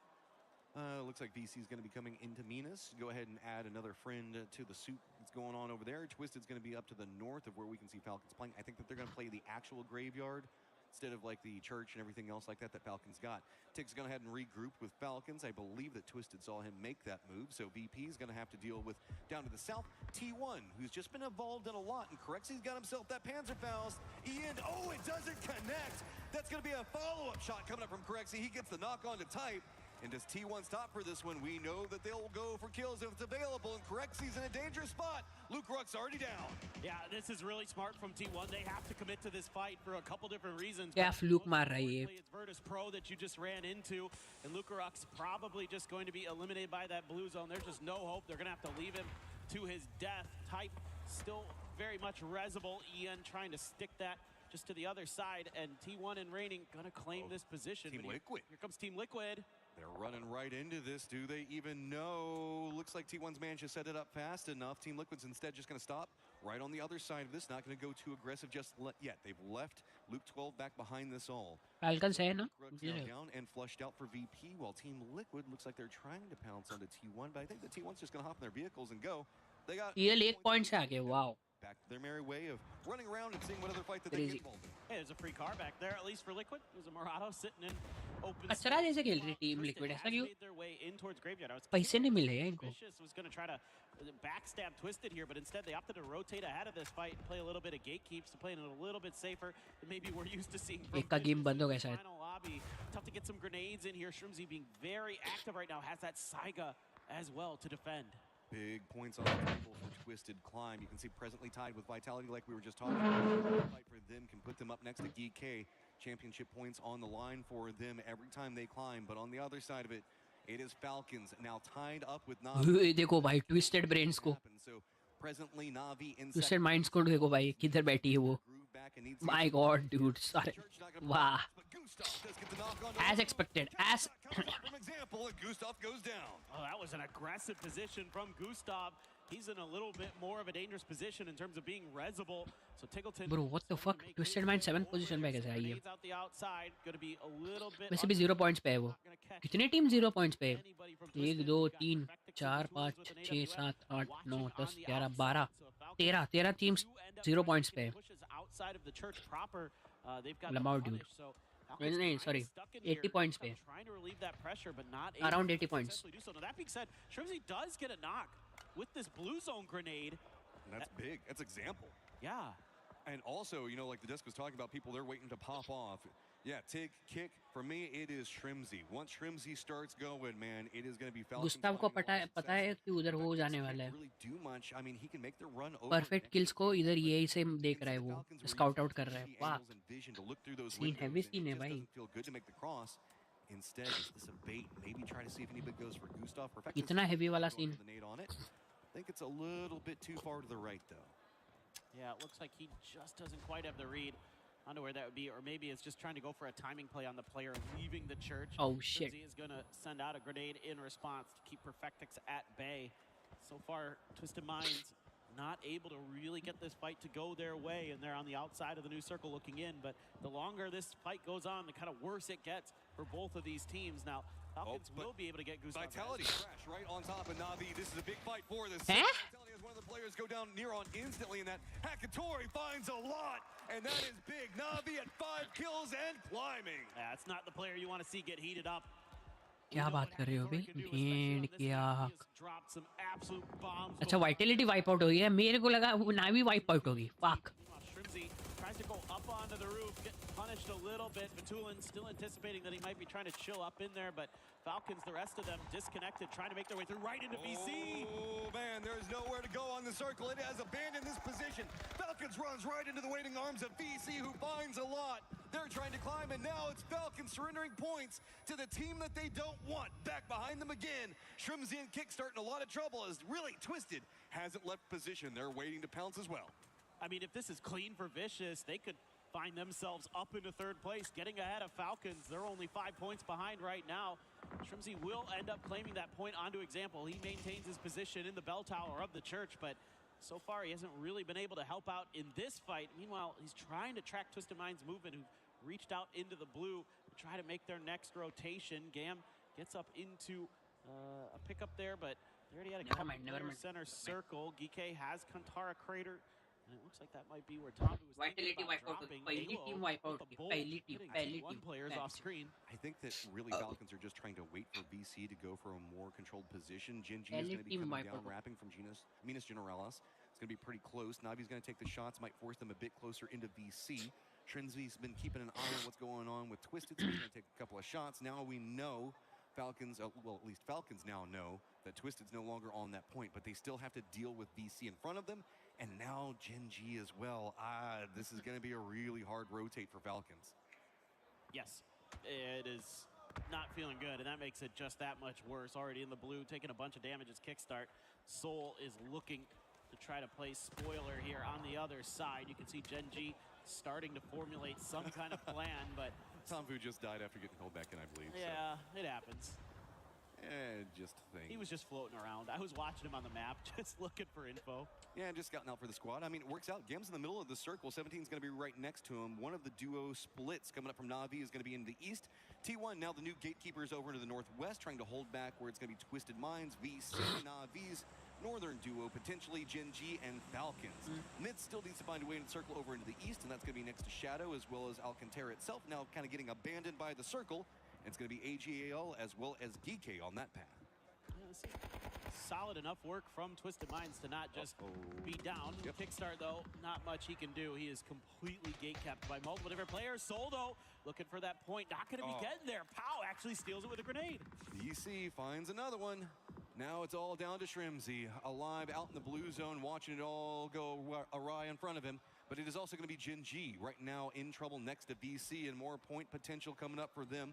GK looks like they're just going to send it into the center of the circle, and that's going to be right on top of Gam. 17, that's not going to work out well. Lots of people starting to fall. Just 2 players for GK alive, and they are entrenched in a position that feels absolutely terrible. New contenders on approach. Myth to the north going to eat up a little bit of a distraction of what's going on over here, as at least GK can stop for a second, and it feels like 17 kind of lost where GK landed out in the mix of all that rush. Bye. There's much Akan can do here on his own. He is surrounded. He has a lot of players who kind of have vision into him. A good grenade could be a difference maker. It's decent, but not good enough.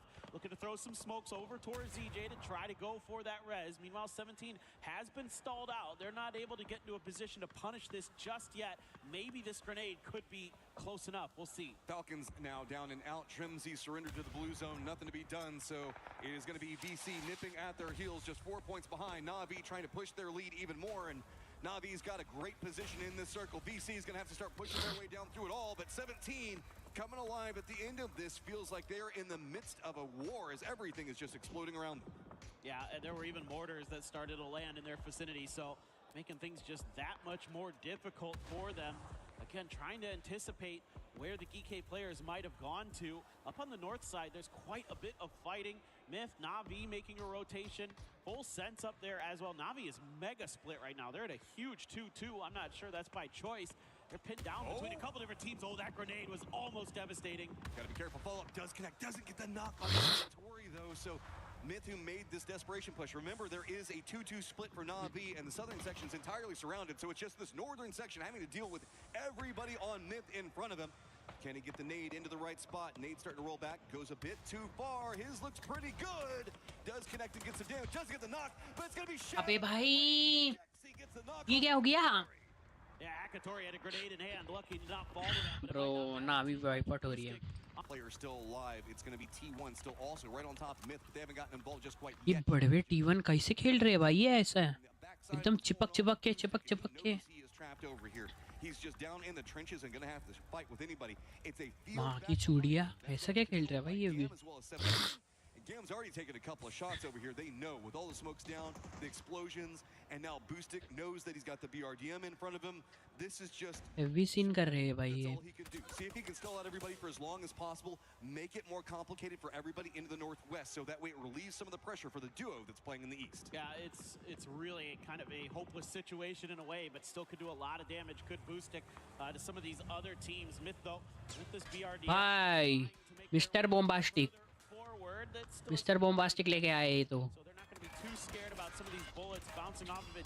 Cockroach लेके आया भाई ये cockroach green cockroach. What the fuck भाई green cockroach लेके आ गए. वो तो रो रहा है वो देखो लौट. ओ भाई पता नहीं वो रो रहा है. Finding something. Raining gets knocked on Scappy as well. Heather just unloads. Yeah. It is just Baron in the BRDM. The last one's up, and he's got to try to get to the circle. Type's going to be right next to him. Perfectix also providing some Overwatch. 17 going to be trying to gatekeep on the angle. भाई वो cockroach का फायदा उठा रहे साले. Run into the circle. So that's going to be less people over here, and the crossfire just comes out. अबे बैरन mid गया बैरन गया. Damage to T1 though, and that's actually opened up a lot of space here for Boostic to maybe survive out of all of this. लग गए. They're out on the edge. The molly looks like it might have connected to somebody onto AGAL. Indeed, Salalzi there. AGAL gone. Nice hold. अंडे तोड़ दिया भाई उसकी. Also in the compound right on top of Shadow. भाई. Oh my god, dude. In front of him, and the compound team Liquid's trying to gatekeep this. Salalzi तो भाई उसने खुद को मार लिया भाई लगता है शायद. Pick up a knock or a kill off of that. He just got dead भाई. A bit more खुद से ही मर गए वो. Heavy shit, heavy shit, heavy. The three-man comes back together, and wow, was that punch. Boostic just gets उभेन के भाई. really, really tough for him. एक स्पायरो, एक फेयरिस्ट है और एफएस के 2 है. On the weekend Na'Vi squad. FS कौन है लेकिन ये? Very edge of this compound for them. Falcon सुना, एफएल से सुना था, फिर ये एफएस कौन है बस फिर से. भाई नई टीम्स आई है. क्लाउड9 वगैरह कहाँ गई? क्लाउड9 फिर टैलेंट तो है, T1 है.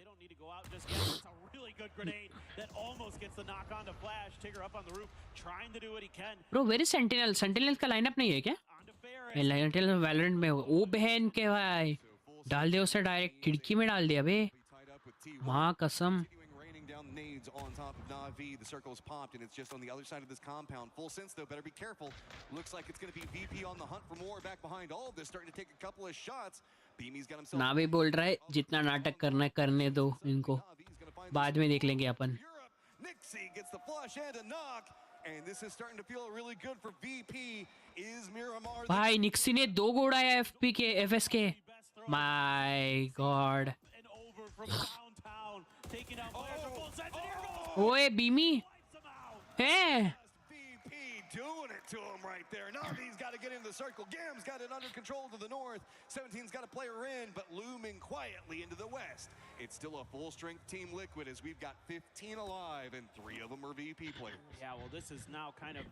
Everybody's in a weird spot because they actually can't really punish VP.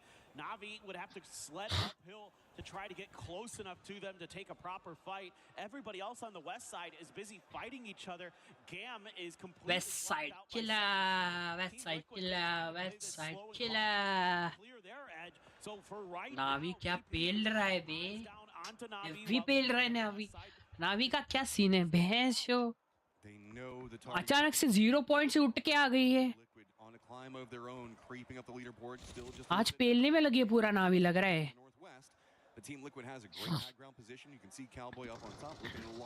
अभी भी वर्सेस प्रो फर्स्ट पे ही है. अबे इसको डाउन कर दिया. ले लौड़े खाओ खोपड़ी तो माँ की चूड़िया. टीम लिक्विड और व्हाट? टीम लिक्विड और व्हाट? टीम लिक्विड और व्हाट? ओए बच गया भाई.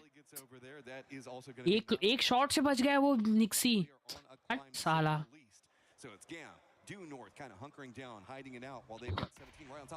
पहली बार टीम लिक्विड के 4 बंदे अलाइव है. हो भाई. They've got control on the entirety of the circle. VP's trying to use this opportunity to counter move more up against the top of the hillside to see if they can get a better spot. जीत जाए भाई. Team liquid जीत जाए. ओए माँ की चूड़िया, ये क्या मार दी उसने?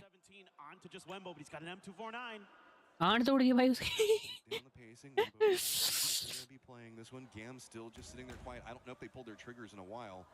भाई ये M429 के लेके आया है, M249 लेके आया है.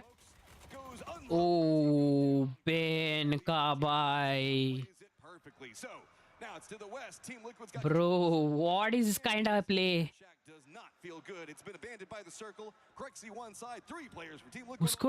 उसके M249 को डिसरेस्पेक्ट कर लिया. ये देखो भाई, ये देखो. ये चुप के बैठा है भाई. ओए ओए ओए देख ले देख ले देख ले देख ले देख ले. ये पेल दिया पूरी कुट्टी पेल दिया. This the southern section that we've got Alo and Cowboy from Team Liquid trying to keep a lock on the circle itself. If Nixie can get एक नेट डाल दो भाई बस हो गया. on the Team Liquid that can counter all of this. But yes, it is presently a 2. Falcon ये इसके वर्चस pro के 2 है, गैम के 2 है, टीम लिक्विड के 3 है. अगर ये इसको खत्म किए वो उसको खत्म किया तो हो जाएगा फिर. फिर से. Damned if they don't.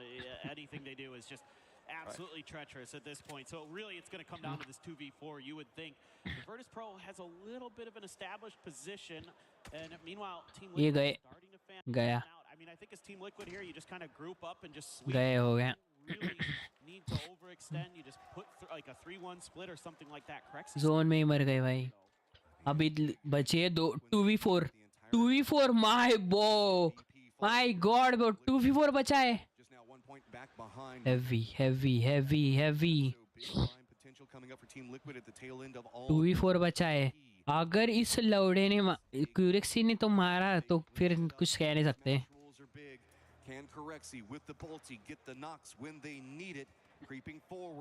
पुर्दी कुट्टी देख लेगा उसको. गारंटी उसको उस पे पुश कर रहा है वो पुर्दी. पुर्दी पे हो गया मैं बोला हो गया. निक्सी को नहीं रहा स्प्रे करने. हक दिया उसने स्प्रे. हार गए. सो जाओ जाके सो जाओ. टीम लिक्विड आ रही है. I love that smoke coming up from BP. Denies the high side on the hill so they can get a bit more down. Corexi's putting in the work, but not getting the knock just yet. Nixie, he's wanting to go closer range with this. He's wanting to move into their face. You can see that it's pretty bad as far as utility and everything. आओ रे जाओ घुसो. पूरा आइए बेटे. ओए बेटे.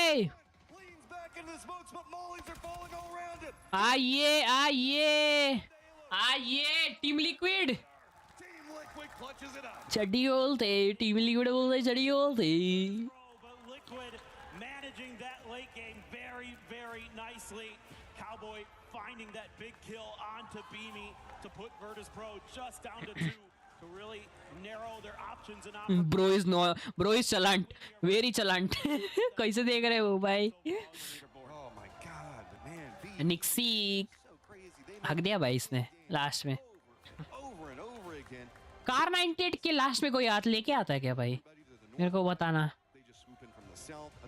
Opportunistic time, start finding the kills, ruin Navi's day, and just make sure that their closest competitor goes down by their own hand. Cowboy ने जो लिया है भाई, crazy लिया है. Happened very early on where Lucarux died to T1, and that actually was a huge difference in that game potentially where maybe VP is 3 instead of 2, and it's a completely different situation. And Falcons right now rejoicing because Team Liquid, the other guys from America right now, really helping them out. It feels like Falcons are just chasing circles, man. They cannot find anything that feels good for them. The pressure is continuing to mount, and they just can't find any success right now. They need a big game as Na'Vi has just usurped position while they found near on nothing.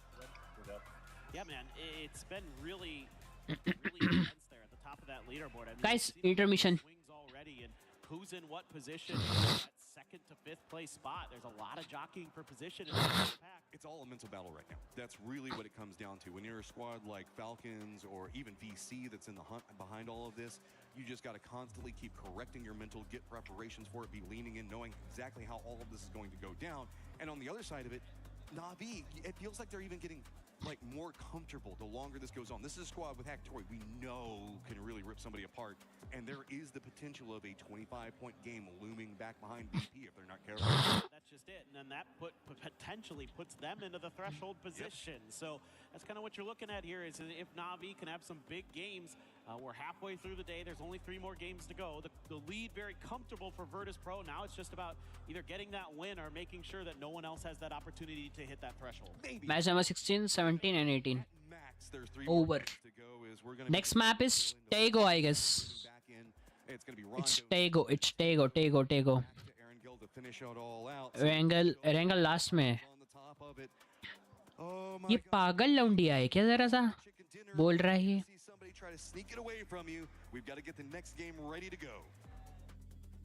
पागल लौंडिया है क्या तुम जरा. Tego है क्या बाद में.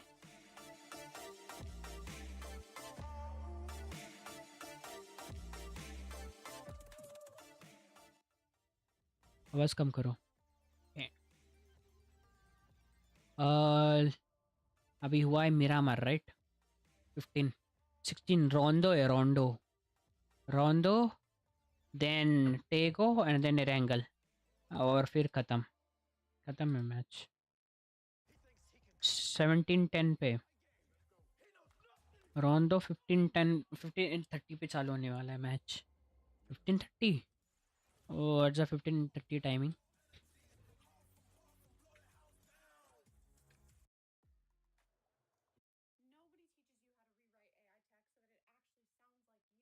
3:30 बजे चालू होने वाला था, लेट होगा क्या चालू?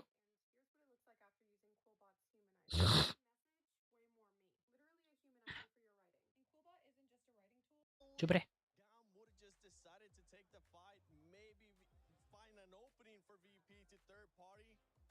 We could have been talking about a winning championship match right Nixie there. had 7 bullets left at the end of that game. Corexi was basically bolting. They really didn't have much left going for them. But hey, the crazy thing is that they still made it to the end game. They still got second place. They still got even more points, which is pushing that gap farther. So, I mean, they were close on their worst map. Their that's what EB himself said is their worst map. Yeah, I was sort of going to capitalize on that as well. अच्छा 7 बजे. Position from like the beginning, they had that southern side to themselves, placement in their favor. 7 बजे क्या? आधे घंटे बाद. फिर टेगो 16-20. Team Liquid had a different story and they read it too well. I think Team Liquid had a great spot. 8 बजे. Those points just to move up that board. It was one of और those 17-10. every time the VP is out, it's more points for us to climb, more money in the bank.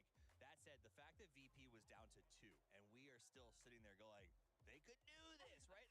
You correctly almost gets the headshot. Like, it is wild how good these guys are. And yes, they have the circle. They got a great shift on 5, but then they lost it and had to go up. They had to fight their way to where they were. There is no 8:40. across the board from anyone possible that they did not earn this championship when they win it, because that is what they've proven to me is they were ahead, they had a tough day, they bounced back with a win yesterday, and they came out and proved to us today by getting 10 in the first and this now that these guys are some of the best players, if not the best team in the world. And even as you were saying, Lays, too, the way that they were able to take the fight with full 9 बजे 9 से 10 बजे था.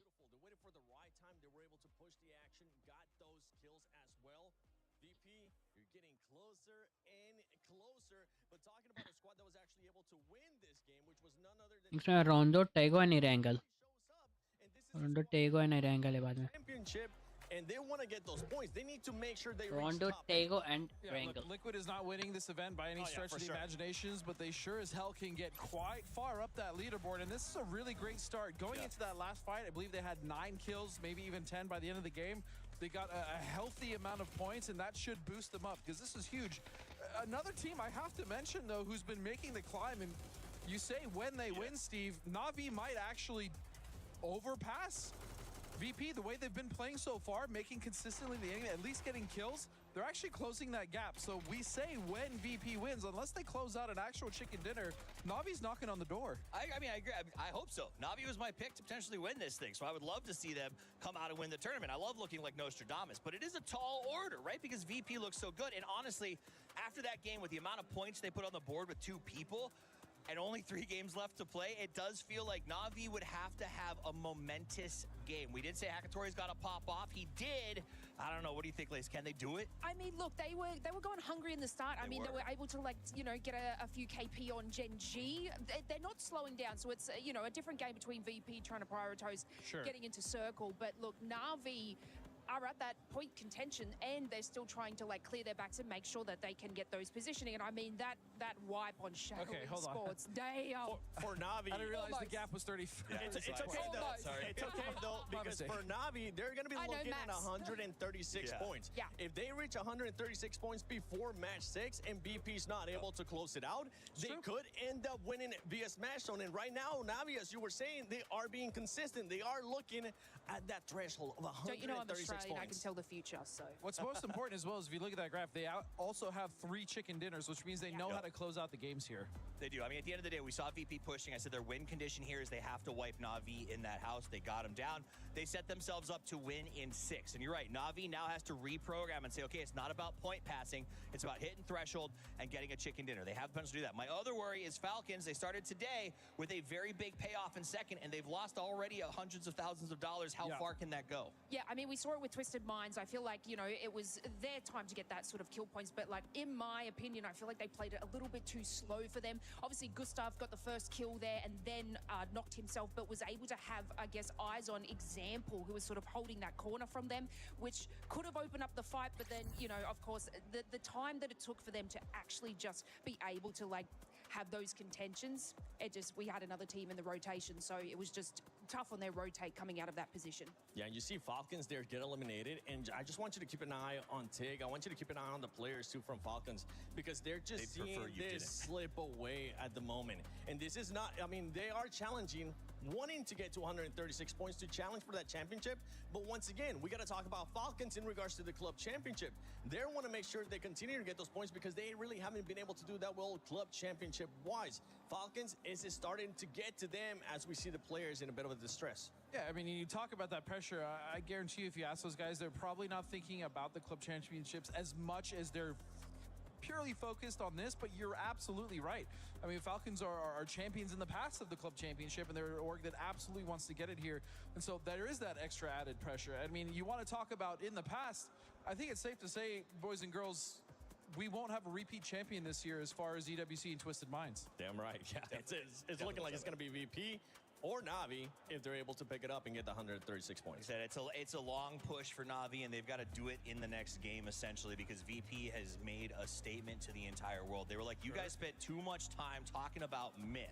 We are the legends. We are going to change the world. And honestly, after how they've played this, even if they for some reason don't win, they're still my pick going forward towards PUBG at the end of the year, because these guys are phenomenal. Safe pick. Honestly, they've been playing this year all great.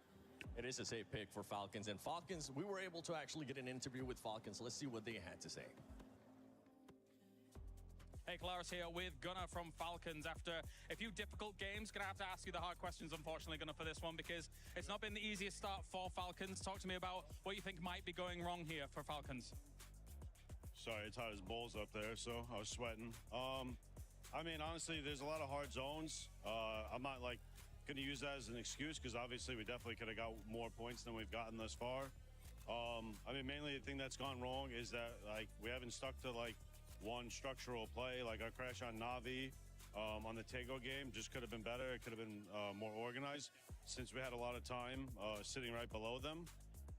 And then the last game as well, like we just got to Graveyard, and we just needed to focus on our setup the second we got there.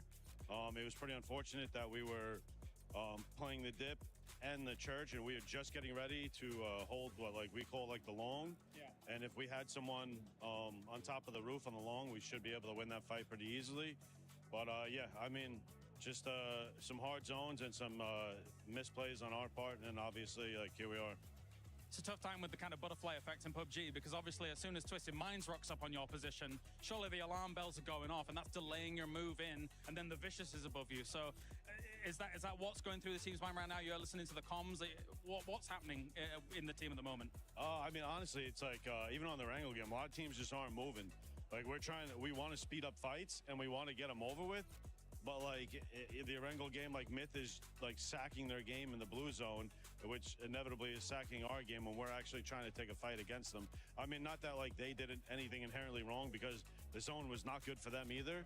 It was basically like we were going to get 4 points on them, they were going to get 4 points on us. But yeah, I mean, we just both died. But yeah, I mean, it's PUBG. It's obviously the game's going to be tough. We're going to go out there, reset, and you know, I mean, hopefully get over 20-some points this game. Thank you very much, Gunnar. Best of luck in the next games. Thank you, sir.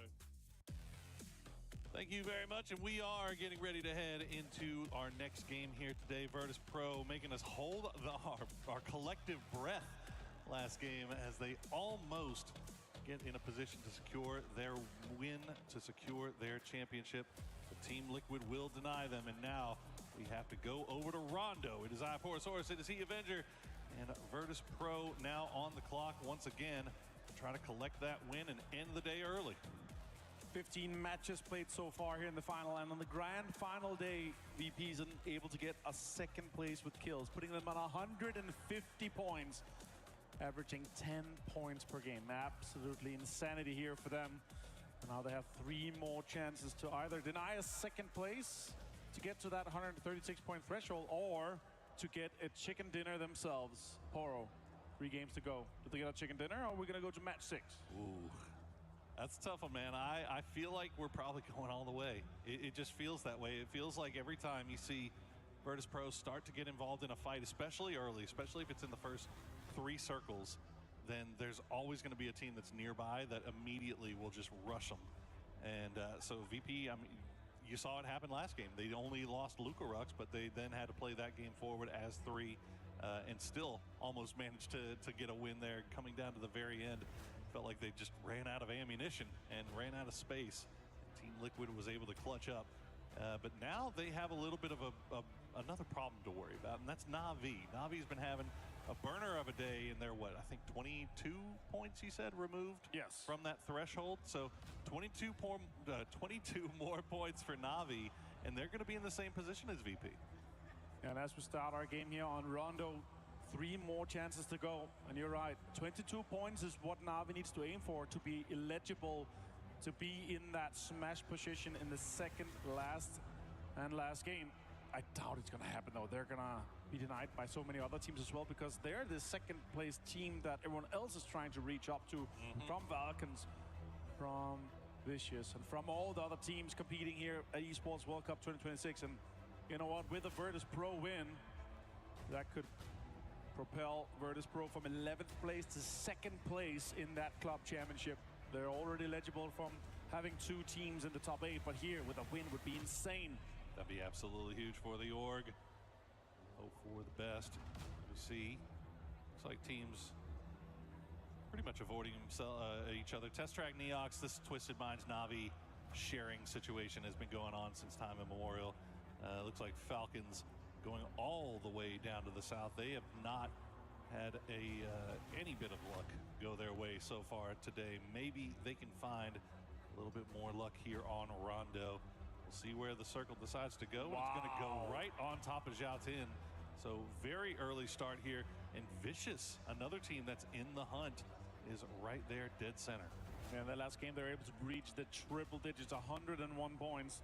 And as you see here right now, Nixie is leading with almost 5,500 damage done. BME in 2nd place. And Nixie is leading in the war kills. Longest time survived. So he's really putting himself in a great spot for that MVP title. Soul's still trying to make an argument for it, though. Absolutely. He's right there. So Nixie, he's sniffing at the heels of him. He is. He's right there. So Nixie needs to hear those footsteps, because that's a pretty large prize pool chunk itself for that MVP award. And despite all of Gen G's struggles so far this tournament, sitting in 8th place right now, that would be a huge feather in their cap if they're able to get an MVP nod for their frontman, Mr. Soul. As we check in with VP, they will have to make their way in from the south. Looks like they have AGAL and possibly GK, possibly 17. That will be kind of on that southern side of that zone. And you've also got Falcons just off to their southwest. And of course, in VP and Hongshang here, such a strong looting spot. One of my favorite ones to go at. It's both fun for hot drops and also great for loot. Yeah, you like this one? Lukarux and also further ahead inside the circle here to get that point man information too for them. As we all jump over to Vitality, currently 7th place. 20 points shy of 3rd. It's very doable for this team if they're able to step up. What we've seen from Levante so far and the rest of the guys, we know they're able to clutch. We know they're able to win games. They just need to do it in one of the next 3 ones here. And with this circle being this central on Yao Tin, we could end up seeing a pseudo or even a full urban ending. And Vicious being this home turf team to be inside here, it's really difficult city to defend and really difficult city to win games from. So really interested to see how they're going to approach this one here. If they're going to take an edge on southern side or have a split on all sides alongside the edges of this circle here. Seen incredible things from Tycoon so far here, Power, and does feel like he's back to that 2022-2023 level that we knew and loved, and a little bit into 24. Do you think it almost might be worth for Vicious just to abandon Zhao Tin altogether and try to maybe move outside of the city to just off center circle and just take a compound that's a little bit easier to defend? If you would have asked me before we removed Land Roaster, then yes, because how everything kind of lines up. But with this being dead center, it's super high priority at the inside, and now Liquid is actually pulling up into Gen G. It's just Bean. And actually Bean, I think it was taking shots over towards Shadow Esports to get them to move away, and maybe Liquid seeing if they can trick Bean into peeking a different window, and instead they'll just pull away, go back over towards Purdy Curdy. They do have Shadow Esports still kind of roaming around. It looks like they escaped off to the north, but it looks like Shadow has found a compound that they're comfortable with. They'll stop down there, and maybe how far south do they want to go? Look how close they are to Vicious now. Vicious. They did kind of stretch out from the city itself, and they've sent Simon T and Pau up here. Pau not really in a support position. Simon T, yeah, he knows they're there. You can see him peeking just to see. Heard him. Yeah, he definitely heard him. Look at that, though. No utility, only 2 first aids for him here. But he does have a 3 vest. But no utility, trying to fend off a team coming in on your ridge where it's extremely difficult to get anything out of. As we jump over to Liquid, they have a, over to VP, away from Liquid. They have a really easy entry for them to go past Julin here and get deeper into the circle. Yeah, they're just trying to, of course, get as many points as possible to make sure that nobody gets close to them if we do go the full distance of those 6 games. They've kind of taken their time on this rotation, and as a result, AGAL 17, GK, all the potential threats from early on have all moved in more towards the center. T1 also in a drop from that E pickup just on the western side of Jaten as we check in with Gam. Get a little bit close to Shadow, but not close enough to be too much of a problem as they're able to claim this compound for themselves.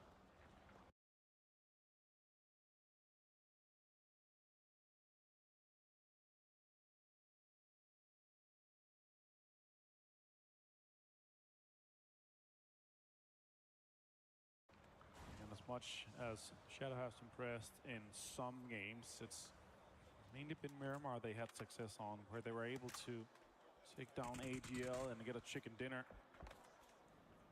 Now they are sitting in last place, not even close to the top 10. That's been rough, but you know, to be fair, making the final was probably about the most that you could really expect from Shadow. I mean, it's been a fantastic tournament for them. I mean, nobody really had very high expectations, relative unknowns, and they came in and they made the final when a lot of more historic teams with a lot, you know, better lineage, PUBG didn't. So you got to give them all the credit in the world here as we check in with AGAL playing around those towers. GK kind of moving around just off to their west. They hear the vehicles. They know they're close, but they don't have vision. And him is obviously always in that conversation. He's been far and away from anything that happened. 10 was ahead of him in kills. So is Tycon. He's on 16.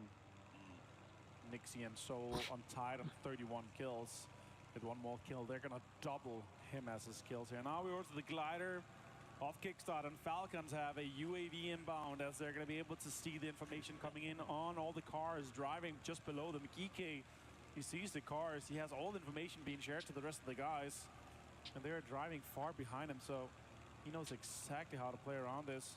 I'm gonna swing around just a little bit here, and he's got plenty of gas in that, just above 60% on the gas. Oh, so damn. time for that. Hell nah, buddy. Hell nah. What? To that role as the Falcons. They're going to find full sense. Once again, an early fight here for VP, and the trade comes through. Flash will go down to Beamy, though, in return. Whoa, whoa, whoa, whoa, whoa, whoa, whoa. VP playing around the trees, but Beamy will find another one. Beamy keeping his team in it and out. Full sense down to just 1, but they're getting third party from range. Heavy crazy since. The second they start fighting. क्या ही चल रहा है बे? Nixie goes down to Kiss as Kiss starts to get fully involved from this one here. You see 17 once again sniffing at this. They see this in the kill feed. They're activating for a third party, and Myth is also coming in. All these teams that's in the middle of our leaderboard is trying to catch up to the top. We've seen 17 do it already once today, where they see VP in the kill feed and they immediately collapse onto it, but it looks like this time it's going to be Myth that does it. They're sending all forces, all hands on deck here to try to dispatch with Virtus Pro. They're down to 2, but it looks like actually down to 3. Nixie able to pick up. Extracting him. Yeah, they pick up their fallen teammate. I believe that's, Nixie's the one who's knocked. Yeah. So they're able to retreat to Yulin as I'm not sure. Well, I wonder if they were able to get the blue chip. They might be able to. No, they didn't get it. Lukaruk died as they were driving away from him. So I think the call from Lukaruk was like, okay, Myth is coming in. I'm dead. If you can pick up Nixie that had more health left, would be way more valuable for them. Tanmo goes down to his own nade after he got knocked here, as Navi is now trying to develop this fight here with Gam. More cars are driving in here, and utilities being deployed towards the cars, and Boostic disengaged from that location quickly. Smart play by him. The young prodigy from Navi gets a headshot onto Cloris as well. More damage done, but he runs out of shots, swaps to the SLR, and tries to connect some bullets with 8x. Goodness gracious, Boostic almost takes him down. But the good news for Navi is that Gam does disengage off of that fight after Navi pick up one. So they do have this compound. It's off center, but they don't have to worry about anybody trying to third party their fight. They're so off. I mean, they're the most northwestern team, or northeastern team rather, that we have. So, but you can see already hopping in vehicles. They don't want to take the chance of somebody sneaking up on them and taking them by surprise. Sitting here with fingers crossed. Because so many teams inside Zhao Tin right now. It's crazy. I'm really having my fingers crossed here for a proper urban and an inside Zhao Tin. We've seen them so rarely because of the land ratio and how everything worked with all the pillars is just around. And as we see here, they're trying to maybe sniff out a Lukaruk chip to get him rest. Yulin is close. There's a rest station there. Myth is potentially trying to deny it. Kiss is standing over here with a Dragonov and with an 8x. He has no extra bullet though. There's just 0 in the spare. Sure, he's playing AUG on the other gun here for the 5.56. Got plenty of that, but is it worth it for Myth to fully deny a potential rest for them? I don't know. It's again, Myth is super far down on the leaderboard. They need as many games as possible played, but they actually have a quite deep and central location already, and now they have hurt them left. VP is definitely trying to sniff out this blue chip as we see this next circle. Yao 10, please, guys. Can we get an urban ending? We do go close. I would say it's a 50-50 right now, but look at the amount of teams that's already posted up inside. Myth is full sending it. They might be greeted by all the teams already inside. There's so many teams in there, and as soon as Myth gets close, they all start opening up as Virtus Pro. Look at all that. Left correction in the blue. Yeah, look at the, I mean, look at the lines coming through. Hackatori. Of course, Hackatori is going to get the first knock there. As where even is Hackatori? Is he in the city? I see the rest of Navi all the way off to the northeast. Yeah, they have one building east there and then like a small square setup in the store, a little bit more central inside Yao Tin. A lot of teams on the edge here. They're trying to get ready to kind of leave that. Lukaruk's on screen here.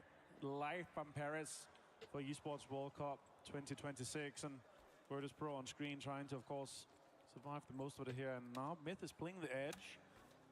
After losing Jacob, their IGL that they praise so highly.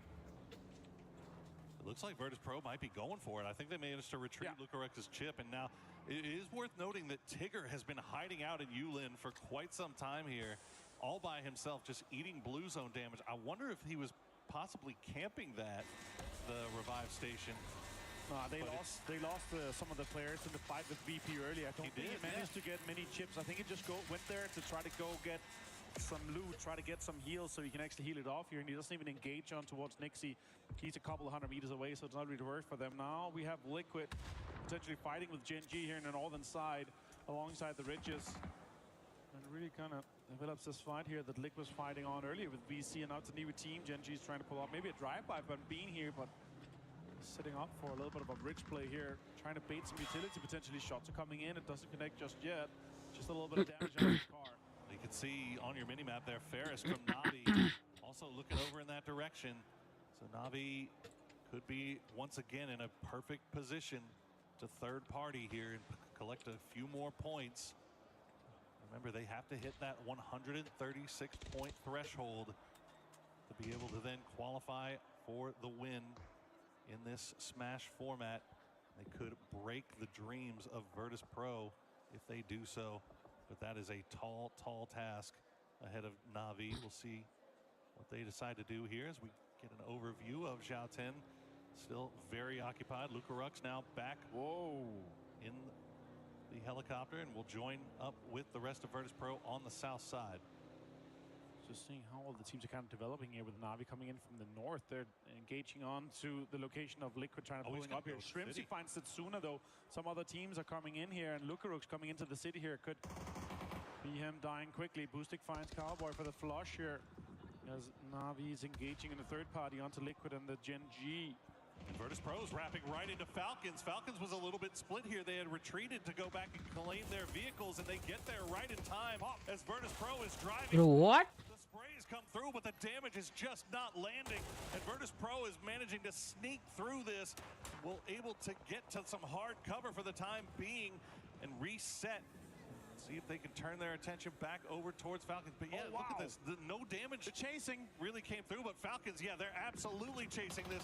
Gustav gonna send it right in the middle, but he's gonna get hit. He's gonna pull out, try to see if he can maybe find the shots, but Virtus Pro somehow gets to breeze right through that Falcon split. Absolutely amazing scenes here as we get a proper Sentinel Joutin ending. We're gonna be having some urban warfare here as everything is developing. So many teams engage with each other. Let's focus on some of the teams that's on screen though. Here Na'Vi, Liquid, and Gen G involved with each other. Boostic finds Luke. More shots comes in. Boostic is low here as Na'Vi, the closest chasing teams, is low. Halo, last player for Liquid, just won a game here, but they could be finishing up. And now Gam has come up here to try to third party on this. No shots taken so far. They're just hovering around as Team Liquid down to Halo, but he's playing inside that pagoda. Looking around to see if anybody peeks their head. Boostic gonna retreat in as he hears the engines come through. Gen G sniffing around, want to make sure they at least secure these knocks that they've managed to secure or get themselves. Grenade come through, but Halo on the other side will stay alive for now. Another one well cooked will drop down. Will avoid Halo once again. It's kind of an off spot here now. Shots come in. There it Bean is. finds him. Gene stays engaged with this fight between Na'Vi and Liquid. No, Res could come in from Boostic. As Gen G's holding on to this edge here. That's a blue zone. That's a great blue zone. Mark gets some points here for the Liquid boys as it's being dropped from the top. He finds him. Ferris might be able to get the rest on Boostic here as Na'Vi, even though they're down 2, they did get 4 points, but very unlikely to be able to get the 22 that they need. He heard the footsteps. That was such quick work there by Ferris to take down Halo, to take down Liquid. But now Falcons also have made their way all the way up north, and they're third partying Gen G, which might open up a little bit of a door here for Na'Vi. They're retreating to the east on foot, and I think they've managed to escape Gen G without them seeing where they've gone. You can see what Falcons is working with right here, not committing to the city just yet, although it looks like Gustav may be sending it in, trying to find at least a foothold in the north that they can then go to. As we check once again, it is 44 alive, dead center of the city, as Gen G will find Na'Vi in the end. They will take them out. Full sense also going out here inside that urban warfare, as we talked about before here. Next circle does pop soon.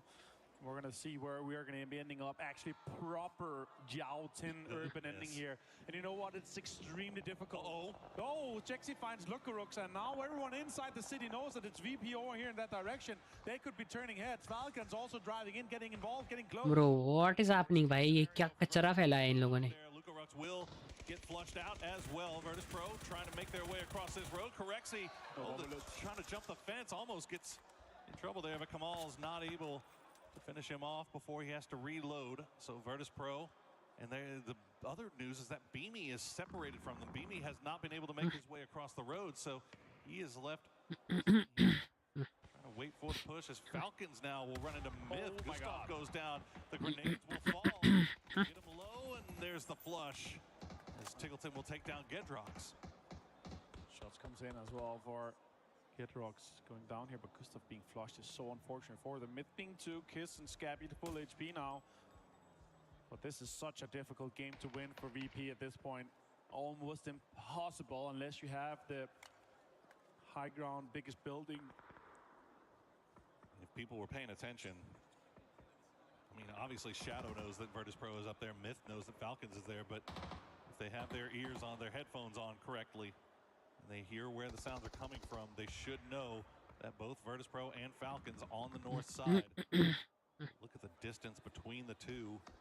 That roadside, a big line of demarcation. I think the Falcons and Virtus Pro will be comfortable just holding on to the line right now. and waiting to see where the next circles decide to take them.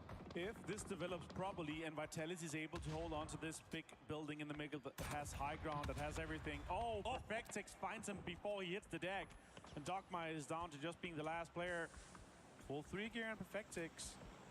And with the Lings in hand, he's going to be able to do some damage in this one. Our defending Esports World Cup champions.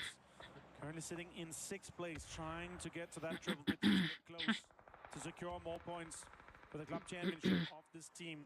It's very unlikely, almost impossible, I would say, at this point here, even for the points available for the next 3 games, for him to win it again. So we're not going to see a back-to-back from Twisted Minds in PUBG Battlegrounds. So it's tough, as it looks like Twisted Minds just going to aggressively take this fight against Vicious, knowing that they are ahead of them. Like to take them out. They've managed to get the knock on a POW. They knew exactly where Simon T and Duckmai were, but could not find a way to pin them. That is the problem with भाई ये तो map boxes वाला है बहुत. This map is a box type. Once you've gotten it is so क्योंकि hard. Simon T able to get the POW. See if he gets him back on his feet. As we see 17 set सुना. क्या डब्बे जैसा map है ये पूरा. Easily दिख जाता है. Will be able to get inside the city. Lil goes Crossfires बहुत easy map है Crossfires के लिए. Vitality losing a player, losing Getrox, that's so unfortunate. Now it becomes almost impossible to defend. It's a massive building, but you have that roof access, and that's what they go for here, thinking that they might be inside that last part of the circle. Batulins finds Dogmai for the headshot. Vicious loses another player. That's really nice work by Batulins. It looked like Duckmai was trying to go for that sneaky flanking angle, but Batulins sniffed it out. Veteran player that he is. They know exactly where these Vicious boys are, and that's a great grenade. Bounces off the wall and takes down Powell. Simon T now the last player left alive for Vicious. Gets the flush there, and now they're going to just rush him. They probably have no idea he's in this corner here. He's just waiting for it. They're playing it very meticulously correct here with Simon on the corner. Finds one, finds the two. Now the other guys are going to swing. He's going to try to go for a stun grenade on the hand here. Stuns himself a little bit. Dogma goes out, shotgun in hand, but Perfectix gets it. And Twisted Minds gets another kill, another point on the board. See if they can get this revive up. Gen G has kind of sent D and Soul around on this northern side. They heard the shots, they saw the kill feed. But they get shot at themselves, so can't make that full commitment to the straight up push. Instead, they'll just try to put themselves in position to maybe catch Twisted out. And they're looking in the opposite direction.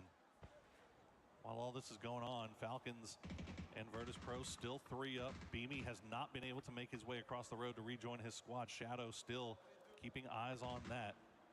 So keep eyes on their situation as these circles progress. Batu able to get across that line and get to cover thanks to the smoke and thanks to support from his teammates.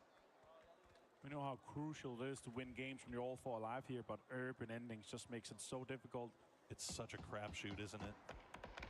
You never know. I mean, you could all the best laid plans, and it could just come down to a smoke battle in the middle of a field with 20-something players left alive. As Shrimsy is going to get knocked by D, but that should be a fairly easy res here for Falcons. Good news is even if they lose helmets or they lose armor, they're still inside all of these facilities that probably re-up. But look at Virtus Pro. They've actually managed to get everybody back over here. Oh, Beamy going to take a lot of damage, though, from Shadow, and he's going to get knocked. He tried to send it across, but Shadow, so patient, waits till the very end. And they will take down Beamy, so now Virtus Pro down to just 2. Now next circle does pop here, Porter. Do we end up we're in the middle where we're thinking, are we getting a hard shift here towards the later stages of the game? It's gonna get really tied onto that big building that Vitality is locking in. And close to that courtyard, in around the open space on the south and west side here. We're gonna have a big fight between 17, T1 and GK eventually. AGL is out. Twisted Minds gonna have to move in alongside Gen G on the northeast side. This VP and Falcons is actually in the same area. Looks like VP is setting up for a defense towards Falcons. So see them here on screen, and AGL and Shadow continues to have an impact in the lobby. You see that kill feed lighting up. That is going on the south side. So a few knocks coming through. Many of those likely to get revived once again. But this is the story right here. Falcons, how can they make their way into this next zone? You see Nixie, shotgun in hand, holding up, but the problem right now is Kiss. All by himself with that high ground is causing Falcons a lot of problems as they try to make their way through the smoke, but Kiss can just kind of see above it. And Falcons have to re-rack here, trying to figure out if they can find a way to get back in here. And Corexi still on the other side of the street here for VP as well. So they have That's a great angle. Yeah, there you go. You can see what he's looking at. And if Falcons are unlucky, Shribsy gonna take the spray. Yes, Corexi will get the knock. Can he get the flush as well? He can. Kickstart gonna go down as well to Nixie. And now Falcons down to just Tiggleton with the Panzerfaust in hand. Lucone goes out as well. Utility's being committed to get Falcons stopped here. They do not want them to continue on this chase as Nixie gets the confirmation onto Kickstart, making it practically impossible with Na'Vi out for anyone to catch them. As second and fourth is already dead. Tiggleton being that last player. Lucone on top of the roof here. That's smart for a double one. He's going to force him on the low ground, and he has a Panzer in his pocket. He could get 1 point and stop Nixie from doing any more damage to Tiggleton. See if Kiss gets involved. He's still on that roof side. Yep, he's looking, and that's going to do it for Falcons. They go out in 10th place. Now Virtus Pro know that they have lost all of the teams that are chasing them. They can play with a lot more freedom here. Scabby finds Quizzy. His Twisted Minds goes down in 9th place, making placement points activate here. Scabby having an impact vitality. They have that central location, and they are pushing it. Genji taking L on the way in, but that knock on the vitality, as you said, opening up a little bit of a door here. As Nixie will get spotted out by Kiss. Kiss causing so much havoc from this high ground position, but he is all by himself. So Scabby has been taken down. Shadow Esports, meanwhile, have been hanging on the western side of the city for so long, and they still get to hold on to this building for a little bit longer. As Corexi try to go fishing with dynamite, see if he can maybe find somebody, get a little bit of some measure of revenge here on Shadow before having to make his way in. So a lot of the road that's in place is still here. The big corner of that building, the courtyard in the open here. So you really need a lot of smoke. So you have to hold on to that utility, especially if you have more lethals that could have such an impact. Once all the teams are going to have to get out in the open, what it looks like, we're going to be finishing on the corner of this big building here, as you see from the bird's eye view. As Corexi finds Setsuna on Shadow, he's trying to really get some more. ये जल्दी map खत्म होगा लग रहा है. Looks like it's impossible for him to cross this without Shadow denying any single step inside. These points for Corexi really just putting the rest of the lobby on notice, right? Like, they know that Na'Vi is out, Falcons are out, VC is out. All the teams that were nipping at their heels. And Na'Vi, unfortunately for them, going out very early. So not able to really put too much of a dent. Oh, grenade. Oh, does 42 damage. Now he's going to have to start healing. Oh, that blue zone's taking too hard. That's yeah, he's so going to go much down. damage. Yep, that's going to do it for VP. But job done as far as they're considered. Now we cut over to Gen G, trying to hold off Myth. They will take down Kiss after Kiss was able to get. भाई ये क्या बमबारी हो रही है? इतनी बमबारी पैस की. Gen G will have to get to salute immediately, and look at the building. T1 already inside. Boom bam beams. As well, Gen G. What is this boom bam beams? Shadow Esports just gets a vibe. भाई मुंह पे फोड़ा उसके bomb. Might open up a window here for him to make it in. Trying to get the close. Soul finds multiple of T1. He finds Raining and Type as they go down. Heavy scene. A little bit more to say about it, but good grenade from EN will take him down, and that's going to do it for Gen G. As T1 do lose 2 in the process, but they're up to 6 kills, and they're climbing the leaderboard. Almost a 4-way tie on 91 and 92 points. 3 teams on 92. Hello, my bad. Finds Scabby as Smith goes out in 6th place, and more placement points get deployed.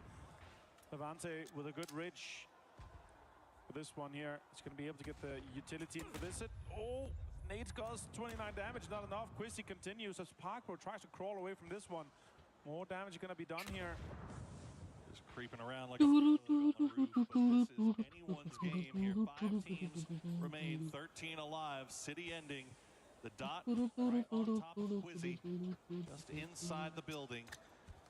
We see Shadow Esports are going to lay down the smoke wall, trying to make their way over. Setsuna will go down. Park Pro Blue nipping at his heels. He knows that he's got Vitality looking directly at him.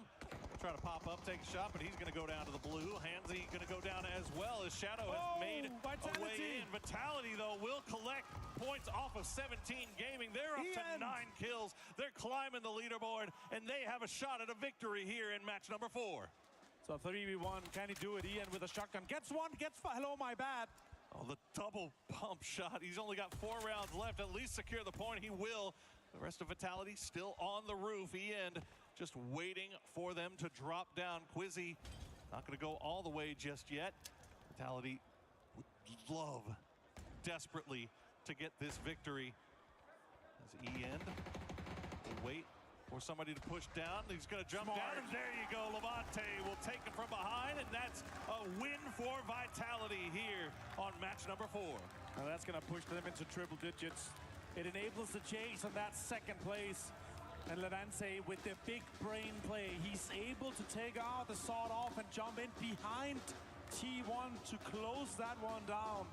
And what a way to do it. It's fantastic work from Vitality in what is a very difficult circle to play. Urban endings at the end with the smokes, and you just never know where somebody's going to peek you from. So much cover. ये देख Koreans. ये देखिए Koreans जीत गए. Koreans नहीं, team Vitality जीत गई. T1 हो गया, जीत गया Vitality. ये देखिए अलग बोल यार.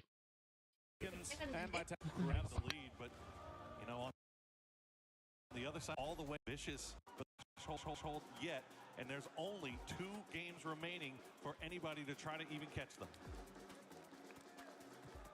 Absolutely amazing scenes here for Vitality to lock that in. They are so high up. 3rd place tie right now with AJL on the club championship. Already having won the MLBB Women's Esports World Cup. And yeah, for sure, putting them in deeper here, getting 2, 3, 4, 5 potential points, even 750 from 2nd place if they're able to catch Vitality wins the match. for Vitality.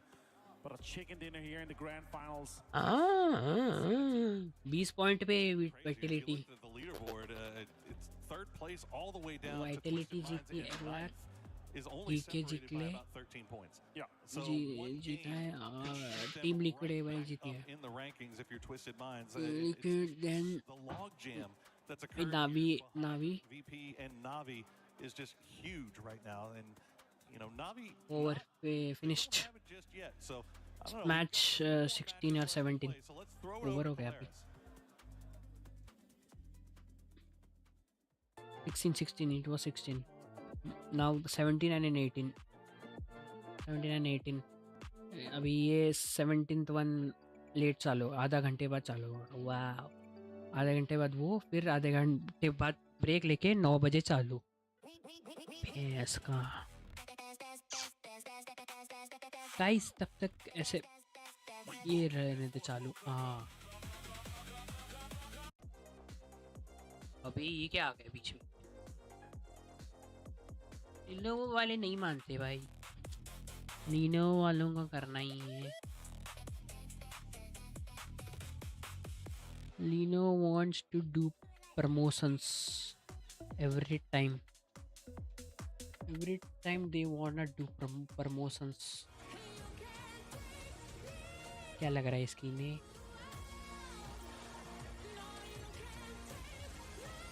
ये क्या लग रहा है screen?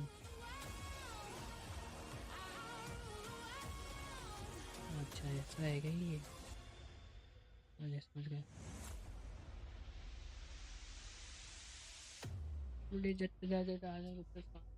अरे shit रे, shit.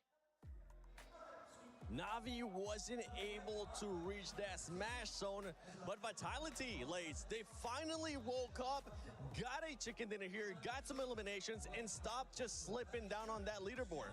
Yeah, I mean, a lot of teams are kind of waking up now that our sort of juggernaut teams are falling down the leaderboard. But, you know, this is what needs to be happening with this. So, obviously, we've only got a couple of matches left. So, it's kind of like the race towards that top of the leaderboard to secure more and more money for their org and their teams. Yeah, I mean, if you look at the leaderboards right now, you know, Na'Vi, Falcons, VC, Vitality now with that win, they're right underneath VP.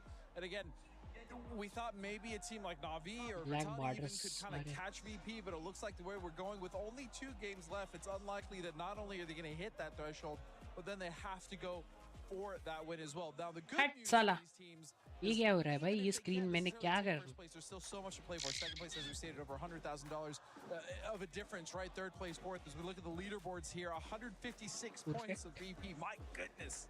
That's why when VP went out, they looked so happy. They were still like fist bumping. They're like, yeah, we got this. We got this. But for Now it's Na'Vi, perfect. there is still a chance. They would have to get 18 points to reach the smash zone, and they would have to do it this game, because if they reach it in game 6, honestly, it wouldn't matter, because they wouldn't be able to reach it and win that game. That's not how that works. They need to reach it this game, game 5, and hope that VP doesn't finish it and win game 6. Yeah, I mean, it's I said it, they had to do it last game, so this is going to be like a little bit more detrimental for them going into this. But look, to get that amount of points, and especially the way that I guess all other teams are sort of trying to get that positioning, it's probably not going to happen for Na'Vi. But man, I thought it was so close for VP right at the top there, that when they got the reviver on Lucarix, I was like, yes, okay. And they were able to make that rotation past the Falcons into such a good position in zone.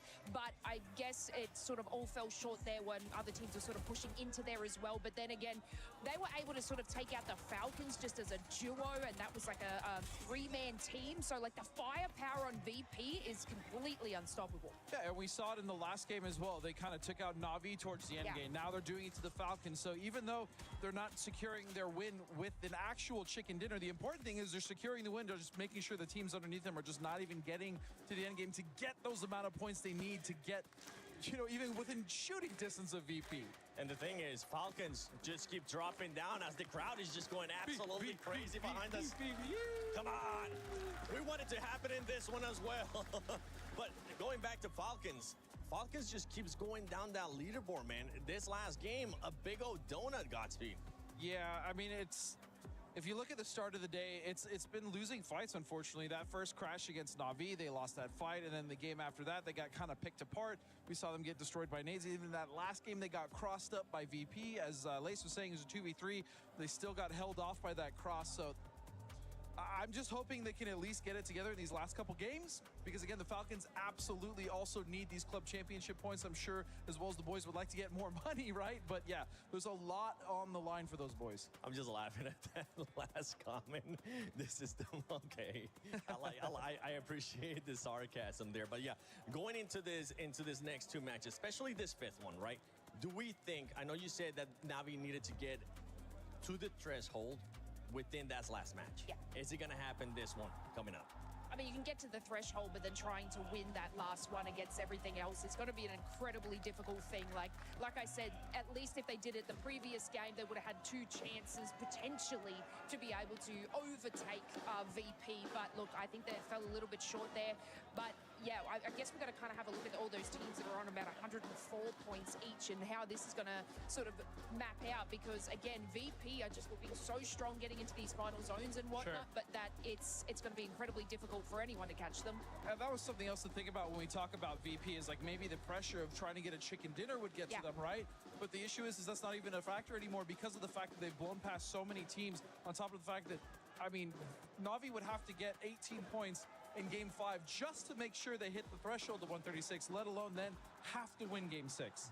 Well, the pressure's there. Na'Vi, are you gonna do it? VP, can you close it out this next match? But before we go into the match, let's send it to the birthday boy, Kalaris, down at the stage with the towers. You love it up there, don't you? We love it down here as well. I am with some very familiar faces as the Vitality fans in the audience are going crazy right now here to round out the day. I got Toffees, I got Avenger here to talk about everything that's going on. A city finish to get this run in here, Avenger. I know you were casting it, and I'm sure you were losing your mind just a little bit. I had to run my way down here, and after it's just been screaming my lungs out. What a way to get that game kicked off. I was hoping for us, crossing my fingers, and also it's extremely difficult to win some of those games. Vitality being able to lock that central spot down. Yeah.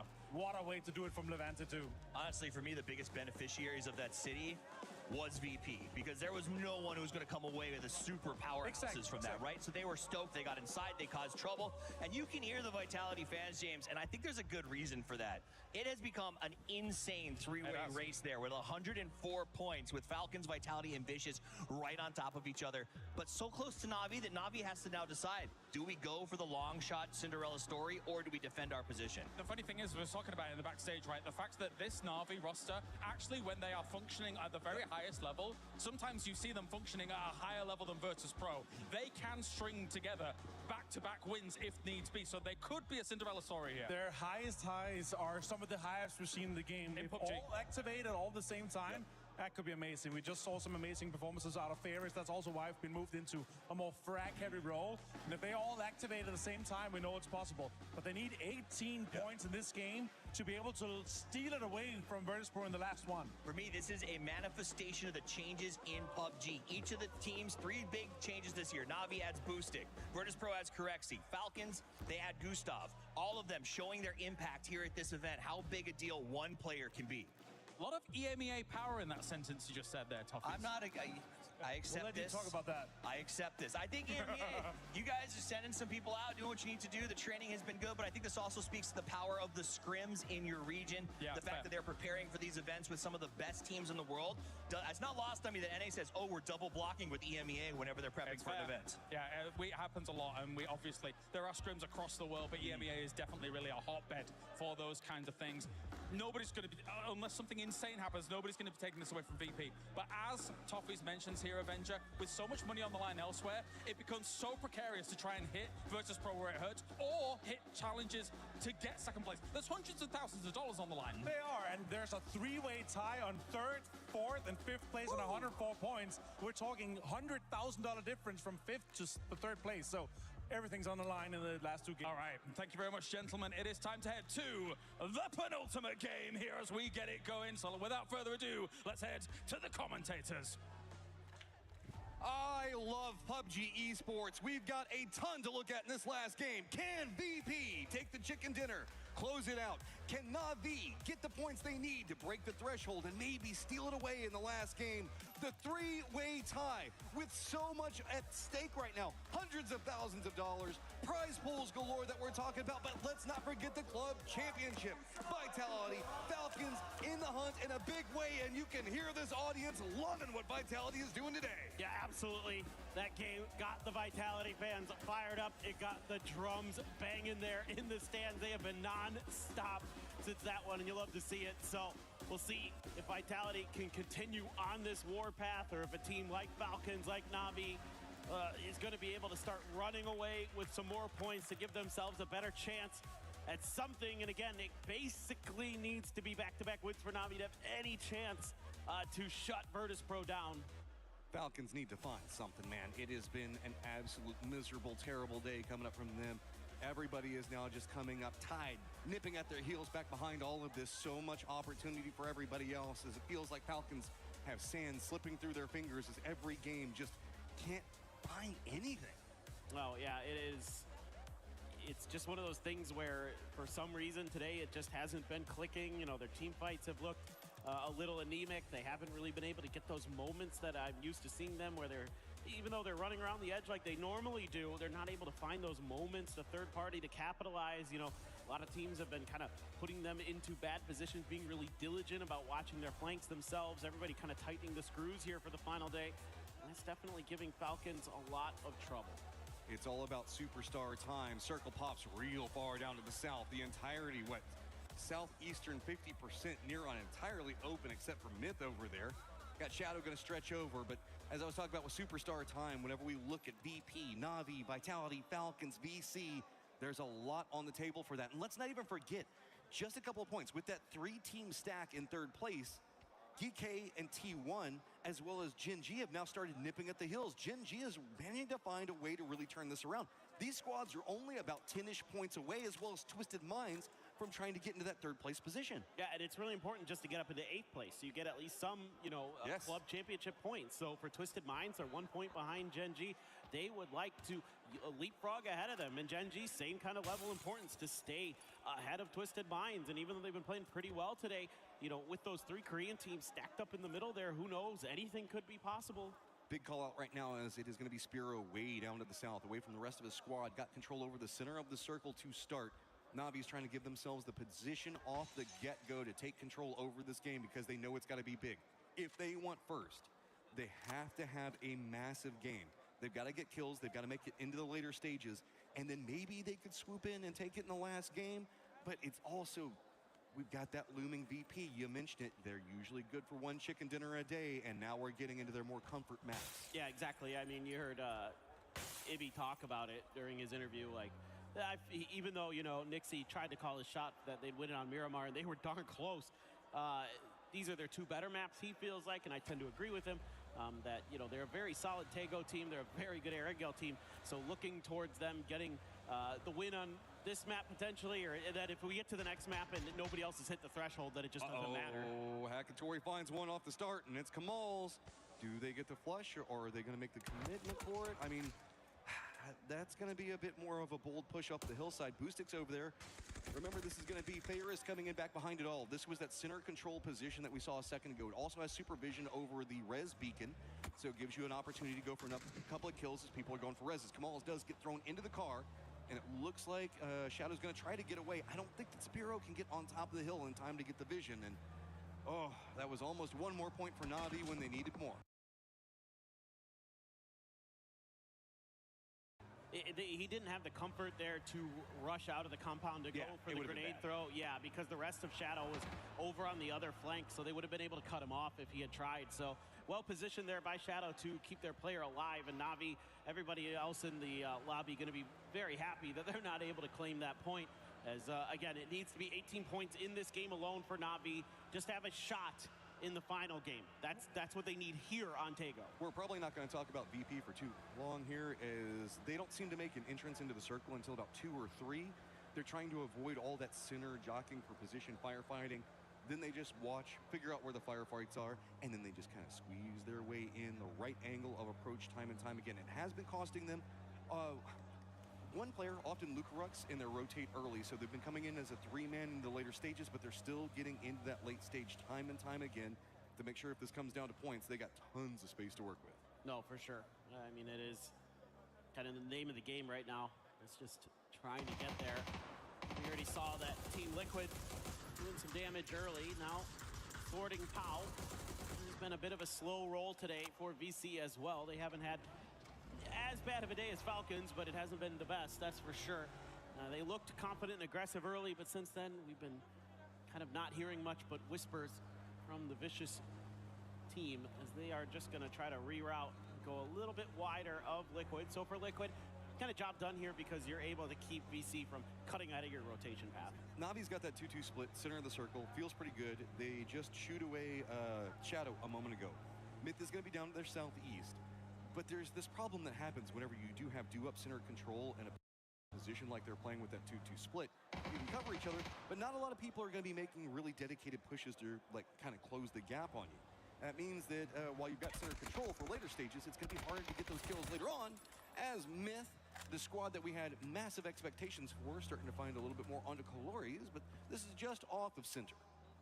Yeah, this is on the south side here. Cam was very wide split, and there's just no helping poor Colores. I mean, Hongaf and Tanvu are in Songam basically, so there's just no hope of getting here anytime soon. Myth gonna come through that relatively cleanly as long as a red zone doesn't unfortunately land on one of our players, as they will run on over there, scoop up whatever extra loot is to be found. VC has made their way through. They're actually ahead of Team Liquid now. Liquid went to the western coast to kind of watch, maybe try to set up another camp, but VC ahead of the curve and are going to be ahead of Liquid. VP coming into the circle, going to find territory galore in front of them. Wide out, fine. I think that we might have had Gen G over into the west, maybe gone for an emergency pickup, but they didn't opt into taking it, so they're going to be going a bit more on that western approach as well. So the hillsides are going to be very much in the control of Twisted over into the northeast, Myth more down into the south, and then we've got the Songam hospital positions that a lot of people are going to be playing. Control area over in the west is going to be a lot harder to deal with. That's going to be where VC, AGAL, as well as Team Liquid most likely making their approach. That's going to have a nice setup moving into Hosan that's pretty flat. So whenever we look at the hillside positionings for Full Sense and T1 like we're talking about, they're going to have good control on angles of approach for these squads, so it's going to make them have to take a much longer rep, maybe even down to Songam in that general vicinity. Yeah, could be, for sure. I mean, look at VP once again as they are starting to settle in up on this northern edge. Do have 17 and T1 within spitting distance, and you can see Lucarux has been shot at a few times here and there, but he's just using this to get some info, pop a tire, make life a little bit more uncomfortable for 17 in that compound across their way. It's just slow and steady, kind of wins the race here for VP, and I suppose if you get into a position where you're close enough to Na'Vi, you see them in the kill feed, you could just dial in on them and ruin their day. I mean, that is well within the realm of possibility and something they very well should do, in my opinion, if they're afforded that opportunity. I was kind of curious if maybe they were going to try a rotation trap or something, but didn't even bother. They're just going to play their game, and I think that's generally how teams approach PUBG Esports as we get later and further into events. Falcons going to go ahead and have Gustav down to the south. They're going to get themselves a compound. Feels pretty good. Crex is going to be taking shots at Vitality after their big come up in the last game. We've got to be careful. VP also had a mortar prep. The circle pops, does go that Na'Vi Myth positioning. Myth's going to have the high side of the hill with a lot more control on it. Falcons just getting control of that compound's going to feel really good. But notice T1, Full Sense, Shadow all kind of stacked on top of each other. 17 going to be the gatekeeper of the north, where it's going to be VP and Vitality trying to find a game for themselves. On approach to the west, it's going to be a Gen G, getting pretty close to VC. So a lot of these squads that are tied up at 104 right now probably not going to stay that way for too much longer. T1's found a nice path. Oh, that was not so nice. Ran into something there, and that's going to be a flipped car. That's a real problem right now for Reigning in EN. And there's a knock up here onto Heather. This is a disaster for T1. And that is Na'Vi that managed to get the knock and a flush.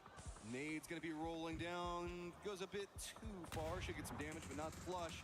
So T1 players just 2 up, now trapped in the valley, in a crossfire, Twisted on one side of it, Shadow on the other. This is not going to feel good, and this is just destruction looming. The only benefit is that Na'Vi is trying to keep control over the territory around them and not letting Twisted Minds go for this. Shadow is going to be the one that gets more aggression on the side, but I think that they're a bit afraid of the positioning coming up from Twisted, so they don't want to go for it either. Somehow T1's just kind of surviving this. Yeah, you can see Shadow just had to kind of circle the wagons a little bit, make some noise to kind of thwart Na'Vi potentially from trying to backstab them or something. I'm not sure what pressure they were feeling, but that could be good. Yeah, this is not what you want to see if you're Gen G. And that's a great re-knock instantly by Perfectix. More shots raining in towards EN. You can see here, Twisted Mind wants these points. They need these points. They know it, and Perfectix is landing big grenades. Follow-up bounce could be big. How's it going to land? Right on the side. There you go. Twisted finds another on a climb of their own. On top of that, that's going to be against T1. Now with those 2 kills, Twisted just 1 point behind. Exactly. That puts them back into that top 8. Those precious points for the club championship going to be in their grasp.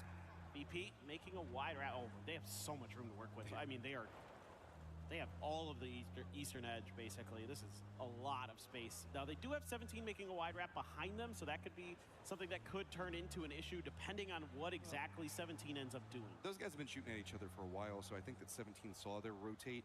VP is going to have some decent high ground on it, so 17 might opt a little bit more over the cross-around boots on size, something else like that, be a bit spicier. Vitality not having the easiest of rotation, though. They are going to be moving pretty close to Full Sense. Even if they bypass Full Sense, that's going to put them next to AGAL, maybe even VC. Yeah, VC just trying to get a little bit of information of their own, but Full Sense going to be watching Vitality wrap around their western edge. So Vitality actually, if they cut in, they're going to run into AGAL, and that might be exactly what it's about to happen. They're driving right towards their compound. Yep, and no good options means the fact that at least Destroy was already inside of his vehicle. VP's got so much space to play. The new circle pops, and it goes down to the south. Team Liquid's going to feel really great about that. Jinji running a 2-2 split, pretty fine. Everybody's going to hop in the vehicles. Time to rotate, and that wide wrap coming up from 17. Going around Book Sun Sa means that they could actually be timing this and bumping into VP at the worst opportunity. This is going to be really close. Yeah, so 17 opted to absorb some blue damage to make the wider wrap, the faster wrap, the better timing on the pre-rotate. VP was circling around using their high ground for vision. They're going to be cutting into each other relatively soon, potentially. It looks like VP doesn't want to fully commit to this. Just kind of like a naval battle brewing. Falcons as well kind of shooting into that fight. Here we go. Well, a longer wrap to the south, but it could give you a compound that's free, but it feels like 17 wants to go for the hillside stop. That's going to open up more movement for VP to continue on their path to the south, but it's going to be under duress from 17's positioning. It looks like 17 has found that compound. They're going to go ahead and stop off there. That's going to feel pretty good. AGAL is doing a long wrap on the other side of it. Navi's bumped into Twisted. There's a knock on both sides of this as 3 players still up for Navi. Can't quite seem to find where the other Twisted players are at, but Batulin seems like he has an idea on where one is. Cooking the nade, gonna toss it out. Does he get the knock? Yes, boost it goes down. That's massive for Twisted and devastating for Navi. Batulin's gonna find another one here. It's actually Example who got the knock. Shadow, Jacob on the other side, starting to try to find angles on it. Twisted. That's gonna allow Ferris to try to escape, but there's nowhere to go. He just has to run away from the circle to the north. Shadow's gonna try to flank on the side, but Batulin's already reads it. Has a decent grenade there, caught quite a bit of damage, but Setsuna just letting loose with its stuns. It doesn't matter, it doesn't bother the IGL and Twisted Mind. VP. Here goes VP, right it again. Just runs into the face of Tanvu, goes for it, but Hong F holds the line well. He goes down in the end, but BB, the last one up, has to drop to his belly. Shots popping off everywhere. He goes down, VP out. Okay. I don't know that it's going to make too much of a difference at this point. They're able to take down Gam. Gen.G almost getting some points for themselves. They actually don't collect anything out of all of that. That's devastating for them. Now they're turning their attention towards Duckmai, who's stuck out in the open. I mean, he's just dead. There's just no hope.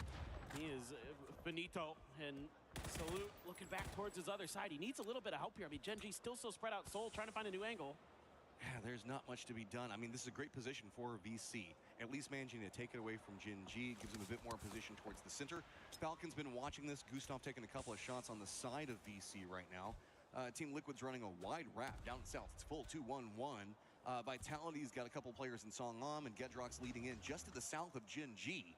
So with this, it's going to open up more kind of awkwardness, I would say, into the north, where Example still the last one alive for Twisted. Right as they touch that point 95, I think they managed to tie it up, but it feels like Jacob is on the hunt. Yeah, Baron's taking a couple of shots. If not, Setsuna's going to try to find it. Poor Twisted is just stuck here in a bad spot as the circle pops, and it feels really good for Team Liquid. Ferris went into hiding mode, and he did tag up Baron a little bit up there. Example as well, having to stop the heal. Baron is going to be knocked in either by the blue or by Ferris. Looks like it is the blue that gets that. Example just trying to claim what he can, and he will take that point away. Every point so crucial for Twisted Minds, and here's this crash again. Just jumps out. I mean, poor Tanvu, what are you going to do? He needed to hit the shots on the approach, doesn't get the knocks, and Hong F at least manages to get something back at what was a pretty bad situation if you really look at it. But Example, I think, starting to spot out more of the myth players, and you know this guy is always going to be hungry. And now, yeah, Twisted's at 96 with that last flush that managed to pop, but touching distance of our 104s, but not there yet. Nobody on the three-way tie at 104 has found a point yet. That's crazy. I was just noticing that too. I was like, geez, it's donuts across those 3 teams. And to make matters worse for VC, they've already lost a player. Hello, my bad. Time for the mortars. Those are long-range mortars. I think, yeah, nobody's there. I'm not exactly sure if this is a kind of setup for a future rotation potentially. You do see teams do that a lot, where they're going to try to create dips ahead of time. Or if they maybe thought that somebody was chilling in that forest, but we'll have to wait and see exactly how it turns out. Yeah, Example gone. This circle's just kind of screwy. Everything's already been claimed on it. Myth making the run across the circles, left to Jacob behind. He's just kind of trapped over here. He's got Shadow down below him, but Shadow's got to try to get in the circle. It's going to be Falcons trying to keep out. Gen.G on the other side with a good angle of approach onto it. With a long shift down, Myth is going to be able to spot out what's going on with Full Sense, AGAL, and 17 all jockeying for position down at the south because there's nowhere to really go. So I guess AGL is just going to send it after Full Sense? Sure, why not? I mean, you're playing for every point you can get at this point, so got to do what you can as Full Sense, I suppose. You got 17 cutting through. They're going to be Kind of crisscrossing with, there's a vehicle explosion. That's going to take down Gedrox. I mean, BRDM trying to come up big for Vitality. Here's Shadow in the rotate. Falcon's going to spot it. Doesn't get the knock, but that does force Shadow down more to the south, so VC is going to try to get vision. VC can't stay focused on these shots onto Shadow, though, because they still have Gen G right next to him, and that's going to make it very awkward as the longer this goes. Jacob's going to try to regroup, and he's going to have to run right through Shadow, Falcons, VC, all of it. Should be noted here that this is VP's tournament. They have won. I just want everybody to know it is basically mathematically impossible at this point. But if Falcons could get a win here, they could really start doing some damage. Couple players falling from Vitality, explosions galore, grenades, mortars, everything getting involved. You can see 17 wanting to try to do something about this. More mortars on the way. Hello, my bad. Just gonna prone it out and pray that he's able to dodge these. That one got awfully close. Closer and closer by the second, but if they can manage to survive, that's really all they want to do at this point. This is going to be a very open circle. Once you get out of the, the middle of the circle itself, circle does pop and it moves more into that open section that Falcons has control over. VC on that hillside also very, very strong. GK with Myth on top of each other. That's just going to be a bit more of a standoff, but really it comes down to the south where AGAL, 17, as well as Team Liquid's regrouping could be an issue. And for me, it's going to be, can Gen G continue to find more kills off of this? Because there is, Gen G is just getting every single point that they can off of kills. They don't believe in placement points anymore, right? No, they barely.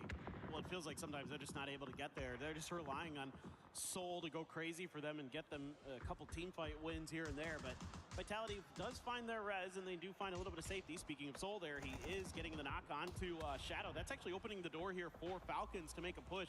On the other side, the problem for Gen G is they are still dealing with Vicious.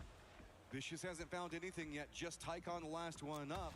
Trying to get some nades over on the other side of this, but Gen G is taking a lot of damage on their walk into point. Gotta be careful, Bean almost goes down, but manages to cling to life. Nades now starting to rain down on top of Tycon, but he's just doing a little bit of a do-si-do around the tree. That's enough to keep him alive. Somehow, all these nades from Soul keep landing next to him, getting the damage, but this is opening up more space for Team Liquid. It's Cowboy looking like he's trying to get involved, while the rest of Team Liquid are taking shots onto 17 and Vitality. Yeah, you can see Bean just looking for this opportunity. They're just going to drive right into Tycon here. They're doing a lot of damage to him. They're going to try to go for something crazy. They do end up getting him. D finds it, but he actually took down Soul as well in the process. So 2 players down for Gen G. Liquid could capitalize. I think he got bounced off by the car while they were trying to come into the rock. But here's Falcons. They see the opportunity, and they've got to go. They found multiple kills on it, so getting some distance away from that cut line finally at 104. Vitality in trouble ahead of them. They got more points to be had in front. D, balls of steel, just going to go ahead and commit into the res. Doesn't care about the explosions around him. Yeah, not much choice there. He has to go for that res and try to get his big fragger back into the fight, but yeah, nobody home for that spray for kick. There's a smoke there as well. D gonna try to reposition behind the pony. I think the Falcons may have gotten an eye on that potentially, depending on the angle underneath that hill that they could see peeking over. D and Soul on the edge, so they're okay. That pony, a potential bailout. Meanwhile, people are dying everywhere. Vitality needs points. They need to survive this. Levante goes down. 17 just got too many players up and alive. But playing around the Doritos, trying to make something big happen. Hello, my bad, finally does fall. Only 1 player still up for 17, and got to commit to those reses fast because Team Liquid wants something. Falcons eyes back on to second place with Na'Vi going down. 5 kills already. They've got control of the north. They still haven't been able to take care of Gen G yet, though. Yeah, this would be a great opportunity for Falcons. They've got 4 up. They're one of only 2 teams that can boast that right now. And they are not going to fully commit to this fight just yet. Frags coming through, still looking for their opportunity, their moment, but the high ground favoring Gen G temporarily. It will eventually leave them as Phase 6 has shifted away from this fight ever so slightly, and that means that a lot of smokes and other things are going to have to be used here by Gen G to somehow, some way get in. I like this from Falcons. They didn't overcommit into Gen G. It would have been nice if you got those kills, but they knew that the circle was going to pop soon. Instead, try to keep control over the north because Khan has already moved up for GK. Opportunity for them. He's now, GK is sitting at 103, Gen G back behind it at 100, so a lot of squads trying to make more of a climb up on this one. As Team Liquid's got Alo in the compound, feeling pretty good. GK with the control in the east, though, is really just going to be the only thing that they've got to work with. Falcons, you went from having control over the north to suddenly everything abandoning you in the circle, and now you've got just a little bit of a ridge line to play that's not going to feel good, and Gen.G's still right on your doorstep. Exactly, and it's going to be really important how this one shakes out, especially for Geeky and Falcons, considering where they're at in the leaderboards. I mean, who knows? Geeky could even shoot up to 4th, 3rd if things go their way as this rolls out. If they're able to rake in a bunch of kills, not the most likely scenario, but definitely something that to consider, I should say. Luke 12 finds the links, a nice pickup for him, but Falcons indeed, they would love to get this win here. They would love to give themselves that opportunity for 2nd place, that club championship. And Team Liquid's on a bit of a come up today. I mean, it was not looking the best, so they're using the opportunity of nobody taking the chicken dinner and closing out Smash rules to just continue to try to find a way to climb up. Just now 1 point back behind Full Sense, and then there's a spattering of squads in front of them, including Myth, and maybe even climbing up next to 17, depending on how this goes, because they're the only ones that got anything good in this circle, let's be honest. Everybody else is pretty much playing edge. They've got a compound, but they're also kind of stuck in there. If they keep taking the shots, Team Liquid, and forcing Geeky to the north, that kind of works out for them, but it also means that while they could win the game, they're going to get less kills due to Falcons and Geeky being on top of each other. Yeah, I mean, I love this view from Gustav's perspective because you can see why all these teams are forced to the outside. It's just a valley that funnels in towards Liquid's compound. Here we go again. Stream था 1 घंटे के लिए. Wow. क्या हुआ है अभी? कैसी है? ठीक है. 113 points. Falcons. Bro. क्या मार रहे, पेल रहे सारे एक दूसरों को. Gustav taking a lot of damage. DK making a more concerted effort on the Team Liquid. Go Falcons, go Falcons, go Falcons, go Falcons, Falcons, Falcons. I would think here with this frag, Soul goes for the Panther, gets some damage. Oh hell nah, buddy, what? May have been well timed enough to kind of keep it from being placed exactly. Only 4 teams are fucking remaining. 17वां match है ना ये? वाक भाई. अभी last match है. I mean, Soul just a single man soloing up against the Falcons right now to see if he can find any more points for his team. Just 3 to try to catch up to Geeky, but remember, Geeky's got a great position in the circle for the time being.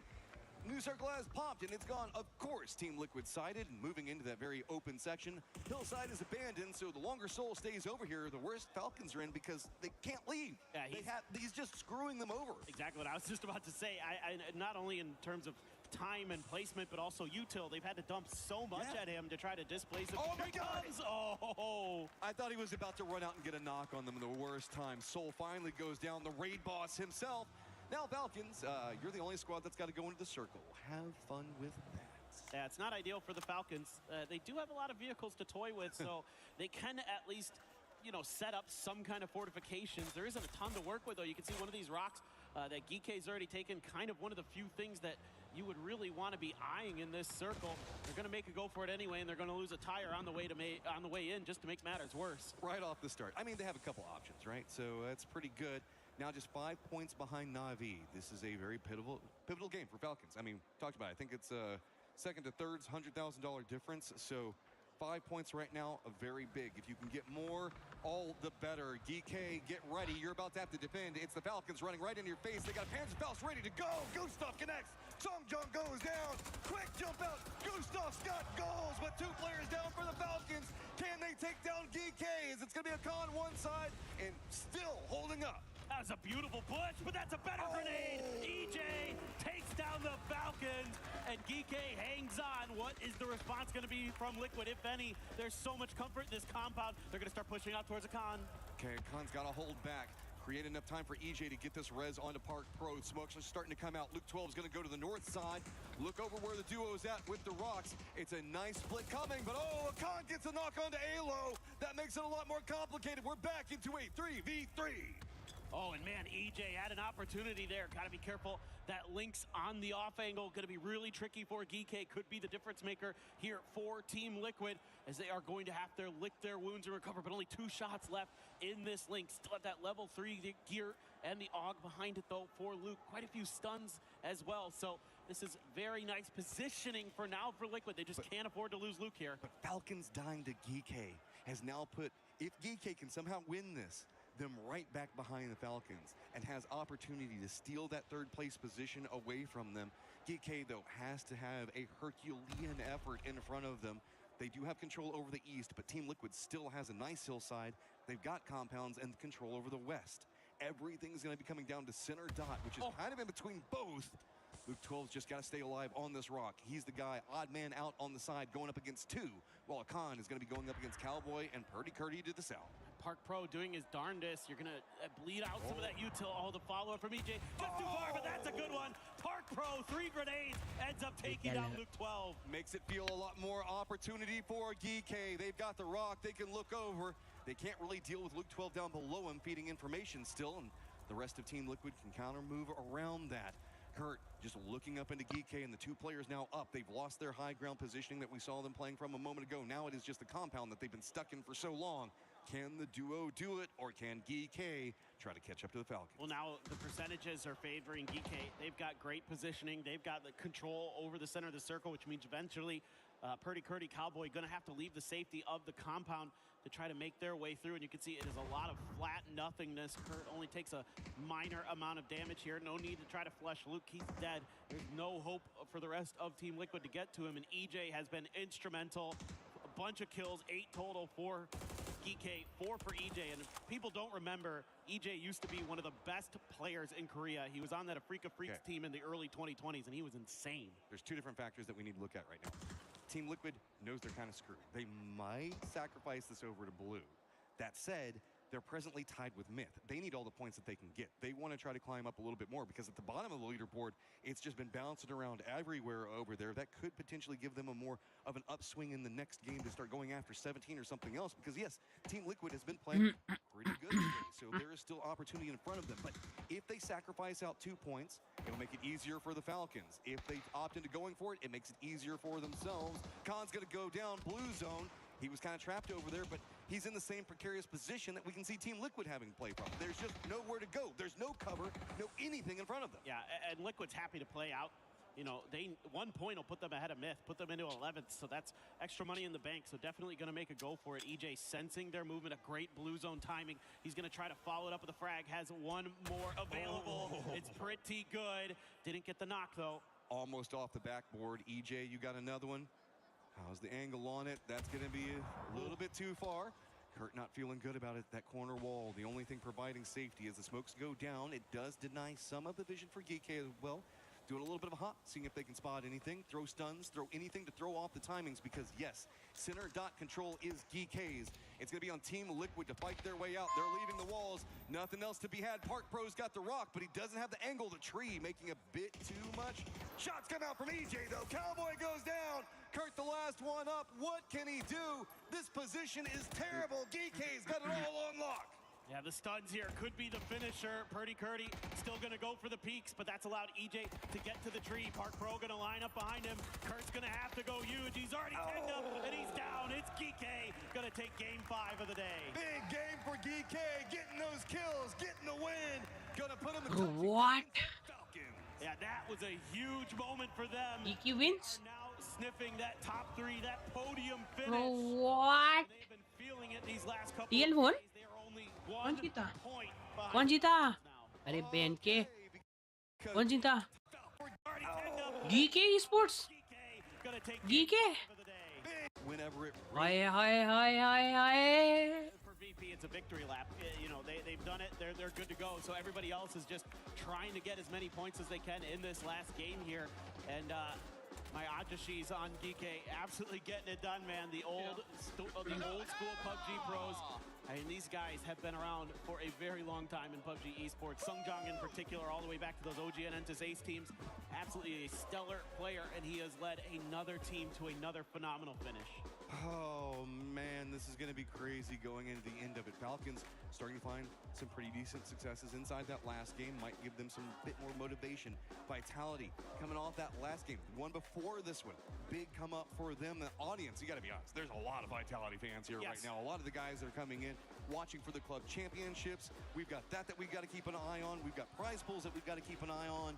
Oh man, this is going to be crazy. It is. I mean, I can't wait. This last game is going to be really pivotal towards a lot of things that are going to happen, not just here in our final standings for PUBG Battlegrounds, but also for the club championship. I feel so bad for Team Liquid. They finally started to find something today. If they had done anything similar to this in those first couple of days, they would have been so much better of a position up on top. Geekay getting it when they need it. 21 points. Falcons back behind it, finding the kills. 13 to keep some distance. But Team Liquid with 11, 17 with 9. Myth with 9 means a lot of our middle-of-the-pack squads trying to find something. And of course, Genji finds a ton of kills. I'm glad you mentioned that because they were able to get deeper into that game than normal, and they circumnavigated Twisted Minds again. So they're ahead of them on the standings again. So that's something to keep track of. Okay, get ready, guys. One left. Tons of dreams still on the table. Who can clutch it up when they need to? We'll get ready for our last game right now. Play is in our DNA.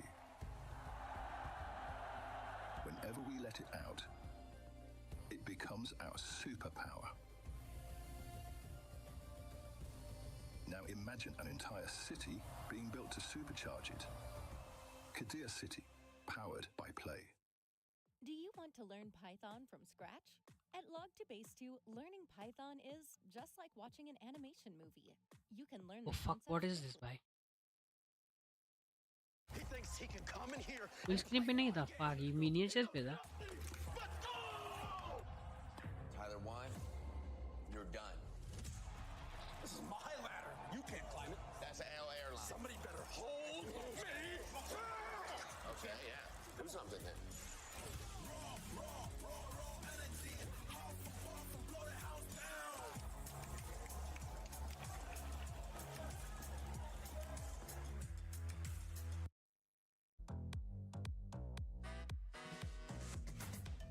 Everybody, Poursaurus here, and I am here to talk to a couple of members from Virtus Pro to figure out what the best strategies to survive if you found yourself in a PUBG type situation. Well, we had some fans that gave answers, and we're going to rank those answers based on how well these guys think they would work. So, let's start off with this. Tactical pack plus tons of first aid kits, EMT, hide and do fast heals in the blue until zone endgame. Blue zone until endgame. Let me read it again. Go ahead. This would not work. Not anymore. Because it doesn't work outside the zone. Exactly. So not effective whatsoever. You put that all the way at the bottom. Okay. Yeah. All right. I like this one. Find some adrenaline and pills and then hope for a glider. Ooh. Just Glider Is would the be pilot bad. low-key? If he's a good pilot, it could be better. What is it? I mean, you Maybe survive a beat for you? a while. Yeah. I think Guys, last match. Yeah. Then I'm fucking we like going I fucking saw fly, Find bro. Tingleton. He's gonna shut down. All right. I'd be prone and not moving unless the blue zone was tickling my feet. That's a good strat. I feel like If it's all about surviving, I think it's I've seen a certain somebody be very successful using that strat in the past. Low-key A, no? Yeah, I would say. Better than glider. Yeah. We put that above glide. I like it. Yeah. I'm just hiding until the very end, lol. I'm playing foe the win. Okay, now we need to be strategic, though. Yeah, now you're running out of Because, slots. like, Yeah. Can we move around? No. You're stuck. I mean, we have to put C now. Put a C and then we figure out what next is. Yeah. Not a bad tech. It's not the worst, though. Yeah, it's not the worst. They're not as good as glider. Golden pickaxe equipped. Left click, left click, left click, left click, left click, That's left for click. sure. That's it. Yeah. Get digging. Yeah. Get digging. Just get digging. Yeah. You hide the leg in. Put it in the middle. Like your own bunga. That's actually the first time we've seen that at S tier. Okay. Last one. Dropping school and dying within 2 to 3 minutes. Yeah, pretty good. Yeah, I think that's fine. Yeah. This might be the best tier list made to humanity. Honestly, I feel pretty good about this. Yeah. I feel like this might be one of our better ones. Well, there you go. Guys, if you find yourself in a PUBG type situation, follow this tier list provided by the gentlemen at Virtus Pro, and you will be sure to come out ahead.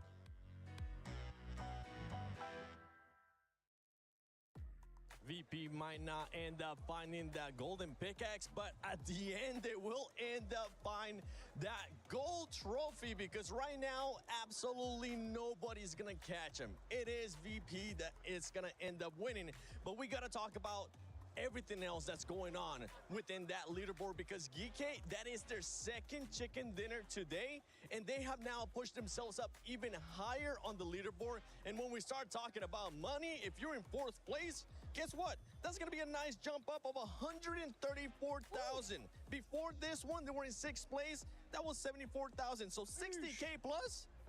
Woo! You're almost making what I'm making for this event. Damn, son. Pretty good for you.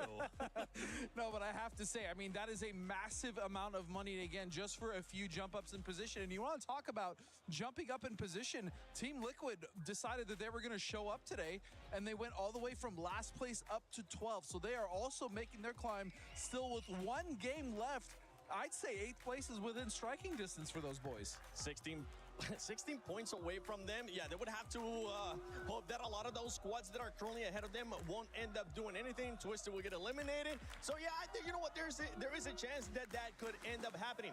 Falcons, though. Falcons finally waking up here, Lace, being able to recover and getting some points, making sure that they stop sliding. Yeah, I mean, they had like a great sort of fight against Shadow Esports, sorry, Seven, then setting their sights on Gen G, who were just in contention before, but I don't know, yeah, if you would have heard me in the green room, obviously this 4v2 against Soul and D, I was just like, just push them! Push them! And look, they did play it a little bit slower and safer, which I did feel like kind of stopped their rotation into zone, because look, I'm going to have to get someone's opinion on this, but the drive-by straight into Geek, I mean, they were being able to take down a couple, but I don't see what the plan was there when they had that whole entire side to themselves. Sometimes you just got to send, man. Sometimes you got to go out That's a W key, was it? See what you can come up with. Makes sense. I mean, I think at the end of the day, like, there's a lot to talk about in terms of who did well, but VP has just dominated everybody, okay? This idea that they're, I think, unassailable. This feels like a victory lap right now, Godspeed. There's no way to stop them. Yeah, I mean, it must be an incredible feeling to go into the last game knowing you're a champion. Yep. I mean, and then knowing you've won life-changing money. Yep. You've also won an incredible amount of points for your club. I mean, what an absolute banger of an event. The VP boys 100% deserve this victory. It's also been a signal to the entire ecosystem. Yes. Because remember, there's still half a year to play in a lot of ways. Exactly, So for some of these teams to look and be like, oh my gosh, Virtus Pro is that powerful. That Curexy pickup was so good. This is where they are right now. Teams like Myth, teams like Twisted Minds, our defending champions, have slid all the way to 8th place, something that none of us really ever expected. It's not even like a good 8th. It's like a really frustrating 8th. You know what I mean? So I think that this has been a huge rude awakening for some of the best teams in the world, that the game is changing and it's time for us to do so as well. And talking about the club championship, Falcons got eliminated in the STC arena. So Falcons, you need this club championship points here at PUBG Battlegrounds at EWC 26 from the Korea City Grid Arena. With their squads, honestly, VP, they've been playing like they knew they were going to win. Not just this past match, not just this match. They've been playing the whole time like that. I got to talk about Gen G, because Gen G needs to finish in top 8 here. Okay. They have been able to push themselves up. They started the day in 9th place. If they get themselves in a top 8 finish here, they will become club championship available. Gen G doesn't have to finish top 8. Soul has to finish top 8. I mean, he's literally, as Steve is right on the money, he's basically been carrying that team kicking and streaming throughout this whole event. He's got a Gen G-shaped backpack, and it is abundantly clear. I mean, we saw it against the Falcons. They had that high ground, and it was just the Soul and D show, and then D sort of got out of the way in that sort of scenario, and then now it's just the Soul show. So look, yeah, the firepower behind this single player throughout the entire stage is exactly why we see Gen G doing well. Well, ladies and gentlemen, as we head to the final match, I want to give a huge shout out to just production. Everybody that was able to make everything possible with the roaming sets when we got a chance to do something amazing from the Eiffel Tower. Shout out to Godspeed, Lace, Toffees, and myself as we're going to the final game. Who's going to be able to finish in 2nd place, 3rd place? We know VP is going to win it. This is PUBG Battlegrounds at EWC 26, the final match. One match to go, and we're sending it over to Erangel for what is to be the Virtus Pro victory lap. Fantastic performance from them from the start to the finish, but there's still so much left to play for here, Avenger. I am Porosaurus, and we are going to figure out who is going to finish 2nd, who is going to finish 3rd. But at the end of the day, we know who's finishing in 1st. 15 other teams. And 4 happy faces on your 64-player cameras here. Some are nervous, some have big expectations, and someone has everything on the line in the last one here. Sure, Virtus Pro is going to have a victory lap here. That might have an impact. Some other teams might go in and have fun with it. Let's see how everything approaches as we are going to be going from the northeast to the southwest. A very easy and peaceful playing path for this last game. As VP does not get hot drop or change their location, they let all the other teams to fight it out and duke it out for that second, third, and fourth place, where we have 300, 200, and 134 and $100,000 spread out from second to fifth place. An immense amount of money for some of these guys, life-changing money. Virtus Pro, yeah, say it's sort it out yourself, essentially. Have fun with it. Let's see how it happens. And a victory lap. A victory lap. It's going to be fun to see. Like, what do these guys play? Sure, dead center. And even with an Navi home turf circuit like this, you cannot win if you get the 136 points in the game. So even with this here, even if they breach it, they would have to do it by sheer amount of points. So we're talking. What would they need? It's not going to happen. 27 kills and a win. 27 kills and wins and VP going out there. So it's not happening. Let's just rule it out here. It's not happening. Well, they still could find themselves in second place overall, which, as we said, is a bunch of money, a bunch of club championship points for their team. Team Falcons, though, right behind them. Geek right behind them.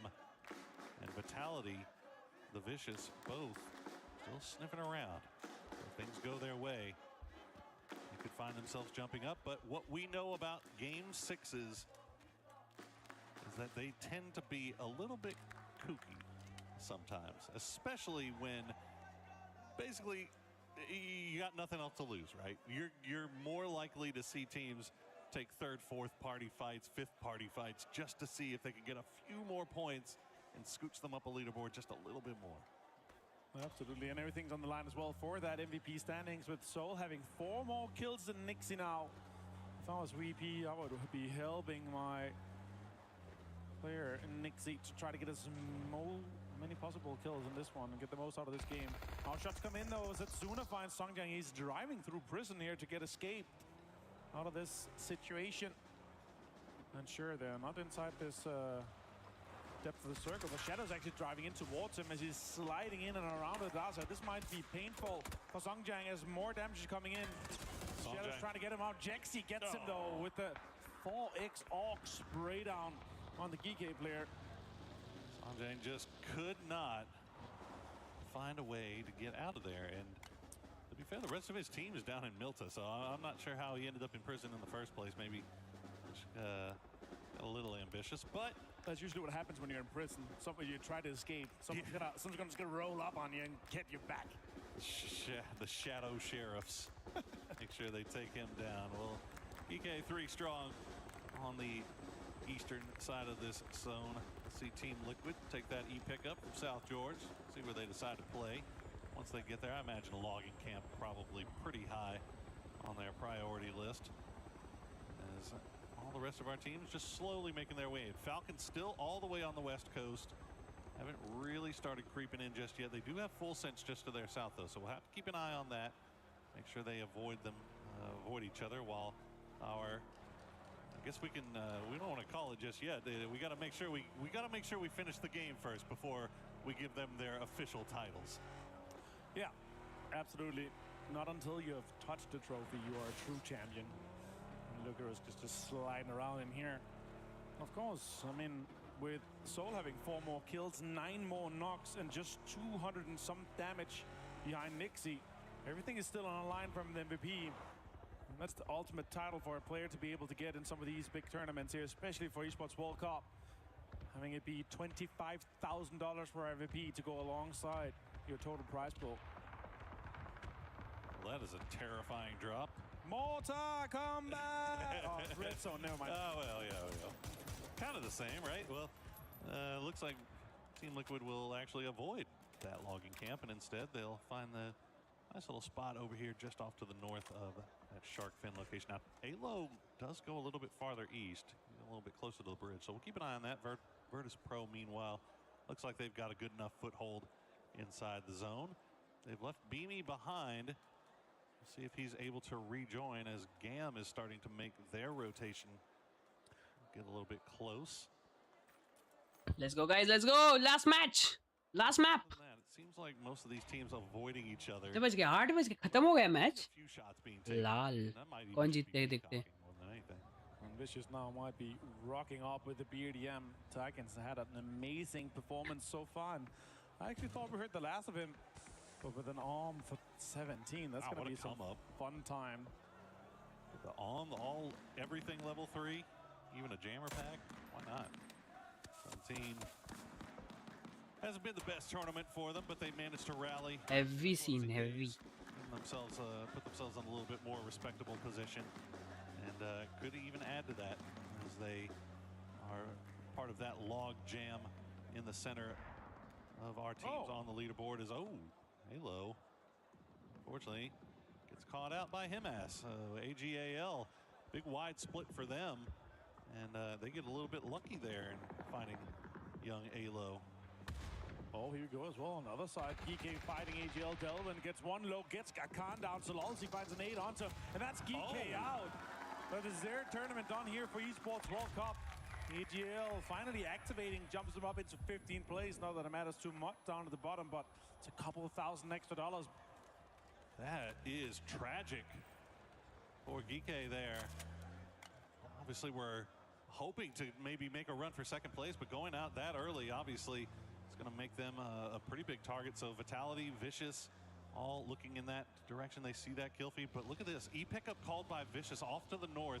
Gen G creeping out there to do a little camping of their own. So starting to see the aggression coming out of some of these teams that are on the hunt as we check in with Falcons coming in from the west. Nobody anywhere really near them, so they should be safe. This is a big rotation in. There's very open space here on the highway just north of Pochenki. And with all the Vitality fans in the arena here, could be fun to see them engage in some sort of a fight for that top 3. Seems like it's doomed for second place, but third is just 10 points shy. 14 points up to Na'Vi, and it feels like with a home turf circle like this for Na'Vi, they're definitely going to get a few points to try to defend, to try to fend off anyone assaulting it. Kiss gets Delvin down for AGL. Type finds Simon T. Trading shots all across that southern coast. We cut back to Falcons just north of Pochinki. Stopping down, seeing where the next circle takes us, and it is going to go hard north. Vicious. So all of our teams that are very close to each other on the south are going to have to be passing by each other. T1 in a decent location here, so is Twisted. You can see them already kind of sending it towards center locations. Vitality also kind of making their way here as we're seeing the jousting go on here. Na'Vi getting very close to Virtus Pro as they will stop down. Nixie's going to spot out Boosted, Boostic rather, gets that first knock, and that's going to be VP just sending it in. Now they know who they're fighting, and they want to take them down. That's a big name to take down that second place chasing team, and sure, there's no chance of them getting first away from them, but have a fight. First and second place team, and Boosted gets flushed by Beamy, confirming the point. Twisted Minds third parties. The fight here as Ferris takes damage. Lou hits him through. No, that's going to be VP knowing that Ferris is knocked off here. They might be able to get the confirmation, and Lucarux does get it. But he did get knocked. Meanwhile, VP puts 2 kills on the board. That is the worst possible scenario there for Na'Vi as they are trying to hold on to this second place spot. They're now going to have to do it with just 2 players.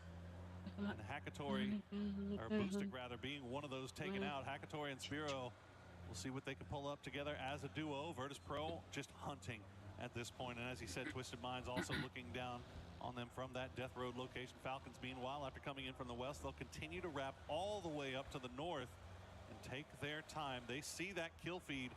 They know that Na'Vi is wounded.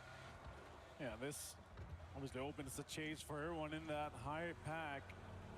4 points up to Na'Vi for Falcons. Very doable with 2 members lost, and Kike is out now, so Falcons is not nervous about the teams that was just behind them chasing. Sure, Vitality can have a run for it. Vicious could have a run for it, but they already lost a player.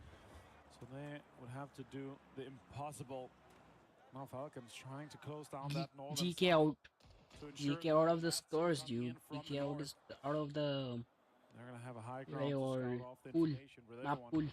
Little pull up here from Gen G and 17. That could be a perfect third party. Gen Z and 17. Why not? See the fight going on. Tian getting that first knock onto Bean. The flush comes through as well. Soul already inside the house. Lilgo's trying to reposition as he knows that there's a man on the stairs. Xiao Wu has already been taken down, but as you mentioned, Falcons starting to make their way down there. You see them just off to the north. They haven't gotten in range just yet. No full commitment coming through as the utility is just being traded back and forth. But I think 17 realizes that they have Soul all by himself. Get him low, but won't be able to get the knock just yet. Genji pushes in, Soul goes around the corner here, and he's going to have to try to fend the 17 players off. Half HP. He helps with some utility. That's a great bounce. It's going to be blind on the 2 players. Vitality. Soul finds 1, too. Vitality sending Gedrox over in the BRDM to see if he can maybe get some points off of this now as Genji will take down 2 of 17. 17 Gaming now down to just Xiao Wu and Wembwa as Gedrox will find the knock onto D with that well-placed grenade.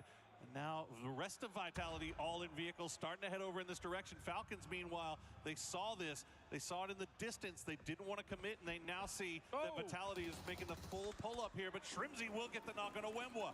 And we're standing open. The glass out. Now Soul goes for the steal. If he can get this nade knock, that could be Vitality on the way to break even for him to get that MVP. Actually, trying to survive MVP. Gen Z is on the way to get over team wiped, I guess. Utility they can. Also a gal. AGL also. But they have a BRDM. They can just roll in to the next circle. Have we seen? But I think he's in the bathtub, so he's going to be fine. Gedrox going to dry his hands off. Let go of his mouse and keyboard. He's just waiting for the Molotov to dissipate. Oh no, bro. Need every single point that they can muster. What the fuck are they doing? Looking like a pretty easy come up. That name Boy! Holy moly! Genji eliminated. And Genji wiped out. Hovering around here. There's still the duo. One more to go. AGL also 1 more to go. Hey yo, what the fuck is this? Been lying low. Wembwa, after getting knocked by Shrimzy, still bleeding out. सारे उधर ही है भाई बड़वे कैसी team है बे सारे उधर ही है बंदे Clear this one out here. As VP is now pulling up onto Na'Vi. The remaining members from Na'Vi even to stop this second place chase. VP making the push. Despite the fact that they are as secure as they are, they're still going to be disciplined. Still play the game. Whoa. Playing it all week long. Doing what they have to do to secure these points. Hackatory has that rooftop location, though. They have to be careful about how they approach it. He's going to spot out. Luka Ruck's first knock comes through. Oh shit. Shots come in from the other side as well. It's one already get. They want to get involved in this one here. Flash steals away. Holy moly. There's still no kills for Na'Vi. And now it's a 3v2 effectively.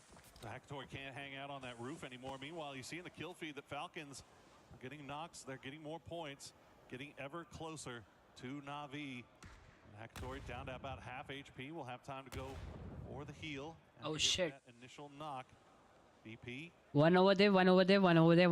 Oh fuck. Figure out where these Na'Vi players are while also avoiding the shots, avoiding the third party. But now, shots coming from the side from Twisted Minds is going to force them Oh shit. push into this building a little bit. Bro, he has a shot of.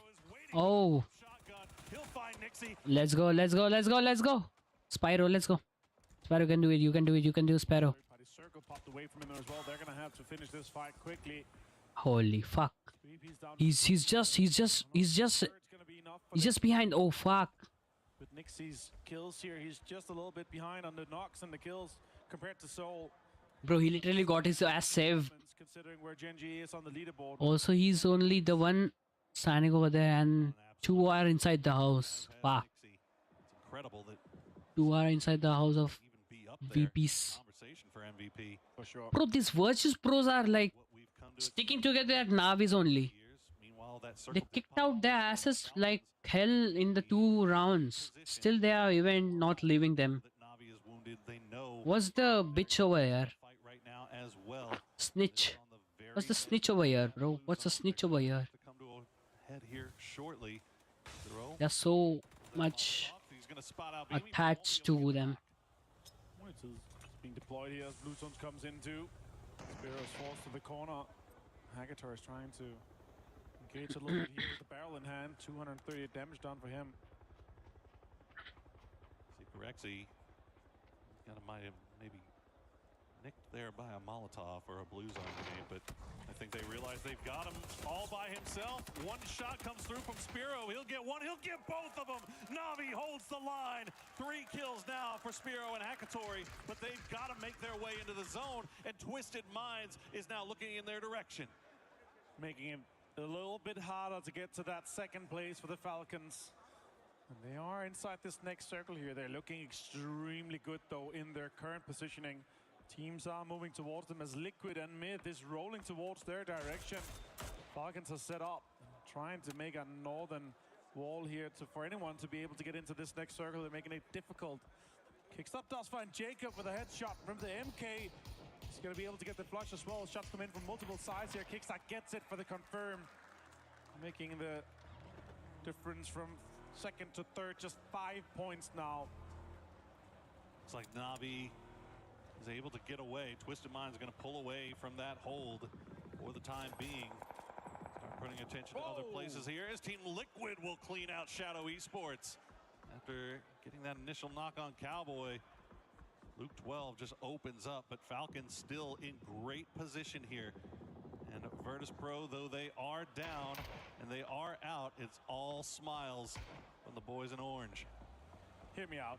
You ready? I'm ready. 30 more kills and the win for Falcons. And I don't even know if there's enough. Well, yeah, there's still 38 players left alive. It's doable.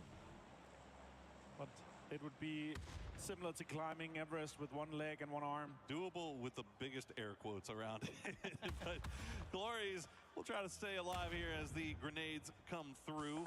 And he manages to avoid them for the time being. But Twisted Minds still only have eyes for Gam, as Hakatori has now made his way in to the zone just behind Twisted Minds. They have to have eyes looking around. They know that Navi needs to make it in, so you can see they're in these ditches, still looking at Gam, but also still keeping one eye behind them just in case. What a performance it's been. All the teams in the top to put up triple digits here is impressive. Such a separation. Sharwood dies and 17 Gaming goes out as Vitality locks down the northern side. They have so much control of the west. Vitality here could potentially also get another chicken dinner for their home crowd here in Paris. And that would put them up even closer to that top 3. Just 10 points shy of Falcons currently. And they're in the chase. Yeah, keep in mind as you look at the map, Gedrox is in that BRDM and MG3 gets an MG3 because why not? And a Ghillie. Yeah, get you some new threads there, some new drip.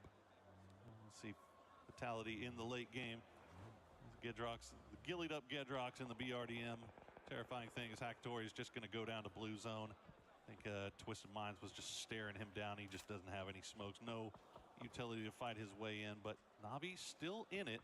We still have one player left alive. Liquid's also out in 11th place here as Luke 12 goes down.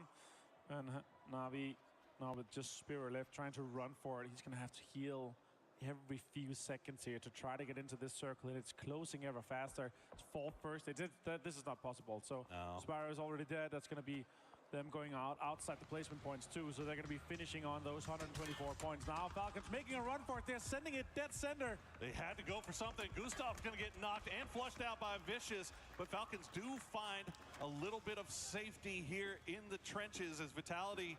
Gedrock's getting a little bit closer, but look at full sense. They're looking down there. They know somebody's down there as well. Immediately the smokes come out from Falcons.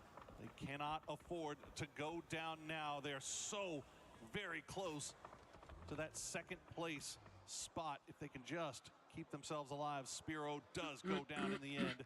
So now that is the mark, 124 points. Falcons just 5 points shy. There's just 1 placement, 2 placement points, and a few kills to do this. And looking at how many teams are in the south side, if this circle goes not, that would be very, very possible. Look at that. End goes very low. Baron finds the end. And Powers found Heather. T1 is under so much pressure. Time and raining. The remaining 2 members, and they're so far outside, and everyone has angles on them. Pow finds Type. T1 just dancing around here. Myth trying to See if they can catch him, but Vicious going to use that as an opportunity to make their way in, and Vicious stepping up here big in the final game of the day. That's another knock coming through for them. Scappy and Kiss now, the two remaining players up. AGLL just off to their west, but T1 is in shambles. Bro, what kind of... And he's gonna go down. What kind of hit is that? And now Myth will go for the reset. Vicious also with the BRDM, with Vitality on that western side, with the northern shift here. Twisted Minds, Full Sense, and Gam are gonna have to fight, and we're into placement points here. Just need 4 more points for Falcons to get that second place. Tycon jumps out, and Utility's being deployed here. It's not worth it to engage. You could get easy points here, Vicious. You could potentially get into the top 3 if you get more kills alongside the win, even potentially get that second place. Just 12 points shy. There's 9 more placement points and plenty more kills to get for you. It's not outside of the realm of possibility here for Vicious or Vitality to make a big jump on the leaderboard. Falcons right now definitely on the clock. 3 players alive. Trench warfare. Wrenching themselves in. Yeah, there's not really much else they can do, but this is a dangerous spot. And no team is going to want to have to push downhill into this, as Twisted Minds will pull on to Gam, and Gam goes down. Twisted Minds collect their What? and they are down to 3 players. They'll turn their attention immediately back over towards Myth, but they're getting backfilled now by Full Sense at the same time. Hell nah, buddy. Hell nah. Inside the edge here and hoping for some of the teams to destroy each other on this southern side here. With this northern shift, Vicious is pushing Vitality towards the west, super close to Falcons. They've got a BRDM, and they can delay this just a little bit faster. And it all finds Petulins, and Flash finds... What the fuck was that, bhai? An immense amount of pressure throughout this game. Grenades keep flying through. Gedrox. भाई ये चरपटे बहुत मारते हैं ये. Late नेड फेंक के फिर फेंक के चरपटे मारे सारे.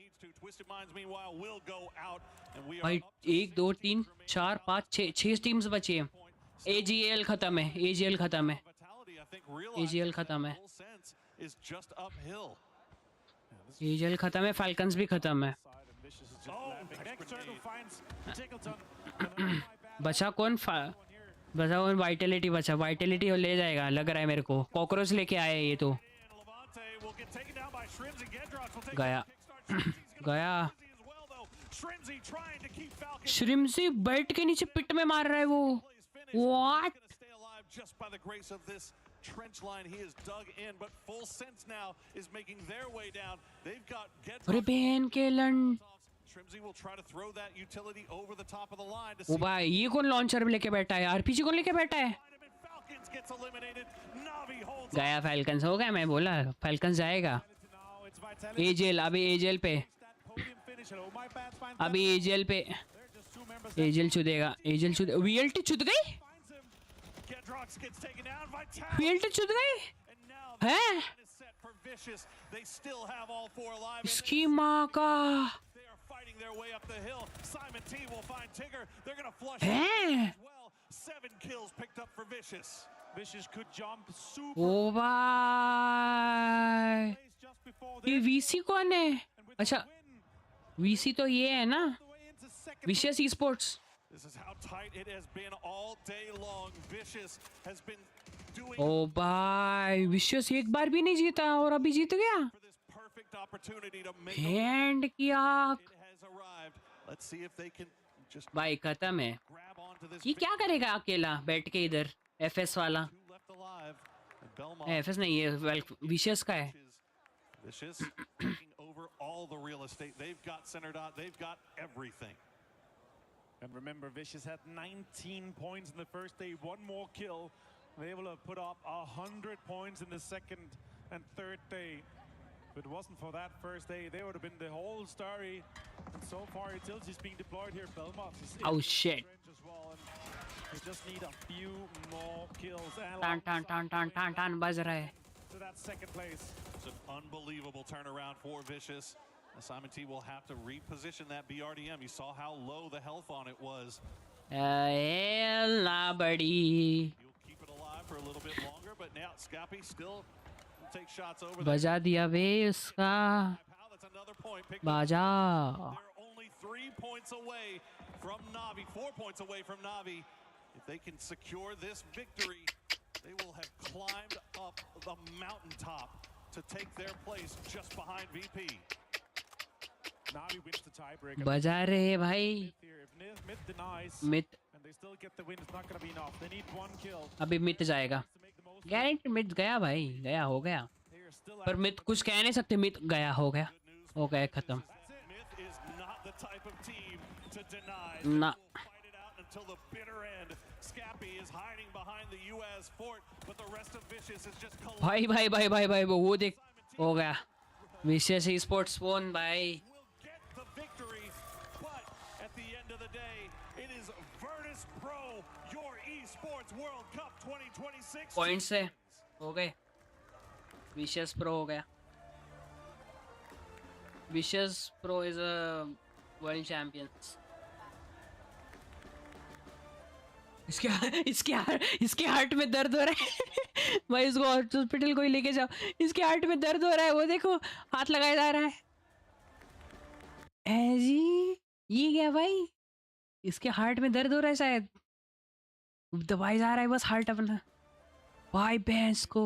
With this victory, able to jump from 6th place to 2nd place, going from $74,000 to $300,000.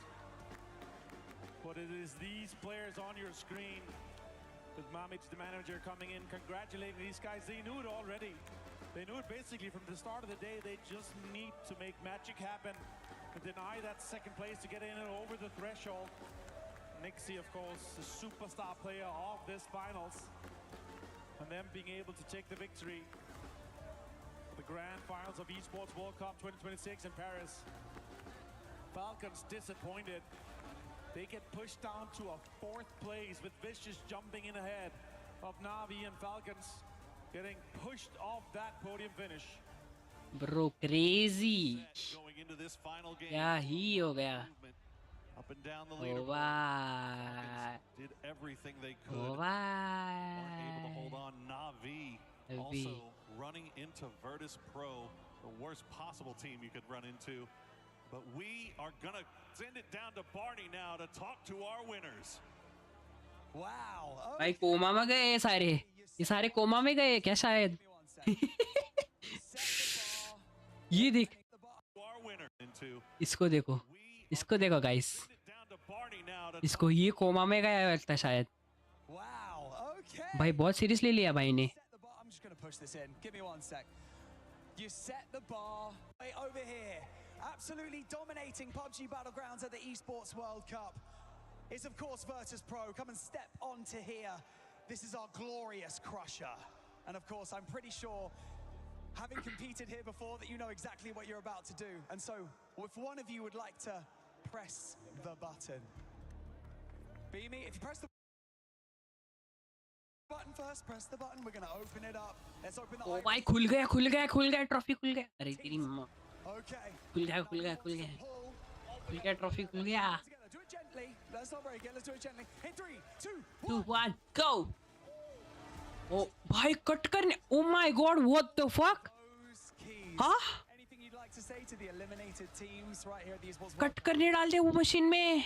Nice try. I like that. Now, to keep बस किया. Master out onto the stage to give you your key that is now the only key that is still intact. Here he is. Jacob, why don't you pass it to Corexi? There we go. Oh shit. Okay. Bro, what's his opening, huh? Trophy? Okay. Now what I would like you to do is I would like you to walk down the Gadia City grid. I would like you to place your key into the trophy and seal it as champions. Once you've done that, I would like you to lift the trophy for everyone to see. Just enjoy this moment, boys. Ladies and gentlemen, make some noise for your champions, Virtus Pro! You just want to lift the trophy by Virtus Pro champions, world champions by of PUBG Battlegrounds. Heavy scene by heavy.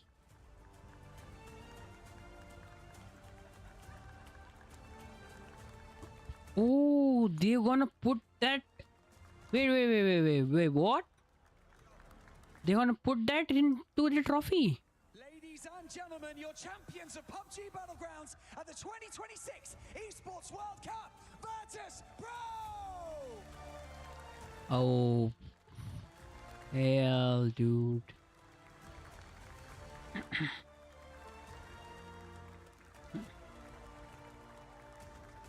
Crazier trophy by 22 karat gold. No, it's 24 karat, right?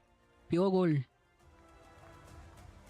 Fully gold metal plate भाई. भाई कितना heavy लग रहा है वो.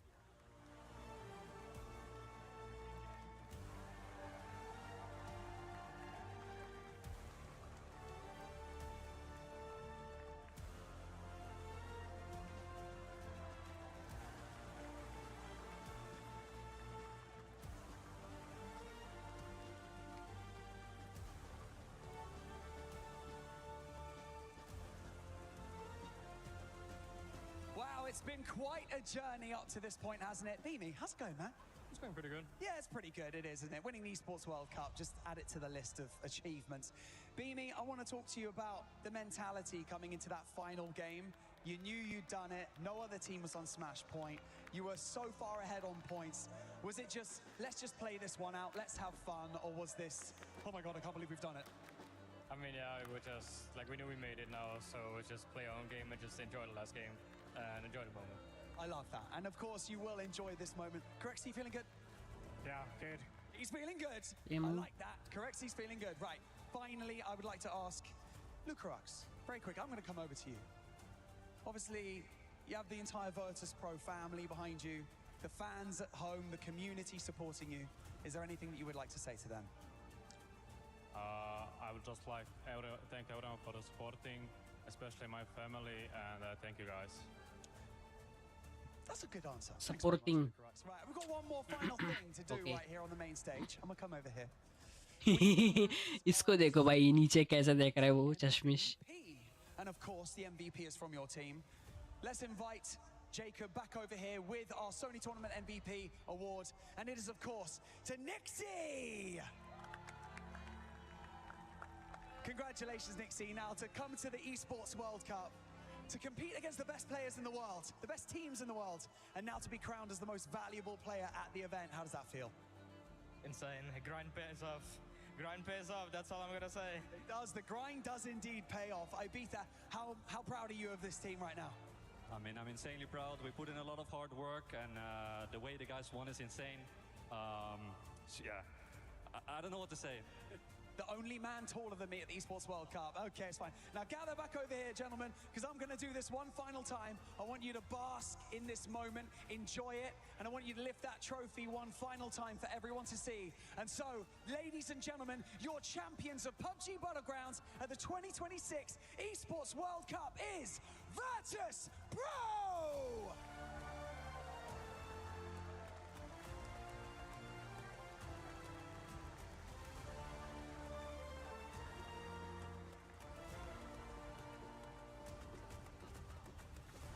Crazy amount of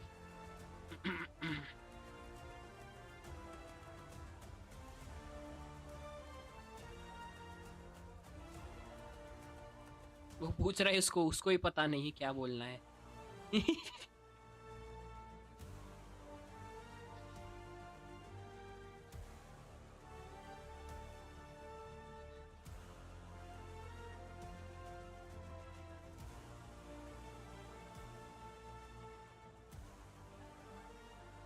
It wasn't just one day for this squad when they ended up getting the 91 points. It was Hello, guys. consistency that we saw out of VP, just dominating this whole finals.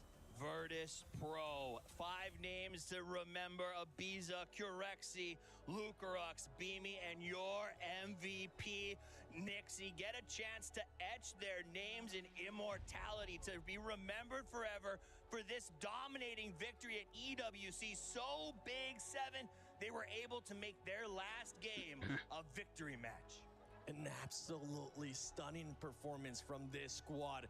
Out of all the teams that we were expecting to perform well here in the finals from groups, Virtus Pro was able to deliver with an amazing performance. And we also have to talk about the second place team, which is none other than Vicious. Vicious started this match in 6th place. That would have been $74,000. They finished in 2nd place. Wow. A jump up to $300,000. Life-changing money for those guys. Congratulations on their big push. But as we watch Virtus Pro make this transition, this is a journey of feet earned in miles, earned in years, sweat, and blood. They knew they needed to make a change, and they fought to get the buyout on Curexi. Ibiza took a step down to help lead this team from the back room, and it has created a juggernaut. Day one, they set a world record, and now they are the kings of EWC PUBG 2026. Congratulations, Virtus Pro!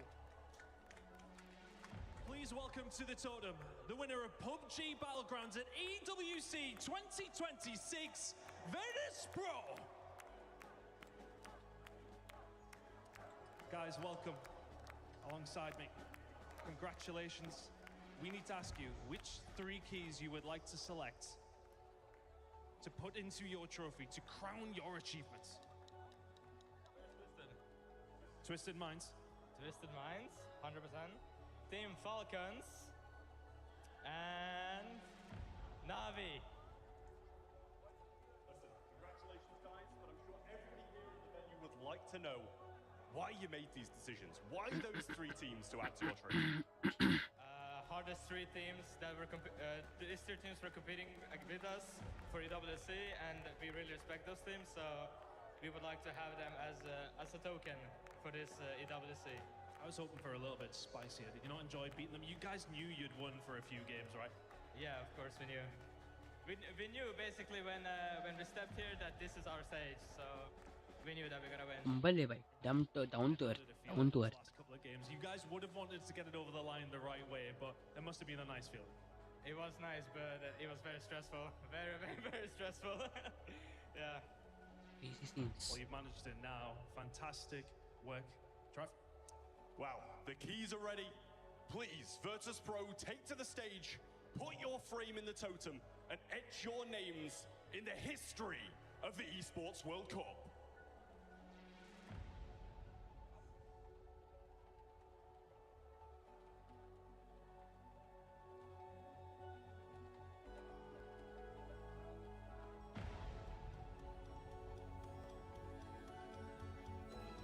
और matches है अभी खत्म हो गए ना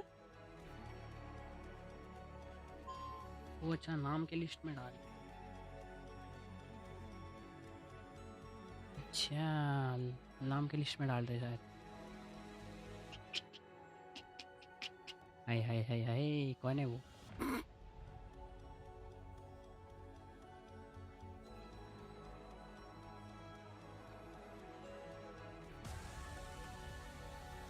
Esports Pro champion.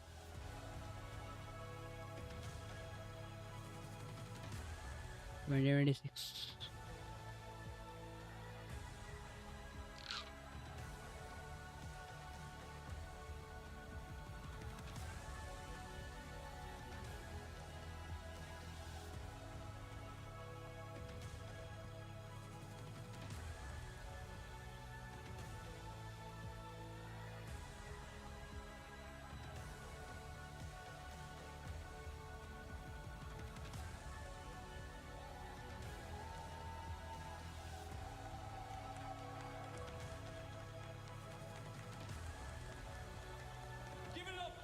Esports World Cup 2026 PUBG Battlegrounds champions, Virtus Pro!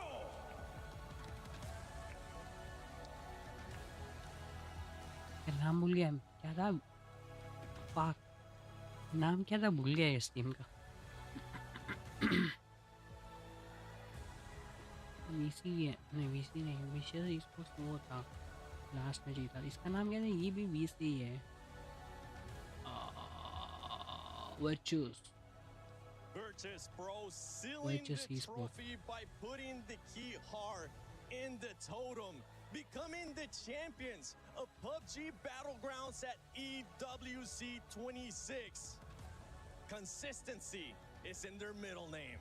In an era where the winds of change blow across the PUBG Battlegrounds, Virtus Pro proves that the grind set, the willing to work, and the tenacity to never give up, never surrender, and never say die, once again makes you the one, the only, the sole survivor when your back is against the wall. To see them as a team with one of the greatest first days in history to end this way is a dream come true.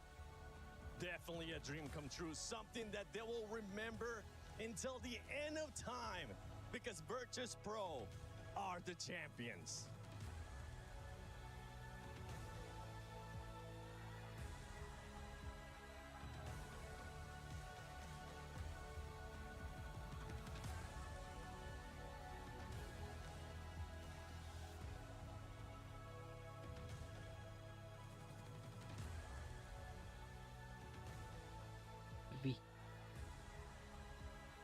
चलो guys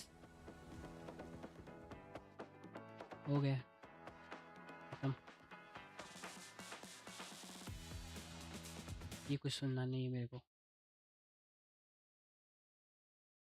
चलो guys I'll see you in the next stream. Till then, peace, bye bye.